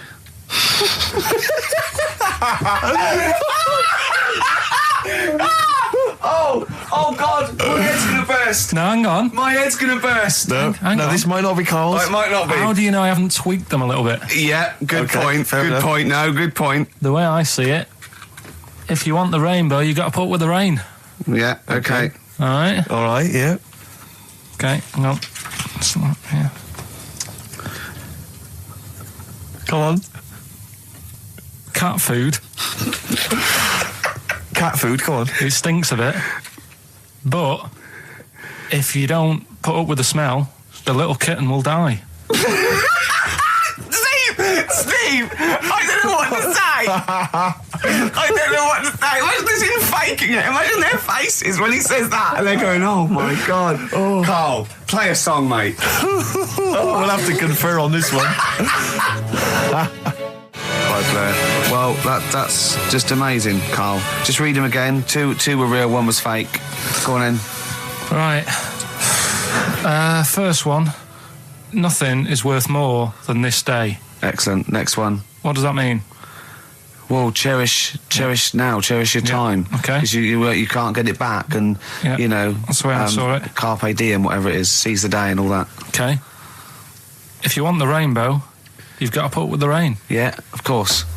Yeah, rough with the smooth. You know, it's not all plain sailing, but you know, rainbow's beautiful, but it comes because of the rain, which you might not like. So Yeah. make the most of everything, and Yeah. good. Cat food doesn't smell good, but if you don't put up with it, then the little kitten will die. Right, no, Carl, that is a good effort. Now that one's yours. I mean, obviously, right? Right. No, but it's a good effort, right? I mean, it slipped seamlessly into the others. Yeah. Don't think it didn't. No, but it's good. I mean, we knew it was that one. But what I will say is, it's good. But what you don't know, maybe subconsciously, is, I mean, it's very similar to the putting up with the rain and the rainbow. But that's good. Why do you think that? Well, What does mine mean? well, even though it smells bad, it's good for something.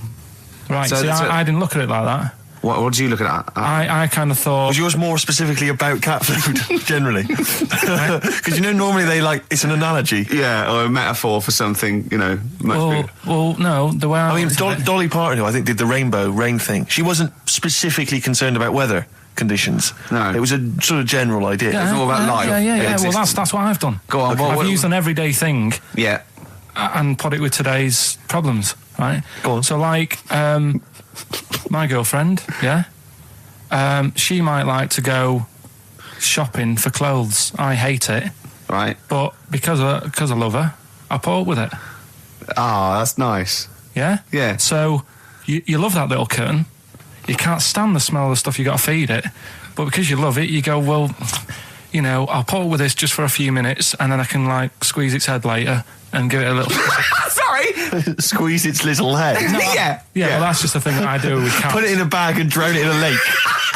I can feed it and then I can throw it against the wall. Exactly. So you didn't see it like that, did you? No, that's very good. So it's about love, is it? It's about putting up with the bad things for something you love. Yeah. Well, that's nice. But Carl, you seem now to be convinced and rather smug that you've tricked us and that you've fooled us and that we didn't understand it. Well, I say that's your fault, not ours.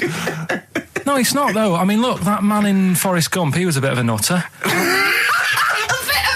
And he came up with the life is a box of chocolates thing. Yeah. Now, if that was in this book, you say, oh, yeah, brilliant, good bit of work. But if he was sat here doing the show with you, you'd be taking the mickey out of him. Sometimes I feel he is. No, but Carl, I could. In fact, if people are out there, we're too lazy. Could you write down everything Carl's ever said? Because I think we could publish that. Yeah. He said one today. He saw my salamander. It's not a euphemism. He saw my salamander, and it's just sitting there in the tank. Your exotic pet. Yeah, and he's worried about there not being a lid on. And he said, I went, what are we worried about? He said, wow. He said it sits there for 24 hours a day, obviously planning to get out. Well, it's got nothing else on its mind, and it's the daft thing is, he has actually got the lid ripped up a little bit. And I'll be looking up there, and it's going to get out. But what's the worst that could happen? What's it thinking? What do you think it's thinking, this salamander? It's got its eye on the DVD player. I can have Ian be down the market. Right. Okay. Right. The results of We ain't got a winner for the first time. Yes, we have. We've got loads. We've got loads of winners. No, we haven't. We've done this feature for 3 weeks. This is the first time I've managed to sort of. What? Well, let's go through them then. What have they got wrong? The first one. The first one. What was the first one? Well, hang on. Let's do them in reverse order first. So what's the last one? The last one. The clue was that bloke does sport on the telly and he's got a little kid. What's that? That's Destiny's Child. Des, who does ITV Sport, has got a tiny child, right? No, that's fine. They got that. Okay, Destiny's Child. What's the middle one? Well, the middle one. Right. Child. The second one was he doesn't like women. Yeah, he's got a couple of kids. That's a bit weird. Yeah. Right. That was PD. That was Puff Daddy. That is offensive. Go on. But it's not Puff Daddy. It's Puff Daddy. And he's not even called that anymore. He's called P Diddy. Well. Okay, fair enough. But they got that one. Yeah. And if I'm being tight, these lot are as well. Yeah. Yeah. Tight means being something in Manchester. Go on. Right. And the first one that they're having problems with, I don't think them birds should be allowed in this area. Got it. Boyzone. It's not Boyzone. What's the clue again? I don't think them birds should be allowed in this area. That is perfect. A boy zone. No birds. No women. No women, yeah, birds, right? A boy zone. Sorry, Carl. If that isn't the answer, their clue is better than yours. That is brilliant. What was yours? Boy zone, it works perfectly. What's your answer then? Bangles. What? I have no idea what that means. Like seagulls. So you don't want them in this area, so you're banning them. Bangles.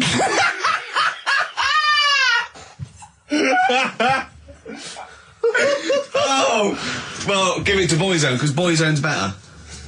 Don't use birds being loud in this area, it's a Boyzone. I think we should have a rollover.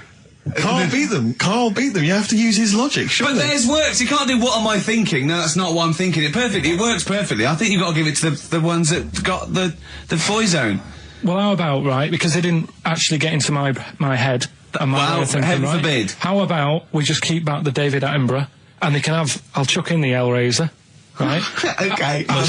And Blondie album and the Madness one. Yeah, okay, pick a winner at random. Pick a winner, Steve. I'm going to give it to Paul Sloman, who got those answers, and he also says, P.S. Carl, you're a moron. So I'm giving that to Paul, and good luck to him.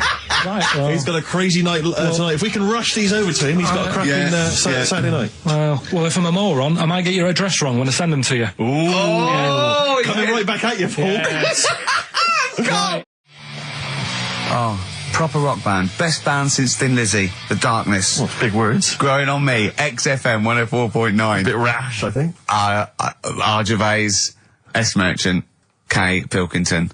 With a little bit of I know for a fact that Steve is getting a little bit sick of Carl's attitude. Oh, his attitude's appalling. I quite like it though, because it's straight away friction, and he's sort of like, you know. To be fair, I genuinely don't think I'm the culprit in this. I think I come in and I just ask him a simple request. Yeah. And immediately on my back. Whinging, moaning, whining. I don't know if there's any evidence.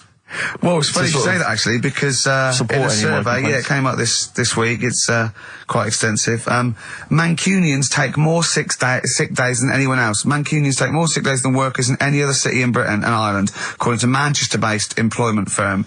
Survey by Peninsula found employees in Manchester take 11 sick days per year, whereas closest rivals Edinburgh and Dublin take an average of 9.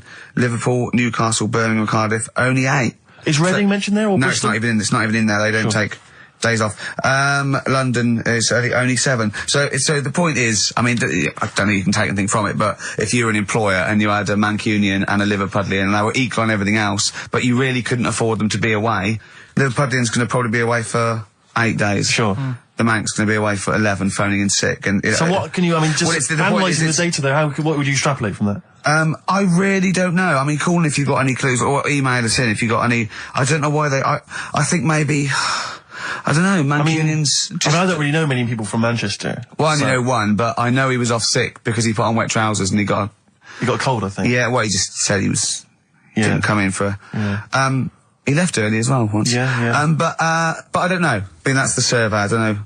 I mean, it's evidence because it's statistics. So there you go. It's guaranteed evidence that's proof. Any thoughts on that, Ricky.Gervais at xfm.co.uk? I mean, oddly enough, you're from Manchester, Carl. Yeah, I am, yeah. What are your thoughts on that? On what, sorry? On the survey. Wasn't really listening. Sure. Well, Mancunians take off more sick days. They call in sick. I mean, presumably spuriously. Yeah. I mean, because they've got the same body. They're biologically the same, so. They're obviously making up their life. Yeah, some of the days. Maybe there's just the 3 extra they're making up. Yeah, they're moaning. Probably because we work a lot harder than the others, so we're tired, so you're sick, so you need time off. Probably. Seems unlikely. I mean, the Scousers, to be honest, take them on, let them work in your office. But you know how many computers are going to go missing? Right, that. So offensive. Is offensive. Right. This is a survey that proved. You just made that up. You just carried on the myth that Liverpudlians thieve. Now that's not true. That is not true. Well, it's not. Well, some of them do. There's been no survey that you're more likely to thieve if you're from Liverpool than if you're in Manchester. So that hasn't been proven yet. So all I've got is the evidence from a survey of, I think, 3,500 people. It's proof that Mancunians take off more sick days. XFM 104.9. This is April Come She Will by Simon and Garfunkel. Simon and Garfunkel, April Come She Will. A lovely love song there. The X list was all about sort of like sexy songs because of death of Barry White, of course. And Carl and Steve having a little argument. Steve said, well, there are such thing as sexy songs, of course. Carl said, I can't understand it. How can something be sexy? How can you woo a woman with a song? Steve went, well, you don't woo them with it, you just put it on in the background. Carl said, stick the telly on. Stick the telly on. I love that. You don't believe there's any such thing as a sexy song, is that right? I don't think it can get you in the mood. You know what I mean? Right. You're either in with a chance or you're not. I don't think it matters what song you put on. Well, I don't think it ups your chances. I don't think if it does. If you put Channel 5 on a Friday night, right, see a little bit of that action, gets anyone going. It's worked for me, and that's all. What's on when pets go mad? No, you know, like, I don't know the titles of them, I don't look at the titles, but... that show with Chris Moyles? Do you mean the kind of erotic thrillers? Yeah, put one of them on, that gets you going a bit. I might be tired and that, but... What does the woman go, oh, that's an idea? Hey, that's an idea. They're normally called something like illegal briefs, and they're normally about some kind of female solicitor who's defending a guy who may or may not be a killer, but maybe in a former life they were lovers. It's always some nonsense like that, and presumably there's normally some gruesome murders. So how is that getting you in the mood? It's plot development. Yes, the narrative. I love narrative. Yeah. I'll tell you what, that's a lovely twist. I've got the horn. Yeah.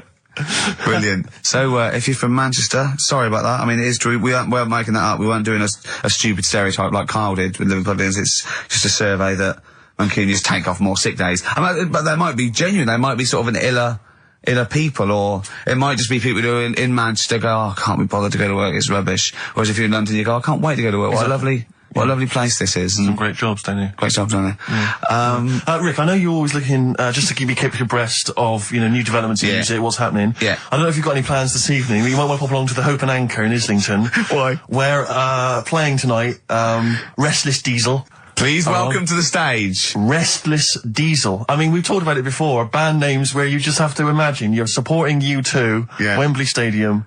It can never happen. Please welcome to the stage. And Restless and Diesel. after the first song, he goes, thanks, cause great band before us, Restless Diesel. You hear a lot more of them. Exactly. Yeah, it won't happen, will it? Sure, they're a great band. I think you What's the should tax on that? £5 in, is it?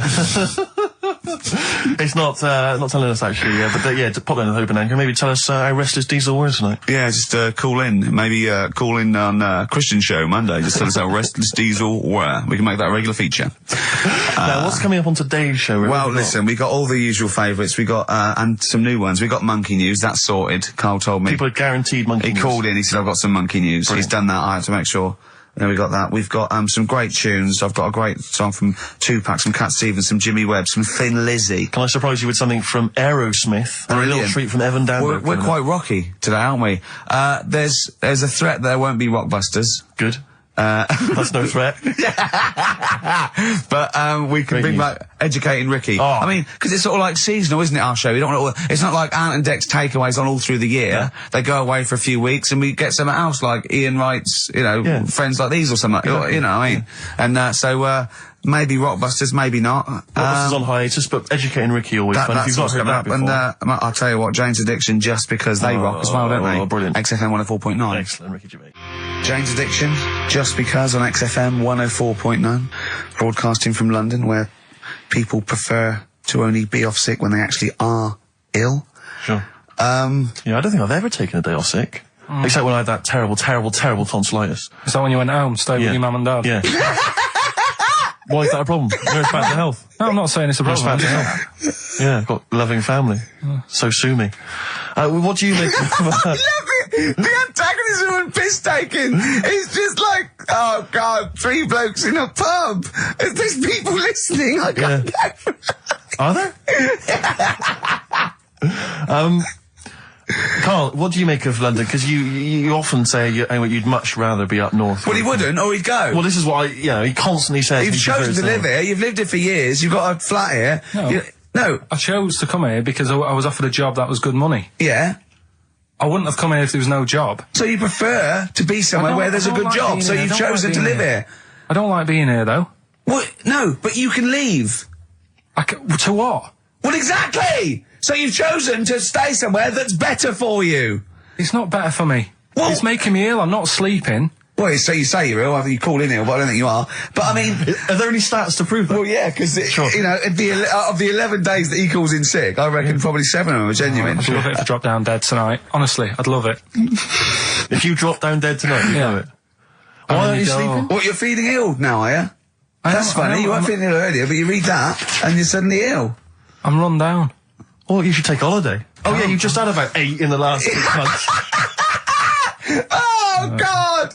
Why are you run down? Yeah, what have you done? You sit in a little air-conditioned office. I haven't got time to tell you. Let's move on. Let's get on with stuff. What have we got anyway? Because we didn't have a chance to meet up this week. Me and Ricky could have done, but... You said you were busy, Steve, Yeah, I so was. that's probably why you don't get run down, but finishing work at about 4 o'clock. No, So, I could have had the meeting, but we gave you a time, and you suddenly decided with very little notice that you couldn't make it. So make it meetings and that.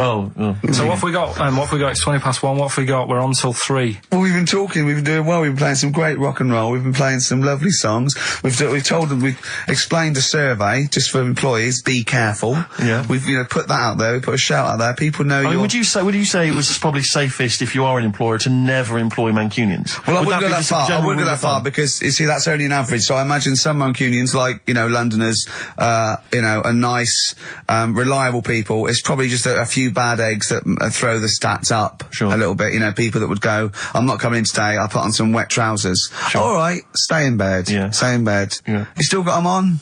Yeah. Well, pop them off. Yeah. Put them on the radiator and go to bed with a little duvet. That'd be the best thing to do. Yeah, yeah. So, all right, Carl? Right. What's your attitude? Is it because you're tired? Yeah. Well, why are you tired, though? You weren't staying out watching those Channel 5 films again, were you? I'll tell you what, me and Steve were having a little meeting yesterday over lunch about, planning stuff for the show.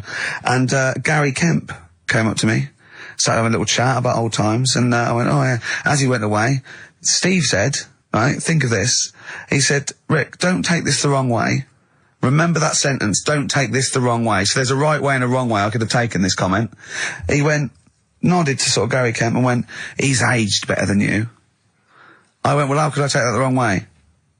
Yeah, it's not offensive. No. Well, the point is this. He didn't know me 20 years ago, so he's actually saying, Rick, don't take this the wrong way. He looks better than you do. Yeah, well, he does. But why say that, Carl? What? Did you really say that? Yeah, although, can I just backtracking for a second? I love the fact you said you bumped into Gary Kemp and you reminisced about old times. What old times did you share with Gary Well, no, Kemp? he came up and said, did we drop the pops together? I went, no, I did Razzmatazz. I said, oh, we did Razzmatazz. I think he was thinking, had he ever met me before? But he hadn't, because we hadn't. That's what I meant. Yeah. Yeah. And, But if you had to make an objective analysis... I wouldn't. I think that's out of order. Sure. I mean, you're always slagging me off, but apparently you can't make a value judgment on something else. No. I wouldn't do that. Well, because you're morally all over the place. You don't know where you're coming and going. Believe it. Yeah. Believe it. Sure. You should hear what I say about you behind your back. So, would you say you're better looking now than you were? Or Then I'm what? would you say you're better looking now than you were? Than I was when? Well, have you aged well? Yes. You've aged well. Yeah, I've kept my looks. bit of Dando? Bit Evan Dando, this would be lovely, yeah. Evan Dando on a track called All My Life. That's beautiful. Yeah. I can't get enough of that. That's brilliant. Great stuff. Adverts? Radiohead. Go to Sleep. That's good, isn't it? On XFM 104.9. Brilliant. Great DJing there. Well, I haven't Good, heard it before. Good, isn't it? Yeah. No, it was good. It was very good. It was very good. I was just watching cable TV. I do a lot of that, and there's an advert I've noticed. It reminded me of the sort of adverts you used to see when I was a kid. It's one of those attempts to kind of educate young people, but doing it in it's on MTV, but it's one of those things where it's clearly been made by people who are in their mid-40s. Who have never been cool. Who have never been cool. Yeah. Who've been working really hard to get into TV all their lives, and now are trying to appeal to, funky and possibly wayward young people. Yeah. And it's kind of... Nerdy wows. Yeah, exactly. And it's a kind of stunning model, and two of her stunning model friends, but they're just a couple of average girls, going about their business. And, it says something like, and it's all shot very funkily, like a kind of, lock, stock and two smoking barrels kind of thing. And it's a girl, and she's just grooving along with her friends, and it's kind of like, the captions are things like, Isabella's 17. She's cool, she's quite funky, she's got these great friends, and they're sort of hanging out, laughing. And she just pops into a tattoo parlour. Why not? Her friends are like, what are you doing? But she just goes in, she has a tattoo done. And it sort of says, she's wild, she's crazy. She lives life as she sees it. She takes every day as it comes. She's not tied down or anything. She doesn't smoke cigarettes. Yeah. So it just says, don't smoke cigarettes. If you think she's cool. If you think all this is cool, then you probably won't want to smoke cigarettes. Exactly. If you want to be cool, then like don't. Isabella or whatever. Except the thing with that is that people watching that, the youth watching that will go, well, Bill at my school, he smokes and he's cool. Exactly. Yeah. Well, this is the problem with it. Yeah. It's not that the impulse is wrong, The message is fine. It's just this thing. I can't imagine those things ever working with young people, with youths. It's like when what was it? What it will do is that you'll get a lot of 13 and 14-year-olds sneaking out and getting a tattoo. Exactly. So the parents be going, I'd rather she smoked. Exactly. She might give that up sometimes. That's for life. She's got a spider's web on her face now for the rest of her life. Yeah, exactly. Yeah. But it's like, you remember that thing when they tried to get young people to vote? Do you remember that? Was it Rock the Vote? Was it called Rock the Vote? Was it people like Billy Bragg and people kind of... Yeah. I don't know who that appeals to. I don't know, some youth is kind of smashing up a bus shelter, throwing bricks at old people. Goes, and what's that, Billy Bragg? Billy Bragg, yeah. I just can't, I don't believe it ever. I think it was Mick Hucknall was another one. What's that, Mick? Oh, dear.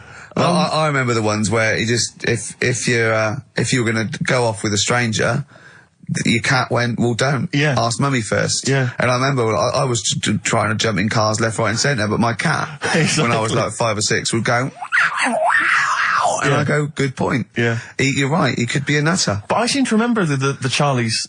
The Charlie Says. It was Charlie Says, wasn't it? Yeah. Charlie Says. Charlie Says. I always find them really unnerving. He lived in that really eerie kind of world where you never really saw cartoon. anyone. Yeah, but it was very kind of, it was very eerie. It wasn't a very kind of comforting world. They hadn't spent a lot of money on the cartoon, no. But I always got the sense with him that he was probably really quite lonely. But I like the fact is that he had a cat. Mummy was so pleased, but by the time I came out, they'd gone off and I missed the picnic. But Mummy was so pleased that I'd asked her. She gave me an apple. No, I think and Charlie got something he liked. He gets a fish, right?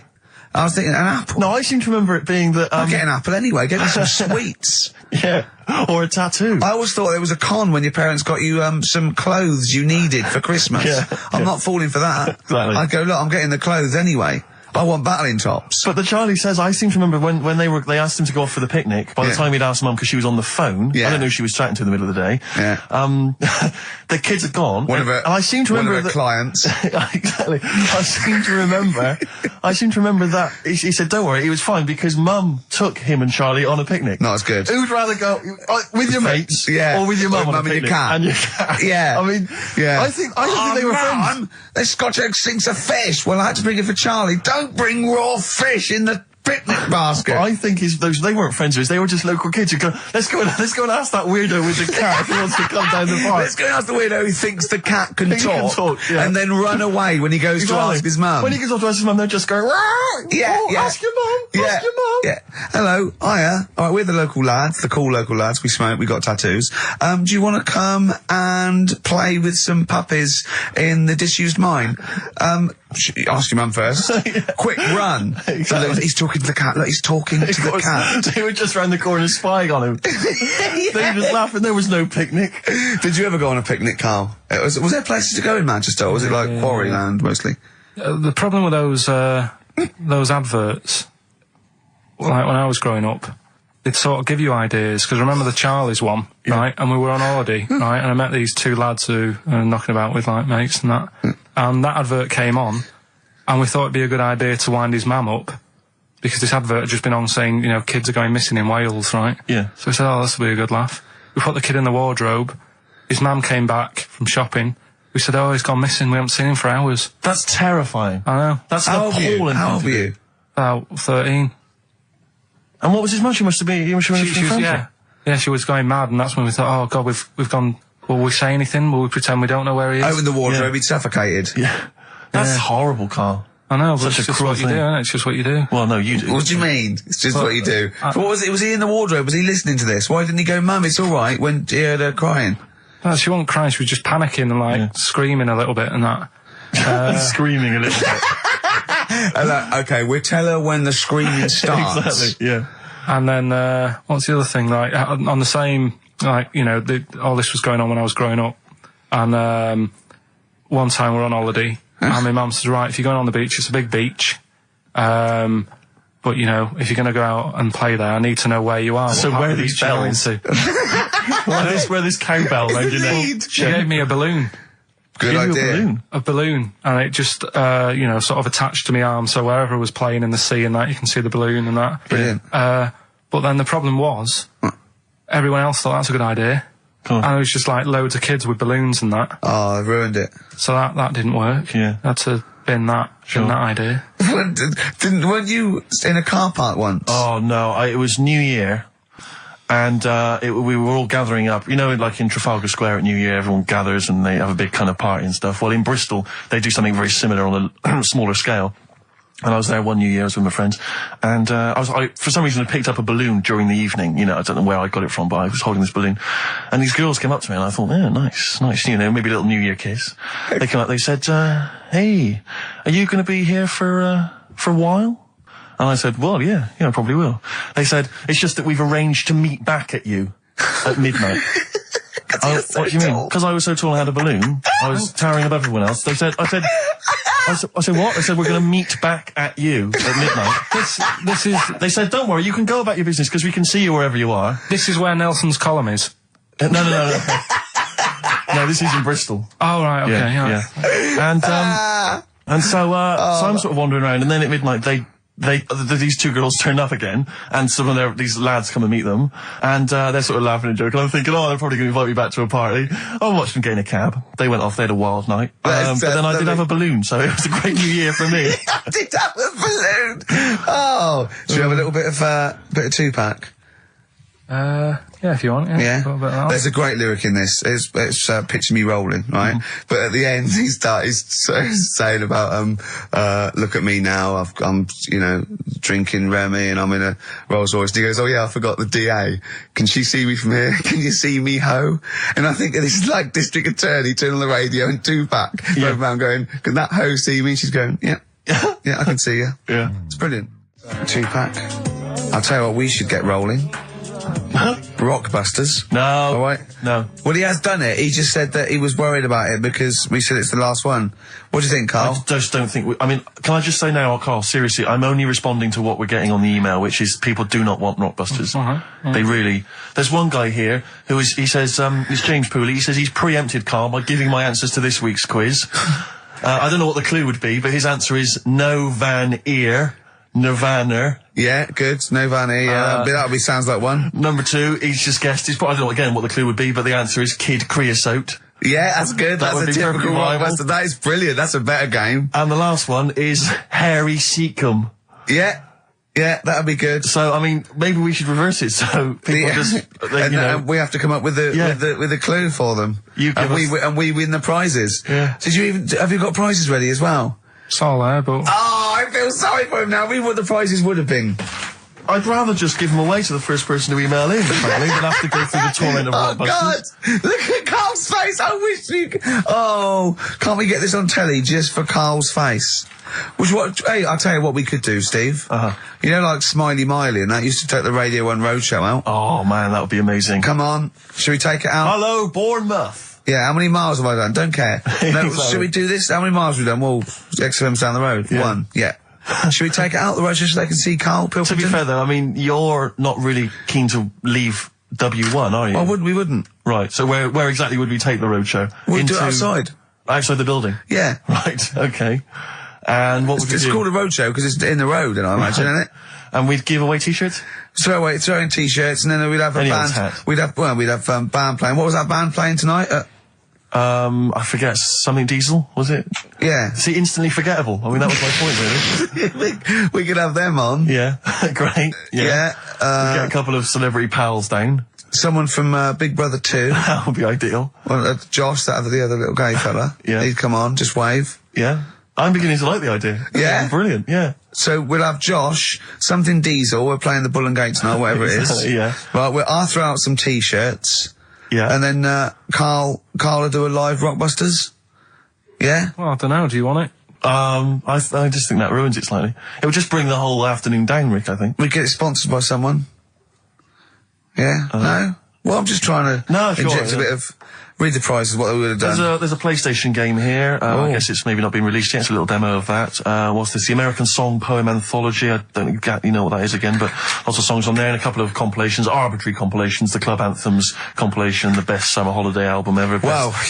You've certainly sold it to me, Steve. The best air guitar album again. Brilliant. And an old edition of Only Fools and Horses. So, you really haven't put the effort into the prizes, Karl. So if that's the prizes, if that's the whole point of the competition, and they're the best prizes you could conjure up, in God's name, how bad are the clues this week? That's why he doesn't want you to do it, Karl.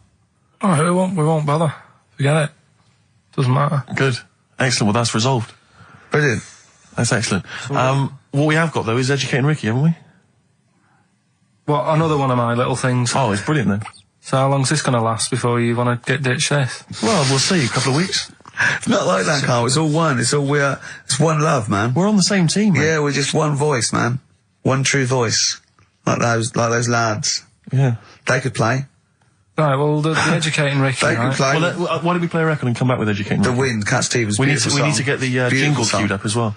Yeah, I'll get the jingle queued up, No, yeah. I haven't got Neil Young lined up yet. No, not you, on Cat Stevens. I gave it to you. I know, we're not playing that yet. Can we just play a Well, record? no, This I is just told you sounding to. rubbish. Well, I This is told you squabbling. to. See, so why aren't you playing the record I told you to play? Because we've just had something chilled, right, from Tupac. Let's lift it up a bit now with a little bit of blur. Right? Come on, play it. Oh, I'm not sure. I just have. Crazy beat there on XFM 104.9. Right, we're going to do Educating Ricky instead of Rockbusters. Incidentally, on the subject of Rockbusters, we've just had an email from Phil. He says, I could do with this week's rather shoddy array of prizes, as I'm doing a car boot sale tomorrow and need a bit more tat to fill the table. Probably send it we to him. might as well do it anyway. Yeah. But Educating Ricky, it was a feature. Well, actually, about a year ago, I started a feature called Educating Karl because we found out he had 1 E at O level at history. And I'd educate him on things like Rasputin, things that I thought he'd be interested in. You know, Winston Churchill, some of the greats, some scientific facts. And then I said, it's your turn. And he started telling me about people born without legs. Some people have got a funny eye. There's a woman whose tongue's longer than her arm. And really, you know, turning the screw on education. Yeah. So I don't know what he's got for me today. Maybe a dog born a cat. Let's have a look. We've done that one, we've done that. And is there, because often we should point out there's sometimes a crossover between Educating Ricky and Cheeky Freak of the Week, just in terms of subject matter. Yeah, so we've done Cheeky Freak of the Week, we've done all the freaks. What have we done with the Freak of the Week? There's a dog. There was a woman that had the back legs of a dog. There was last week, what was last week? It was the girl who was born with 4 eyes, 2 mouths and 3 legs. Sure. You weren't that impressed, so I thought if we've got to that and it's not impressing you. Let's we are a spin that. tough audience, I Let's admit. spin it. Let's move on. Is there a jingle for Educating Ricky? Educating Ricky, oh God. You've told me Educating Ricky. Very similar to some of the other jingles I've done. Well, they're made by the same people. Yeah, yeah. Right, Okay, what have we well, it's just, I mean, Educating Ricky is just stuff that I learn in the week, and I think that's interesting. I keep it up here, and then I share it with you, right? And some interesting stuff. One of them, right? Mount Everest. Go on. I need more. Right, well, there's a problem, Yeah. because people are leaving rubbish up there and that. And, like, people, whoever owns it is saying, he's saying, forget this. They're leaving a mess and all that. But do you know why it's called Mount Sorry, Everest? what was that? That's one, is it? That's one. There's rubbish on Mount Everest. No, How many people go up there? Are we talking about people dumping old tellies and washing machines? Who's fed up? The Yeti? What are you talking about? No, I mean, that isn't what I'm educating you. I'm just telling, this is part of the story. I'm just telling you. It's just a bit of context for you. Like, they're leaving loads of rubbish up there. Well, they're not leaving loads of rubbish up there, are they? No, they are. They're apparently Not it's like right trams and washing machines and seagulls flying everywhere. I don't know. Anyway. I don't know. But anyway, do you know why it's called that? You know why it's called Mount Everest? Why it's called Mount Everest? I know the mount bit. It's because it's a large mount, and if you climb it, by the time you get to the top, you need to have a rest. And that isn't the educating bit. I'm just telling Well, it's you. not true. Well, we'll leave that. Well, right? no. Carl, in the name of everything holy, do you think that anyone named it because you have to have a rest when you've climbed it? Well, we'll see. You'll see what people say on email. But Well, it's definitely not. But anyway, that's one thing that I kind of thought, that's interesting. I'll remember that. I'll teach Ricky that, so you've learnt that. Right, now, are you familiar with this thing that they can do if you're dead, right? No, not if you're dead. It's like if you're ill and you know you're going to die, right? I don't know what this is anymore. Extraordinary. Have a rest. Extraordinary. Himalaya. What? Listen, this is an interesting fact. Come on. If you're ill but you know you're going to die. Yeah, you can have this thing done in Detroit where you get put in a fridge. Right. And if they work out, you know, what's wrong with you in 20 years' time, they go, right, that fella is in the fridge. He had that. We can sort it. Let's get him out. And they sort you out. Yeah. Is this the first time you've come across this idea? Yeah, I read it the other day. I didn't know You've about never it. heard of this before? It's called Cryogenically preserved. Good, isn't it? They put you at sort of like sub-zero temperatures, so stop all cellular activity. So do you stop aging at that point? Yeah, it's suspended animation. So, well, what's the law on it, right? Because say if I had something, right? Yeah. And I said, put me in a fridge, and when you've got the cure and that, wheel me out, sort me out. Say if they did that, yeah, and it was like 40 years, yeah, and in 40 years' time they get a cure for me. Yeah. Would I have to stay with Suzanne? Because she'd be 70. Do you mean what are the rules? Should you be allowed to date a younger woman? Well, it's not fair, is it? It's like good news, we sort you out, but... I don't think she'd mind. I reckon she'd have the best 40 years of her life. Yeah. And plus, they're never going to find a cure for what ails you. That is genius. That is brilliant. You come out, you're cured, and you go, oh no. I love the fact that's what he'd be lying there. If you could think while he was in that state, you'd be thinking, oh god. She's losing her looks. Yeah. Just, oh dear. But everything else as well, like, my job wouldn't be here. No. No. Although the figures would have gone up a little bit. Yeah. Flat's probably gone or knocked down or whatever. Sure. Yeah. Most of my family would be dead. Yep. So what's the point? What? How do you know about it? Who's done it? Well, famously Walt Disney, apparently. I mean, Walt Disney actually did die, but had his body preserved so that should they one day be able to bring back people from the dead, they need Walt Disney. They'd think, hang on, who do we have? But with him, nothing is going to change because when he comes out, Mickey Mouse will still look the same. Sure. Plug and all that. Play a record. I don't know where your mind is. Play a record. It's brilliant. You just say words. Have a rest. 50 Cent in the club on XFM 104.9. So Carl's a little bit fed up today. Actually whinging. I mean, properly whinging. Fed up. Reckons he's tired. Reckons he's overworked here. But do you know what I mean, Carl? Everyone gets tired. Everyone gets tired. Everyone does the same sort of hours to you. What do you do? Sort of 9 till 6, 7? About 9 till 7, 8. Well, no, because a couple of times this week I've sort of met you for a drink about 6. So it's funny, isn't it? That's weird. Some of the times I've come back after it, just for another 40 minutes or something whilst no one's around, try and get stuff done without phones going, without emails coming in.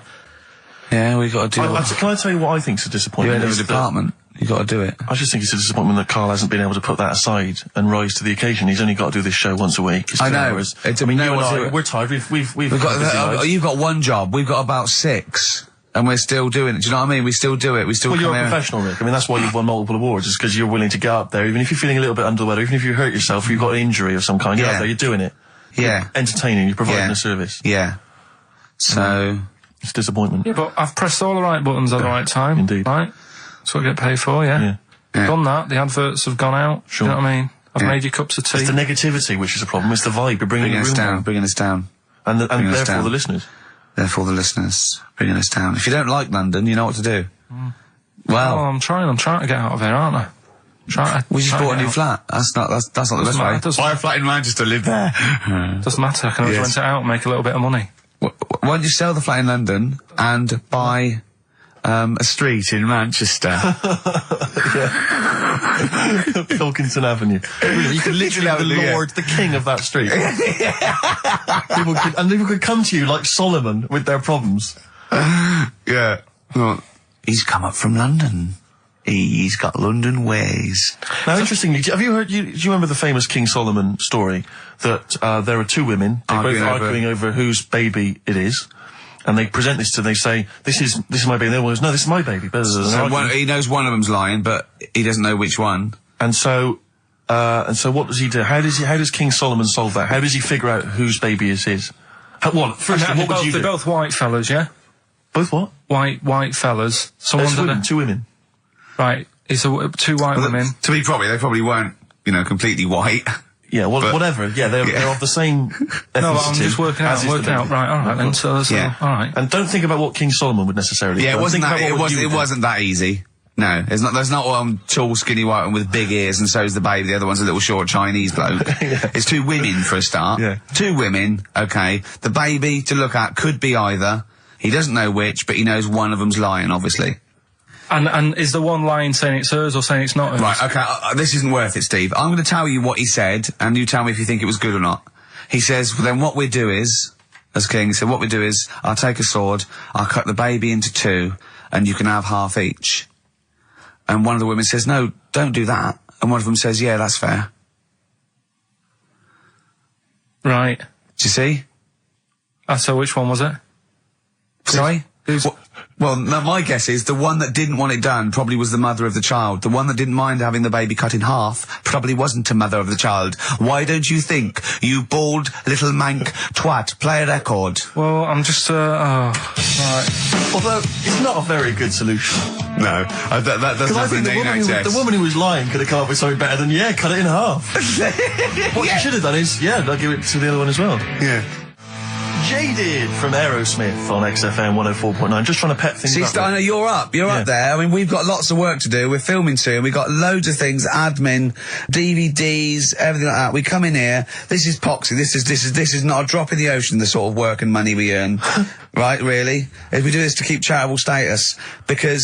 And yet you know, Carl, come on, what's the matter with you? Are we doing Rockbusters? I'll tell you what. Come on, Rick. I'll tell you what. Because it's your special day, and I want you to have a great time today. We're going to do Rockbusters. If you cheer up, miserable. It just got ratty then. Go, no, don't push it on me head. Don't put it on me head. Right, what were you trying to put on me head? I was trying to put a pear on your head to knock it off with a ball, like William Tell, but it was because your head is so round and the pear was round. I tried to flatten it a little bit, and I didn't know it was a juicy pear.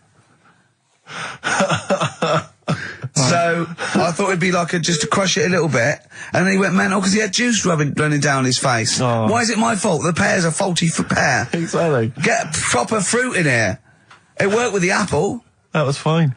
And then he gets ratty with me. Okay, let's not waste any time with Rockbusters. Can we let's whip through it? Just whip through it. Just do the clues, quickly. Quick, go, Rockbusters. Right, go. Right, the first clue. Yeah, hurry up, faster. All the police cars are on fire. All the police cars are on fire. What's the initials? BS. BS, all the police cars are on fire. Good. What's the next one? The director of 28 Days Later is shouting about sleeping outside.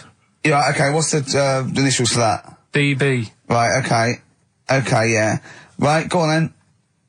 He wants to be a sailor. Why is that? Yeah, well, what's the initials there? B. Brilliant, okay. Give them again quickly, because I didn't quite catch the second one, but go from the top. All the police cars are on fire. Yeah, that's BS. BS. Yeah. The director of 28 Days Later is shouting about sleeping outside. Yeah, okay. DB. Yeah. Right? He wants to be a sailor. Why is that? Yeah. B. B, okay then, brilliant. Okay, now Carl, you going to cheer up now? Email only, Ricky Gervais at virgin.co.net. Radio 1 Roadshow. Smiley Miley. Smiley Miley's mileage game. If anyone remembers that, I mean, here's a man, right, whose job, Smiley Miley was not a DJ, lest me forget. Smiley Miley was the guy that organised the vans that carried the equipment to and from the roadshows. Because he was such a crazy personality. Because he smiled a little bit. Exactly. He got recognition, Carl. Longevity, lots of money, and lives where he wants to live. The town that he wants to live in. Why don't you just enjoy the town that you've chosen to live in, because it's so good? London. What towns have you been to? Have you travelled at all? I've been about a bit, yeah. Right, okay, then what towns did you like? Okay, forget Manchester. That's safe. You like Manchester. Right, I'll do the big three. Shouting. London, New York, Paris. Okay, you don't like London, even though you live here. Got flats here. Good, excellent. That makes sense. Have you been to New York? Yeah. What do you think? It's an amazing city, isn't it? I like it. It's just noisy, it's smelly. Right, it's the city that never sleeps. I'm not surprised with all the racket and that. Paris. The city of love, the most romantic city in the world. Not really. I remember seeing an old woman in McDonald's in there, and it put me off. That's where that thing happened, where the old woman was. What did it say? Tell us. We talked about it before, the old woman in McDonald's. Yeah, And what she happened? She was sat in the corner there with her legs open, no knickers on, alright? Oh, God. That's Paris. Did that put you off your cheeseburger? Next city, where next? Have you been to, I don't know, the most beautiful city, Venice? Yeah, I've been there, yeah. It's good? No. Why? Because they sell it to you as if it is a romantic city. Where did you see it? Sold? No, I saw it on, when I was growing up, right? Remember 3-2-1 with Ted Rogers? Yeah, of course. Right, it used to be one of the star prizes on there. Right. And they'd say, let's show you the video, let's see what you're going to, let's see where you're going to be loving it for a couple of weeks. And they'd show you this scene of like the gondolas and all the city lit up at night. Yeah. Like a man and woman sat on a boat loving it and stuff. Yeah. I went there, bin bags everywhere. Play a record. Yeah, it's a mess. Play a record. It's London. That flooded. is Wish You Were Here with Karl Pilkington. Alright. It's London flooded.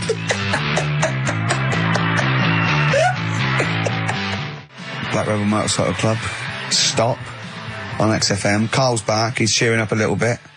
Because I think he's vented his spleen a little bit on cities around the world that aren't as good as Manchester. So, is any of your family left in Manchester? Because they all moved away, didn't they? You came here. Your dad's moved to Wales, for Christ's sake. Well, your family are all around the... Brother joined the army. Get anywhere. Just take me anywhere. I don't know where he is. His sister's moved away, so no Ireland. one... Yeah, there you go. You see? So, that's just one family. That's one family who love Manchester. Exactly. All right? Tell you what, Steve. Go on. I did find out in the week. Yeah. World record, right? Person with the longest trump. With the longest what? Wind. Fart. Right. Right? 2 minutes 42 is the world record. Okay. Right? Well, I'm immediately thinking about a relative of yours who I'm sure did longer than Who that. still lives in Manchester. Auntie Nora. Now, Auntie Nora did it for how long? 5 Reportedly, minutes, wasn't it? Starfighter for 5 minutes. But, unfortunately, she was the only person in the room. Whereas I think, which one's alive, Ross or Norris McWhirter? I don't know, actually. He has to be there. Yeah, I think he actually has to He'd be have present. to be there. Would you want to be there? Well, he'd have sort of equipment, looking at his watch, going, finish? He goes, yeah. He goes, well, that was 4 minutes. Did she go from like a size 10 to a size 6?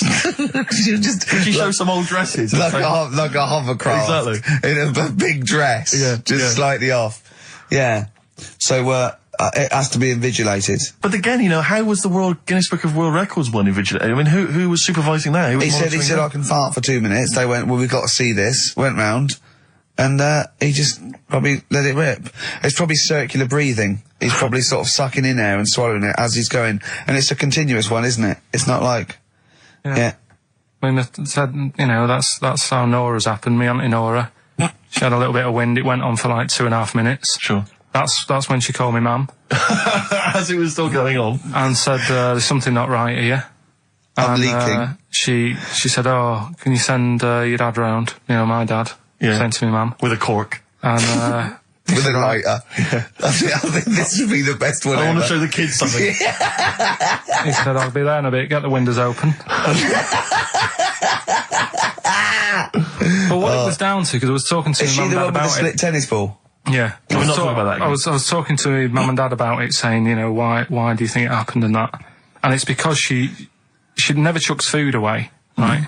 And she'll sort of mash it all up.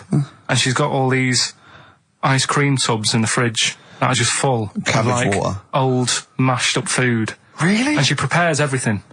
Right, she doesn't work, she's retired now, she's got nothing to do all day, but everything's got to be ready Still for her. calls in sick. Do you know what I mean? Everything's got to be done.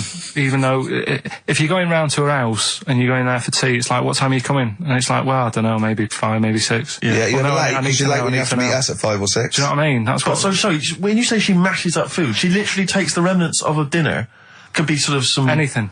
And just smashes it all up into a... Yeah. And then what does she do with it? Put it in the fridge, and she's got it in the fridge, it's like January, February, March, she's got all these ice cream boxes that are just full of... But she doesn't... She reheats it and eats it. Oh, then she, puts I it in thought a she was pan. just keeping it as a No, no, no, souvenir no. of each meal she'd had. No, put it in a pan, warm it up. Oh, and that's what it grotesque. is, it's just... A lot of vegetation, is it? Yeah. Why has it only happened once, or does she save it up once a year, just let it go? I don't know. Well, she is mad. Yeah, she sounds potty. She doesn't answer the phone anymore in case there's a burglar checking if she's in. It's like, well, answer it, and then they'll know you are in, and they won't come round. Yeah. Mental. Well, they can't be sure then, can they? What do you mean? Well, if there's no, I go, well, maybe it's someone just, they are in, but they're hiding. Whereas if Auntie Nora goes, it's Auntie Nora, we can she'll be farting. We can sneak in when she does a loud one. Because we'll be aware of the telly, what's stopping it? It's got a valance round it. It's got caught on the cat. So, have we got a recap on Rockbusters? No, just has anyone got the right answers? Has anyone got the right answers? Let me just check here. Here's one from someone who just says, he's given an answer. Answer to number 1, I. Number 2, don't. Number 3, care. Right, okay, is he close? Has anyone got 3 answers? I can't find one with 3 answers. So, again, you've done something wrong, Carl. No, no. This isn't radio, play a record. There you go, someone's got it. Give it to them. Fine, okay, give us the clues again, we'll give the answers straight away. No fanning around. Yeah, Right. It's really pointless. Number 1, Yeah. all the police cars are on fire. BS. Yeah, what was that? I can think of something. Go on. Blazing Squad. Brilliant. Okay. The director of 28 Days Later is shouting about sleeping outside. Yeah. That's Dan Yell Bedingfield. Right? Danielle Bedingfield. Right, we'll never let him do this again. I told you I washed my hands of it. I know, but I Why just did you thought... let him? Why'd you... Because he was grumpy. But this is what happens. Look what's happened. Danielle Bedingfield. That's what happened. The director of so Danny Boyle, so Dan, right? All that for Dan, but shouting about being Dan Yell Bedingfield, right? What's the last one? He wants to be a sailor. Why is that? Yeah. Beyonce. What does that mean? Beyonce. He wants to be on the sea. Play record. You're never doing it again. You just signed your death warrant. What have we done? You're never doing Rockbusters again. And if Monkey News is about, they would ban that as well. We've and we're unleashed it. serious this time. So Joe in Catford, stuff off to you. Oh, I can't believe what we've done. He's even doing the shout out. There you won. Well done on that. What have we done, Rick? What have we done? World Party, is it like today? Still to come. We've got Monkey News, is that right? Yeah. Yeah, we're guaranteed Monkey News. But I tell you what, I know, I can look, the look in your eye. You know Rick, what tells I me want? everything. Just play some. Adverts. There's a little sailor fella. He wants to, join the Navy. Why? Beyonce. Knowles is his surname. Yeah. Midshipman Knowles. Now, Carl, we're going to do another edition, I think, of Wish You Were Here, because that really cheered you up, didn't it? So, where else you been? Have you been, you've been around Europe, haven't you? You've been to any hot country? You've been to Greece? Turkey? Done Turkey, yeah. Yeah. Been to Turkey. Little fellas. Little midgets working in the canteen in the hotel I was in. Okay. Astley and Suzanne as well. Okay. Have you been to Scotland? Once for the Edinburgh Festival. Go on. That's where I looked out in my hotel room, saw a traffic warden putting a ticket on some bin bags. Brilliant. Because they'd gone into the road. So that's Turkey, Scotland. What about places here? Have you been to the West Country where Have you been to my neck of the woods, Bristol? I haven't been around. What else is around there? Bath? Been to Bath, yeah. Yeah, what do you make of it? Once you've been, probably don't need to go again. Because it's sort of old and they don't change anything. Okay. Do you know what I mean? That'll be Once the you've Roman been- spa he's talking about, Right. I think. What about Brighton? Not gay people. Right, okay, thank you. Next week on Wish You Were Here, we'll go to some other places where there are gay people. Fascinating. And Brilliant. Another extraordinary insight there. Carl, can we have some Monkey News? Well, just before we do Monkey News, right, can I do a little psychological test on you? On me? Yeah. Okay. It's brilliant, this. Someone emailed it in. Brilliant. Right. Little story with a question at the end. Okay. Right? Right. This is going to be so annoying. No, it's not, honestly. Well, it is, because you're going to think it's science and it's going to be trite. Alright, well, Go on. right. Little story first, right? There's this funeral, right? And this girl was at a funeral. Same funeral? Yeah. Right. It was a mother's funeral. Oh, yeah. Right? She met this fella who she didn't know, right? But she thought this fella who she met was amazing. She didn't know him, right? But she thought he was brilliant, right? Like a dream fella, Right. And she fell in love with him, right? But never asked for his number, his phone number, right? And she couldn't find him. Now, a few days later, the girl killed her own sister, right? Yes. Question is, why did she do that? Okay, well, it's one of those stupid things then, isn't it? So it's not logic. It's what am I thinking? No, it's not. Seriously, it's a proper, it's proper real mental logic. test. It's a proper mental test. A mental test. It is a bit mental. So you understand the story, yeah? Kind of. Let me just get it right. So there's a funeral. A girl goes to the funeral of her mother. Yeah. She meets the guy, or she meets the guy at the funeral. She meets the bloke. He looks all right. I fancy a bit of that. Right. Has a chat with him. Yeah. But doesn't get his name, doesn't get a phone number or anything. So to cut a long story short, the things are asked, right? So the reason she kills her own sister, is this something to do with finding out something about the man she met? Well, just answer the thing. Just why do you? Oh, okay then. I'll answer it then. She went mental. He was a spy called Derek. What do you mean? Just answer it. Anyway, I'm testing Steve. Right. Well, she killed her own sister because her sister had stolen some money from her and was sleeping with her husband. Is that it? Well, I don't know. It's an answer. It's an answer. What's the answer on the paper? So, well, come on. Come on. Well, the answer is No, an answer is that she was hoping that the guy would appear at the funeral again. He'd go to the funeral. Right, that's not a proper psychological test. It is. It's one of those stupid little shitty things. It says It's here. like a man goes into a field and dies. Why? His parachute didn't open. That's what I'm thinking. I'm surprised you learn anything. Oh, Honest to I God, love I'm that. surprised you Romeo learn and anything. Juliet. Oh, Juliet's a fish. It said she was hoping that the guy would appear again at the funeral. If you answered this correctly, you think like a psychopath. This was a test by a famous fella, right, who used it on killers, and most of the killers got the answer right. Did you also think that? Was that the answer that you gave when you first read it? I didn't know. But I wondered what you would have got. Good, so that's proof I'm not a psychopath. Yeah, but that's the point. But it's a psychological test for looking at something very, very specific. What's up with that? Well, what was the best that could happen? That he'd got it right, so he is a psychopath. What annoys me is you're not happy with that test, but before you wasted 3 minutes trying to balance a pear on my head. What were you getting out of that? Let's play a song and have some money.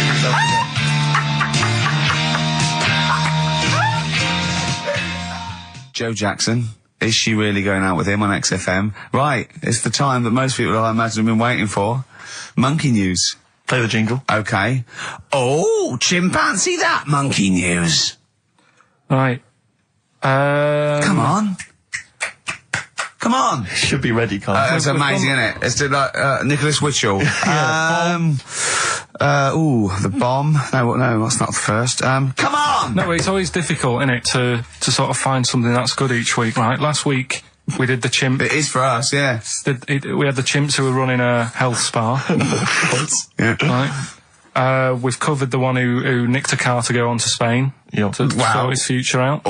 All shite. The hairdresser, I think we've done that one, the little monkey hairdresser. This week, we're looking at monkeys, that they're using.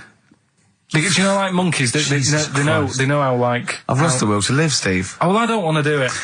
Right? Well, come on, come on. What are monkeys good at? What are monkeys good at? Yeah. Well, running small businesses, cutting people's hair, and driving cars. Yeah, they love Spain. Oh, and foiling bank robberies. Yeah, they're great. Well, something else they're good at, right, is like weighing up the situation.